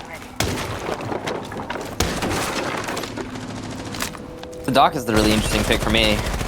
But there's so many other options, yeah. Like you said, the Goyo is a great one. Castle. Really, I mean, you couldn't go wrong in the situation. With the operators that are banned, the Maestro, Echo. I don't know. But it's the decision that's been made. I am guessing it has something to do with wanting to take more gunfights. You know, the Doc can be really beneficial. If he's able to get all of his stims off, then he can keep your team in a round single-handedly. MVK will get Thinking Aid. There you go. Maybe it was the gun. And MVK is proving that it's worth it there just by getting rid of Thinking Aid. But I will say, Thinking Aid has been dying very early for SSG through most of these rounds. I don't even know if he's going to kill at this point. I mean, his job is usually late flank watch. You're not expecting him to get early frags or anything like that. But it is good on EG that they're able to take him out early, because that means late rounds should be more beneficial. It's just SSG have kind of been not really needing him as much. Yeah. They haven't been needing him as much, but he has just been dying before he could be needed, to be fair. It's not been the best match for Thinking Aid, but that's the beauty of SSG, is that sometimes it's Thinking Aid who really steps up and drops 15 kills. Sometimes it's Canadian, sometimes Bosco, sometimes Fultz, sometimes Rampy. There's no one in particular that you're going to point a finger. I mean, there's obviously standouts on the average, but everyone can do it, and that's the main story here. So even if Thinking Aid's not having the best match, I mean, it doesn't really matter. It's not going to affect their overall play. Rotation there from NVK. He'll go back to White Stairs. Probably the smart bet there. Well, Necrox being down early does mean a C4 off the board, which is important for playing against the top floor control. But at Canadian, nice pick there. And he's, nicely done by Spades trading it out at least. But now the Doc is down again and didn't really achieve anything for the most part. So it's not really all that effective. I don't agree with it, but we'll see how this round goes down. Main MVP, I have to say, so far for this round. Oh, nice prone position there from Modiga, but he doesn't win the fight. Sun goes out from Fultz to try and disorient, and it'll result in Bosco winning his fight. Young now alone in a 1v3. He's got two very low opponents, though. This is definitely winnable. Going for a push. He hears the tap, tap, tap of that diffuser. Knows he needs to stop it. One by the fireplace. Here's the plant to the left, but he cannot swing, and Bosco will take that fight. SSG, another round, a 4-0 for the attack on Cafe. Well, it's looking like we could see a bit of a sweep here. I mean, I definitely think there's a possibility we see EG maybe able to take a round or two, but just based off the way things have gone so far, I don't think SSG are going to falter on too many of these attack rounds. I mean, even with them losing Thinking Aid early in these rounds, it's not making that much of a difference. A lot seems to rely on players like Modiga and Spades. Again, players like NVK, I mean, I always have high expectations for NVK because he could be such a fantastic player. We saw, for example, him start to kind of slow down quite a bit in the late days of EG before Canadian left. Then once Canadian left, NVK started doing really well, and then as things shifted around, he's been kind of up and down now, and I expect a lot from him because I know he has that potential. He could be out there fragging out, but then again, this is against SSG, and they're such a strong team that maybe expectations shouldn't be set that high for him. I just would like to see him pick an operator then that does more by default and relies less on him hitting his shots.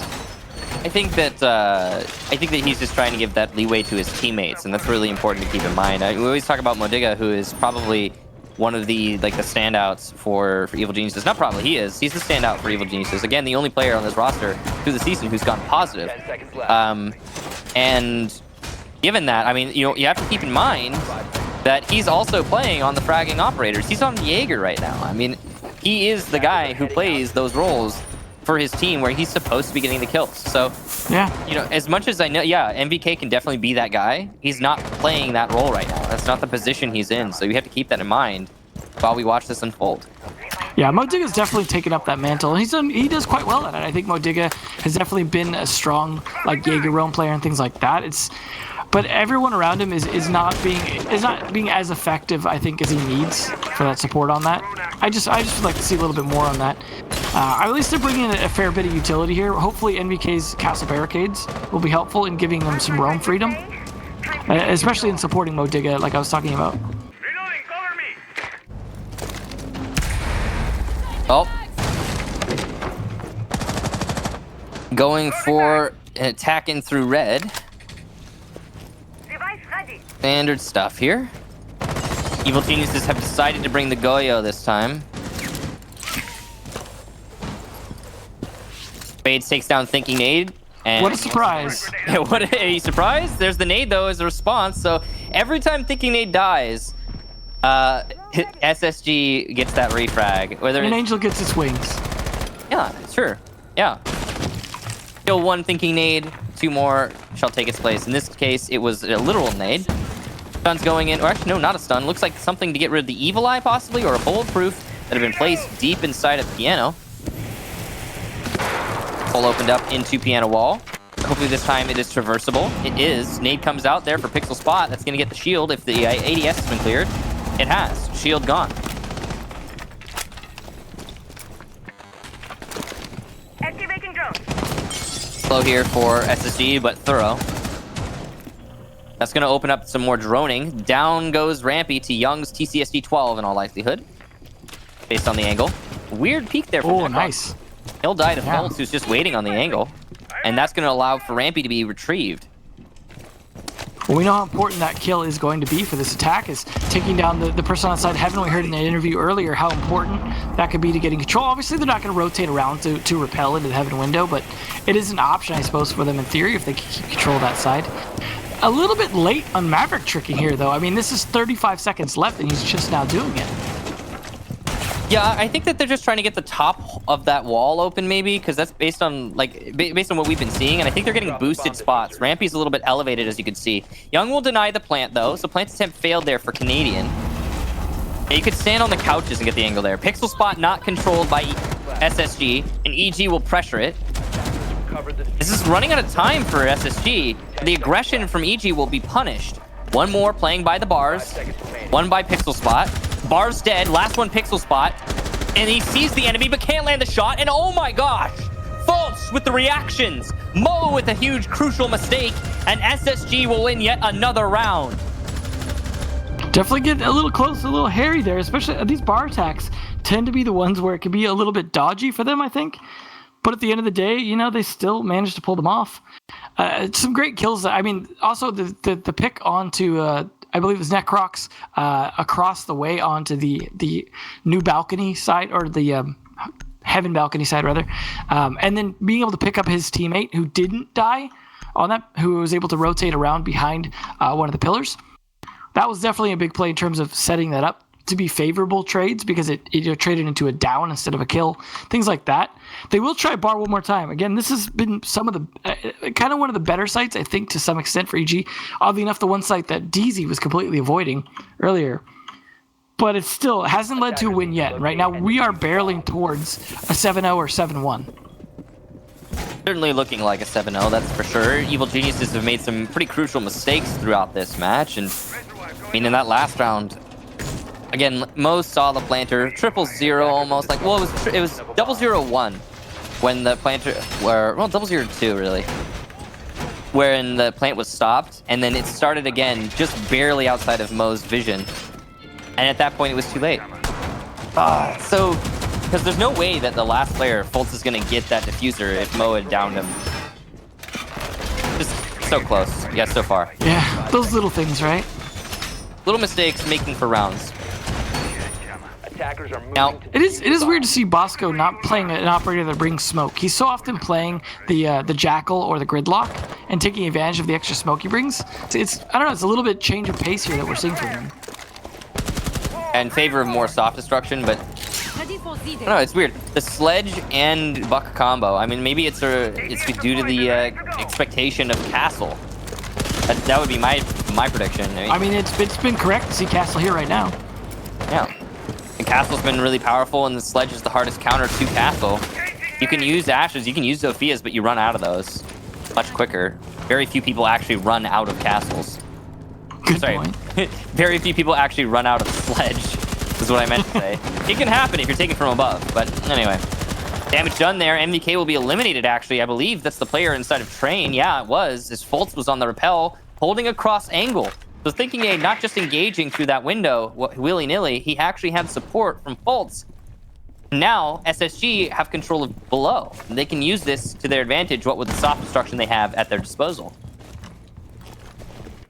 Well, time is going to start dwindling down a little bit here, but with NBK dead, at least one bit of man advantage. You weren't going to expect him to be fragging out on that but I'm sure Canadian would have something to say about that. Now, it's known that there's a player by White Stairs here for SSG. That's Modiga. That's definitely not going to be an easy fight for whoever takes it. They've got to be careful with that engagement. They don't need to rush themselves. There's plenty of time here. Pulse is waiting and expecting a push, and he's right. Throughout this entire match, Evil Geniuses have just been pushing random angles and giving away kills. It's not necessarily always Modiga, sometimes it's someone else, but it just keeps happening. And, well, there's another one, and another kill for SSG, lining us up for a 6-0. Young will be put on low HP. With NVK already dead, this is looking very, very desperate. There will be a kill for Spades, but that might be the only one for this round. Necrox rocking a hard place over by Cocktail as he fights for his life against 3 attackers. Their Repel-in is heard, countered. Necrox holding the balcony well. Spades downstairs is dead. Bolts his 3rd kill. Great push there from Necrox. It works out for him. Pivots towards back bar storage. Great aggressive play. It's working out for him, actually. He's got only 1 bullet's worth of HP. He'll die to any single engagement. He wins that next fight, but not the final one. What a nice try for Necrox. Fultz gets his 4K, though, and SSG put it to 6-0. Just time and time again here, EG managing to find a kill here or there, but they just can't seem to mount a solid defense. I mean, this is really the opposite of what we saw in the first 2 Cafe matches, where it was just defense, defense, defense with an occasional attack round here or there. You know, maybe that's because we didn't see a lot of TS attack rounds because of the side switch thing. But at the end of the day, 6-0 sweep here. I honestly can't see EG having a solid enough attack to foil SSG. I mean, SSG are in the favored position now, and they haven't needed it for 6 straight rounds. What are EG going to do that's really going to break SSG? SSG, honestly, at this point, they need to make mistakes if EG want to catch a round. And they're even going to bring out the Womai on top of the Goyo, something I was saying that I think EG would have benefited from. Canadian's going to do with that 6 pick. I mean, you don't really need Bandit, so I can kind of understand why that's not going to be a real pick, but still, this is looking like it could be a pretty quick match. It definitely is coming across as such. I'm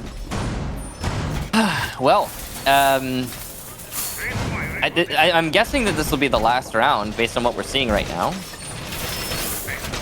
Across the board for Evil Geniuses, everybody's having a bad time.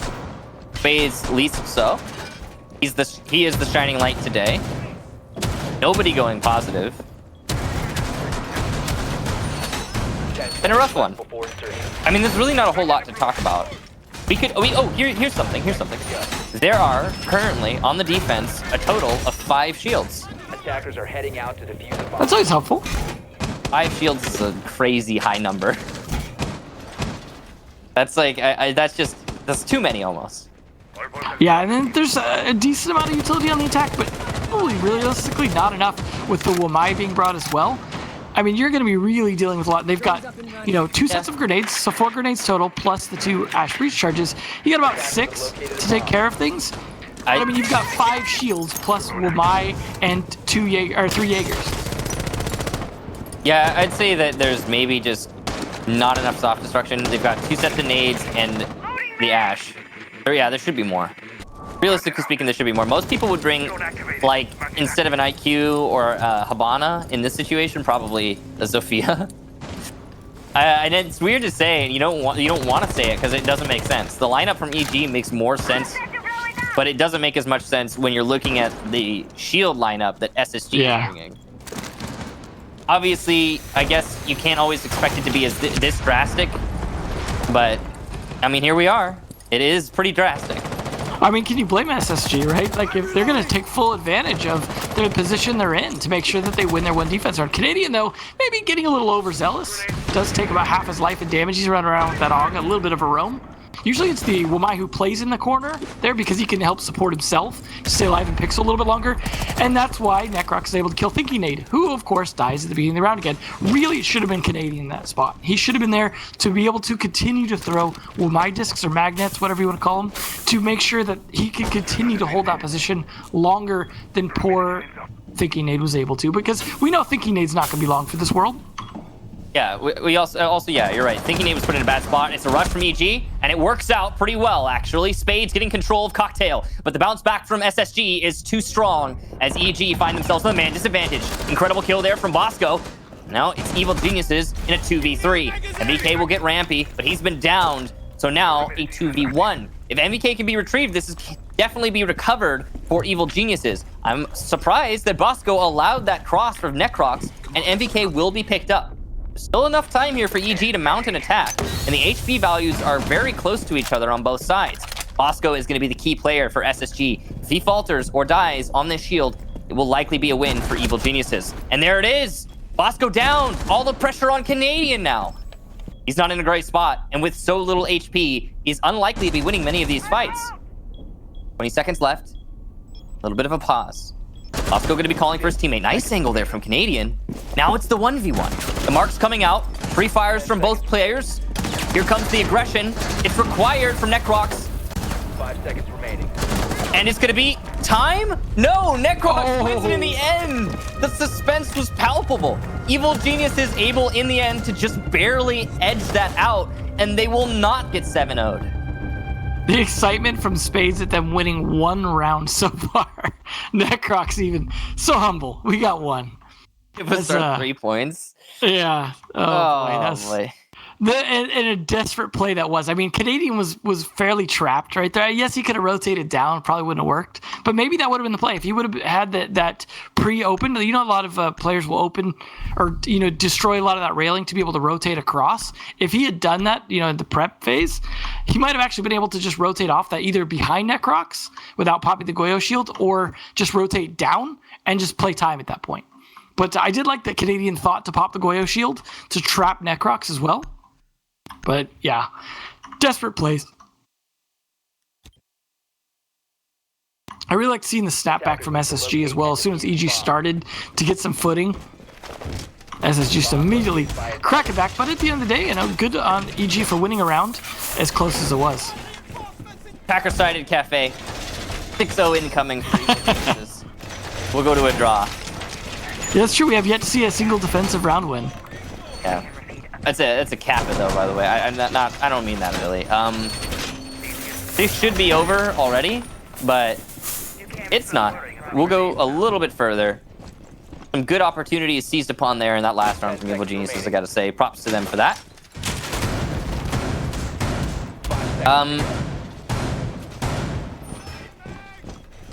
Match point still for SSG. They need but win that 1 round. They're gonna probably play like it. We'll see if EG can pull off an attack onto a different bomb site. So our destruction-wise, there's only a Habana. It's very limited.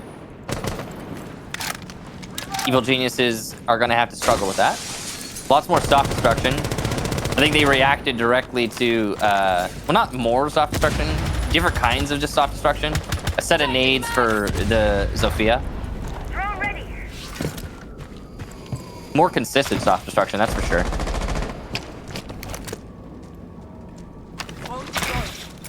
And slow going here as they just try and get their footing. Can't afford to mess things up. They do spot a player who doesn't end up shooting the drone. Yeah, and he'll just fall back and he'll die before he can get all the way back to site. Necrox will take down what was his teammate at one point, Canadian. Hey, that wasn't thinking nade, so this is already a good round for EG. You mean for SSG? No, for EG, just because when thinking nade died, it didn't seem to make a difference. Approaching a kill zone. Oh, okay, good point. Also take Also down does trigger back. Necrox. Yeah. All right, well, he's also- already playing a better doc than NVK was. Well, MVK did manage to get some kills. Come on. That's true. I know. I'm just razzing on him. He's fine. I got you. Yeah, so Fultz with the run out there, he'll equalize. He'll bring it back. The important kill. Bomb located It's a by Valkyrie attacker. cam spotted there from MVK. Something spotted, that's for sure. Lots of information being gathered here by the IQ. The top 4 control established for Evil Geniuses is going to be really important. They can now use soft destruction to their advantage on parts of the kitchen. And they'll do just that with the buck. Here it goes. Bosco is going to be trapped in this corner. It's really hard to survive there. Main focus here for SSG is off-site control, though. As you can see by the main lobby and coat check is where they have the majority of their players. They can maintain that, they can win the round.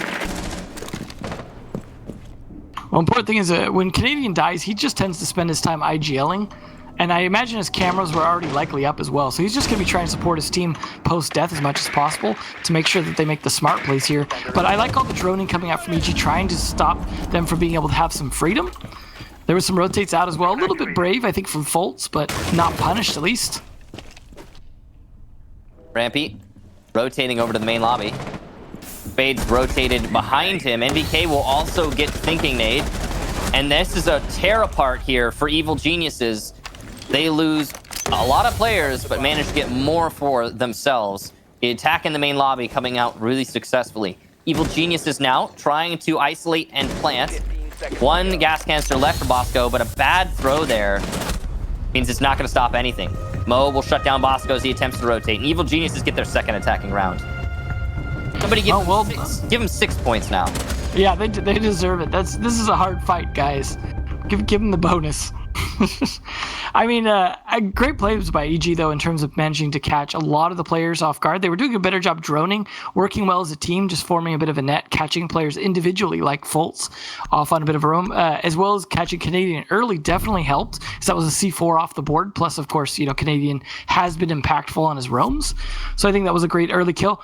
I think SSG will do a little bit better here on reading, just because I think when they had to defend 3 floors, they got a little bit spread out, and EG were able to capitalize on that. Whereas just defending 2 here, I think potentially they'll have a little bit better time holding this, because we know they can hold the top floor fairly effectively, and they will be in a position to do that, of course, as part of this defense. They aren't going with the Goyo shields, though, this time, but they are going to bring at least 1 from Canadian on the smoke. Now, reading defense. Yeah, SSG's just trying everything they can. They're rolling around in the sites. They're trying to find something different, something that'll work, because the attack is working really well for Evil Geniuses on pretty much everything right now. It is weird to see this shift, though, from earlier of how defender-sided it was, and then Attacker-sided see the Cafe. swap up. Right? It's just weird. I mean, the bands aren't even that different, so it's strange.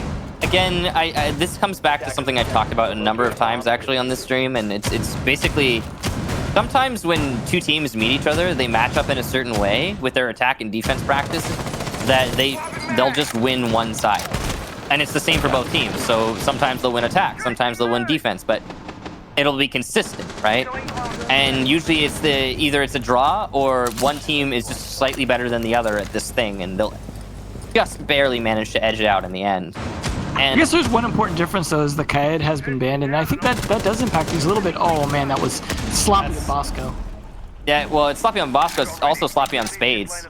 Opportunity missed to get the kill. Bosco's going to answer back with the kill. So, damage done to Bosco, and Spades dead. Never mind then. Well done, Bosco. Well, I mean, it was sloppy for both of them in terms of positioning for Bosco and in terms of the shots for Spades, but Bosco recovered it much better. Definitely. So that is going to slow things down here. NBK's looking for the trade on that, hopefully, but as time wears on, Rampy's able to help Conflict. Oh, and the whip around. He's got to worry about one more, but that's Modiga down, one of the top fraggers now. And that means no top-down control because of the lack of buck, unless they have some breach charges. C4 does whiff there for whoever it was downstairs trying to throw it. So it'll be stuck on the rails. Necroc's going to be able to drone himself in, looking for the Jaeger. Enemy located. We will find the Jaeger. Shots come from below. That's NVK by pillars. Just below Rampy, I believe. Rampy's burning a lot of time, though, at least. Yeah, he is burning a lot of time, that's for sure. EG have not gotten control of the top floor. They have not gotten control of the middle floor. They're just kind of twisting, looking for an opportunity. But it's a slow-going SSG trying to wait this out as long as possible. Very likely to take this on time at the rate we're going right now.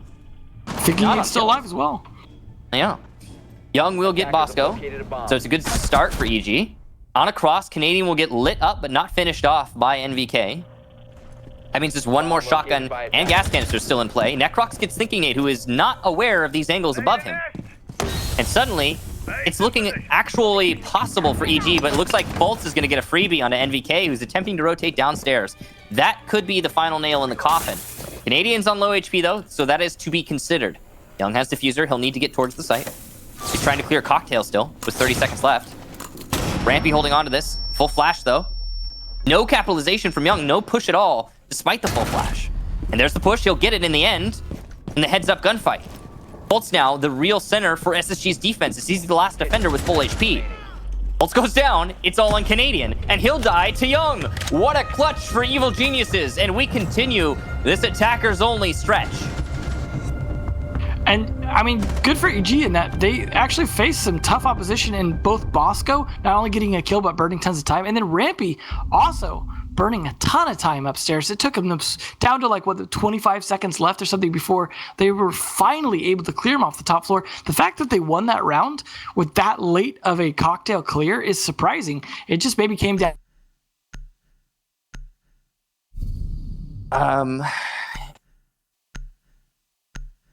Maybe it came down to time. Time was a big factor. In the way that SSG was rotating, they were clearly trying to adjust for the clock that was about to end, and it did cause a lot of picks to go EG's way. Those adjustments were costing SSG for sure. The biggest thing for me is probably the unawareness of the angles.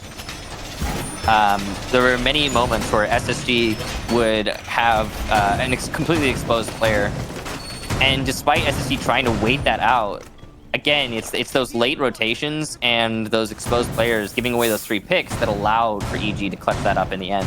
At this point, I mean, EG's riding a wave. You know, they've got to be feeling really confident and comfortable with the way they've been playing. So it's going to continue to get more and more desperate as time goes on for Space Station, considering how EG plays.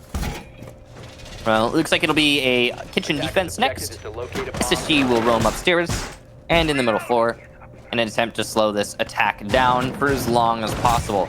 Those roamers are super important no matter what site you're on in this map.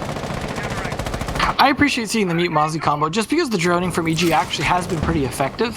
It helped them manage to get a lot of those kills last round. I mean, obviously there were some mistakes made where they just kind of pushed and rotated without droning, like for example, Fultz's kill in Brown Stairs. But they are bringing a Jackal, and so that is going to give some answer to the denial of roam.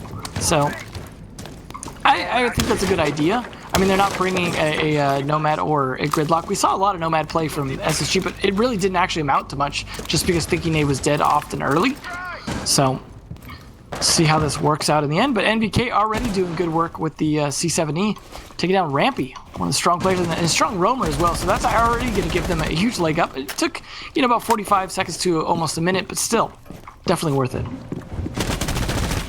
Top 4 control well established here for EG, whether they know it or not. Continue a lot of wood all the way. barricades. Yeah, it's a time-wasting factor. It's quite significant, actually, in this meta. Each of those barricades takes, like, about a mag, and then also a good chunk of your time. Thinking Nade will get NVK, so the bounce back here for SSG. They have now brought it to even man count. Nicrox, though, responds on to Thinking Nade, and Canadian's also been down. This is site control, effectively, for EG, if they can get out of the freezer. The flank from Fultz going on. Bosco, the solo anchor right now. He's got a lot of pressure on him. Canadian's unlikely to be recovered at this point. He's kind of stranded, and there goes Fultz on the roam, putting more pressure on the anchors. The Canadian does get picked up by Bosco as the site pressure is alleviated by Evil Geniuses in order to focus on the flank. Speaking of, here comes something resembling a flank from Spades. He isolates an angle on one of his known enemies. EG successfully into Meat Locker. They have to get out of it. That's the tricky bit. Once they get out of the bottleneck, it becomes easier. Castle spotted there. Or not Castle, rather. Canadian spotted there, and he'll get one before being felled by Modiga, so it's all on Bosco. He's got C4 in hand, though. It is unsuccessful. Good angle onto the window. He can at least cover this. Gotta be very careful, though. It's all about timing of the angles. Nade will miss. Push from the bandit. It's very dangerous. Window's not watched, though, and Diffuser is down. Young on the floor. It's all on Modiga in the 1v1. Bosco's been on fire for this match, and he reads it perfectly. He'll get the 1v2, and SSG will finally take the match. Impressive attacks, though, from EG, despite the loss there at the end. Bosco maybe just a little bit better, but that's all it came down to. I gotta say, we're thinking the whole time that Canadian's not going to get picked back up. He gets picked back up and then immediately gets a kill before being traded finally. So that right there definitely helped Bosco out a little bit on top of, him obviously having great plays. He also was able to creep around a little bit better. That nice 3-speed crouch walk. That's like one of the first bandits we've seen. We don't actually see a ton of bandit anymore, with Kaed and playing things like that. But with Kaed band, I can see why we did get to see it this time. So nicely done. Gotta bring the right tools for the job, that's for sure. A really good match there from SSG overall. It was looking a little scary for a while, to be honest, with EG making that comeback, but it just didn't happen in the end. Yeah, I think SSG probably could have closed that out a little bit sooner, but it was really some decent attacks from EG overall. Good droning and teamwork. I would have loved to see that level of teamwork on their defenses. They definitely tried a few times, but it just seemed to get picked apart a lot of the time. Whereas EG on attack definitely looked a lot more coordinated. Obviously, they have a bit more intel because they have drones. It's something they didn't have on defense. Maybe just I saw them trying to bring a bit of extra intel on their defense to try and help with that. They bring bulletproof cameras, they bring Maestro. It didn't seem to be enough for them to really kind of feel like they could control the map, and definitely much more so on attack. So it was good to see, and it was nice to see a contrasting attacker-sided match instead of it being just all defender-sided on Cafe today. Well, we've got the interview, and it's going to be with a Lycan, so we'll jump right into that. His thoughts on this match. How's it going, Lycan? Hey, how's it going? Good. It is just dandy over here. Thank you for asking. A pretty strangely attacker-sided Cafe. Was a little bit of a weird one, but you guys managed to take it in the end. Now, my first question actually does not pertain to the match. I mostly want to take a zoom out a little bit here. You guys, through the second half of the season, have thus far gone completely undefeated, but your last opponent for the season is TSM. Are you gunning for that complete perfect second half? Is that in the plan? Yeah, like I said before, we weren't really anticipating being able to take first place like we have that opportunity now because of their game today. The big thing was like us just trying to play our game and just try to improve as individuals and try to like win online games. Like we've had that problem in the past. So with the win today, we actually have made it to the point where we have scored the most points any player on our team has ever made. It was Troy with 27 points before, so now we're at 29, and the rest of us was painfully a lot lower than that. So we're like really excited with where we are as a team. And you, I guess, in like perfect fashion, again with your last match being in TSM, if you guys really want to, take that first spot, then I mean it really does come down to like the perfect kind of setup where the two top teams get to play each other at the end of the season to figure out who takes first position. That'll be, I'm sure, a really exciting match when we eventually get to it. I'm definitely looking forward to it personally. Yeah. So this match, you know, I've talked about this a little bit in the past. For me, it's always kind of been this kind of abstract thing. Sometimes we get teams that match up against each other in a certain way where it's either attacker or defender sided, and sometimes it doesn't have anything to do with the map, strangely. You know, we've got maps that can be more rigid. What do you think it is that caused this to be so attacker sided, where EG even had that like a second wind, I'd say, on the second half? I don't even know. That's a really hard question, to be honest. I think me neither, man. It came down to like some interesting things that they were. I honestly think they played really good on attack in the last round. Obviously, like Bosco was able to clutch up, but I think it was more of like they were doing things that we didn't expect, and then like the communication wasn't on par. Like communication on attack was insane, but it kind of started falling apart a little bit on defense, and they were able to like pick us apart in some places where we didn't expect. So I do want to say like hats off to them for their attacking. It was really good. All right, so just a case of solid attacks for both teams. I mean, sometimes it pans out like that. So last question, you guys have been looking really solid, and you've been gliding, and you didn't get that punch from, like, sometimes after winning a championship or a season final, teams get a little bit land drunk and then they start to teeter off. What would you say is it that makes you guys maintain your glide? Because again, there's the lack of trip ups since winning the Invitational, to me, has to be the most impressive thing. Is there anything, like, you don't have to tell me your secrets, obviously, but what do you think is like a person or like a certain function that you guys do as a team that has allowed you to be as consistent as you have been?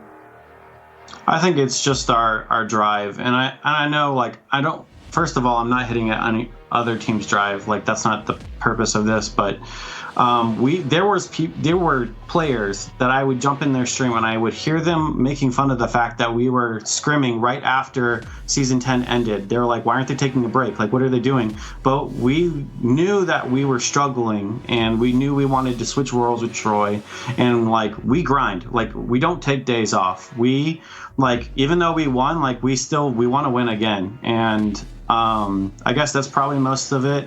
Like I said, I don't really want to take that as like a bad thing to other teams. I think it's just like a big shout out to like how we act as individuals. Like, we're not trying to like take a season off because this season doesn't mean anything. And I'm not going to get into people who say that, but you know, we want to win, and we are going to do everything it takes to win. Something to aspire to. And thank you for you and your team for setting up those standards for yourself, as others can seek to hit that goal now that they know that it is something that, honestly, like, you've got to go for it. And it's an impressive mentality. Thank you for sharing that with us, Lycan. Well, do you want to say anything to the stream before we end the interview? Same thing as always. Everyone that's here, thank you so much. The people that stayed to the last game, you guys rock. Any team you support, thank you for being here. Thank you for following Rainbow Six. And the last thing, always, stay home, stay safe. Always nice talking with you, Lycan. Bye-bye. Yeah, you too, man. Take care. Well, glad to hear they're not, as you put it, land drunk. Oh, I love that term. I can use that. It's happened a lot to many teams, though. I mean, like, really? I'm not going to name names, but it's happened in our I'm going to name Empire. They definitely have been struggling since their land success. There's a couple other squads that have had moments where they will take a win on a LAN and then suddenly it turns into a really bad season in regular season. But MVP goes to Bosco for that one, and rightfully so. I mean, the rating speaks for itself.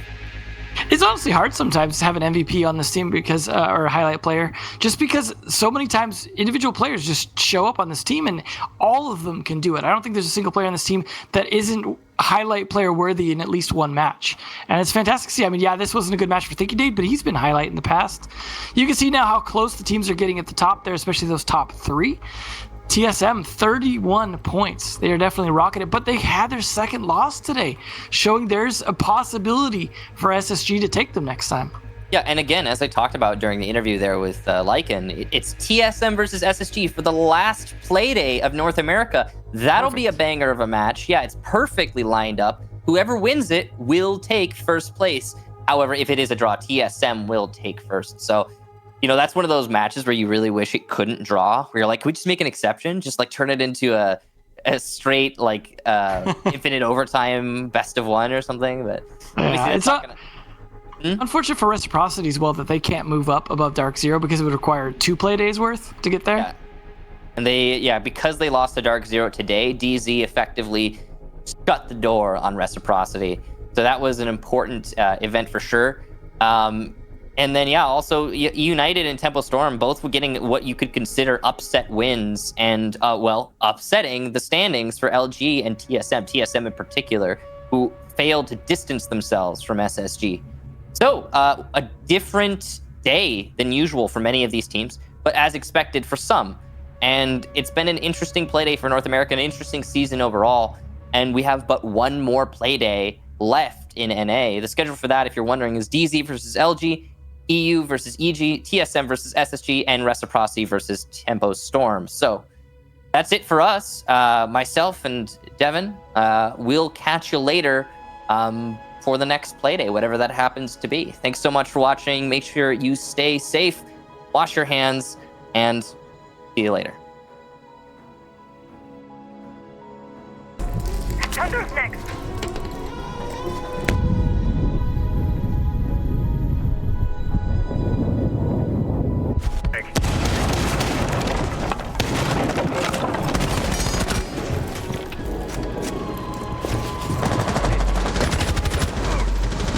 Bomb diffuser. 10 seconds to go.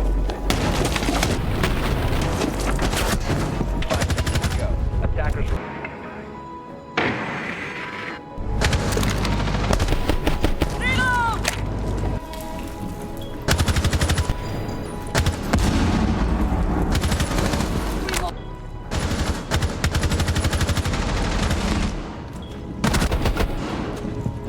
Cover the diffuser. Attackers. 10 seconds left. 5 seconds remaining.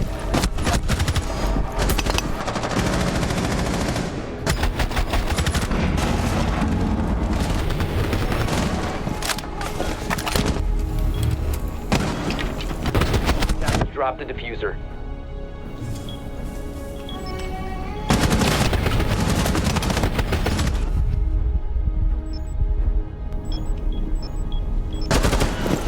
Seconds remaining. 5 seconds remaining.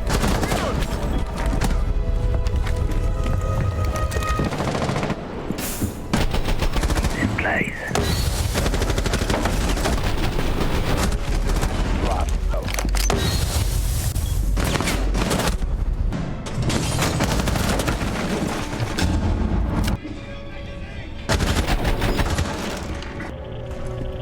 Bomb located by attack. Moving Filipinka. Get out.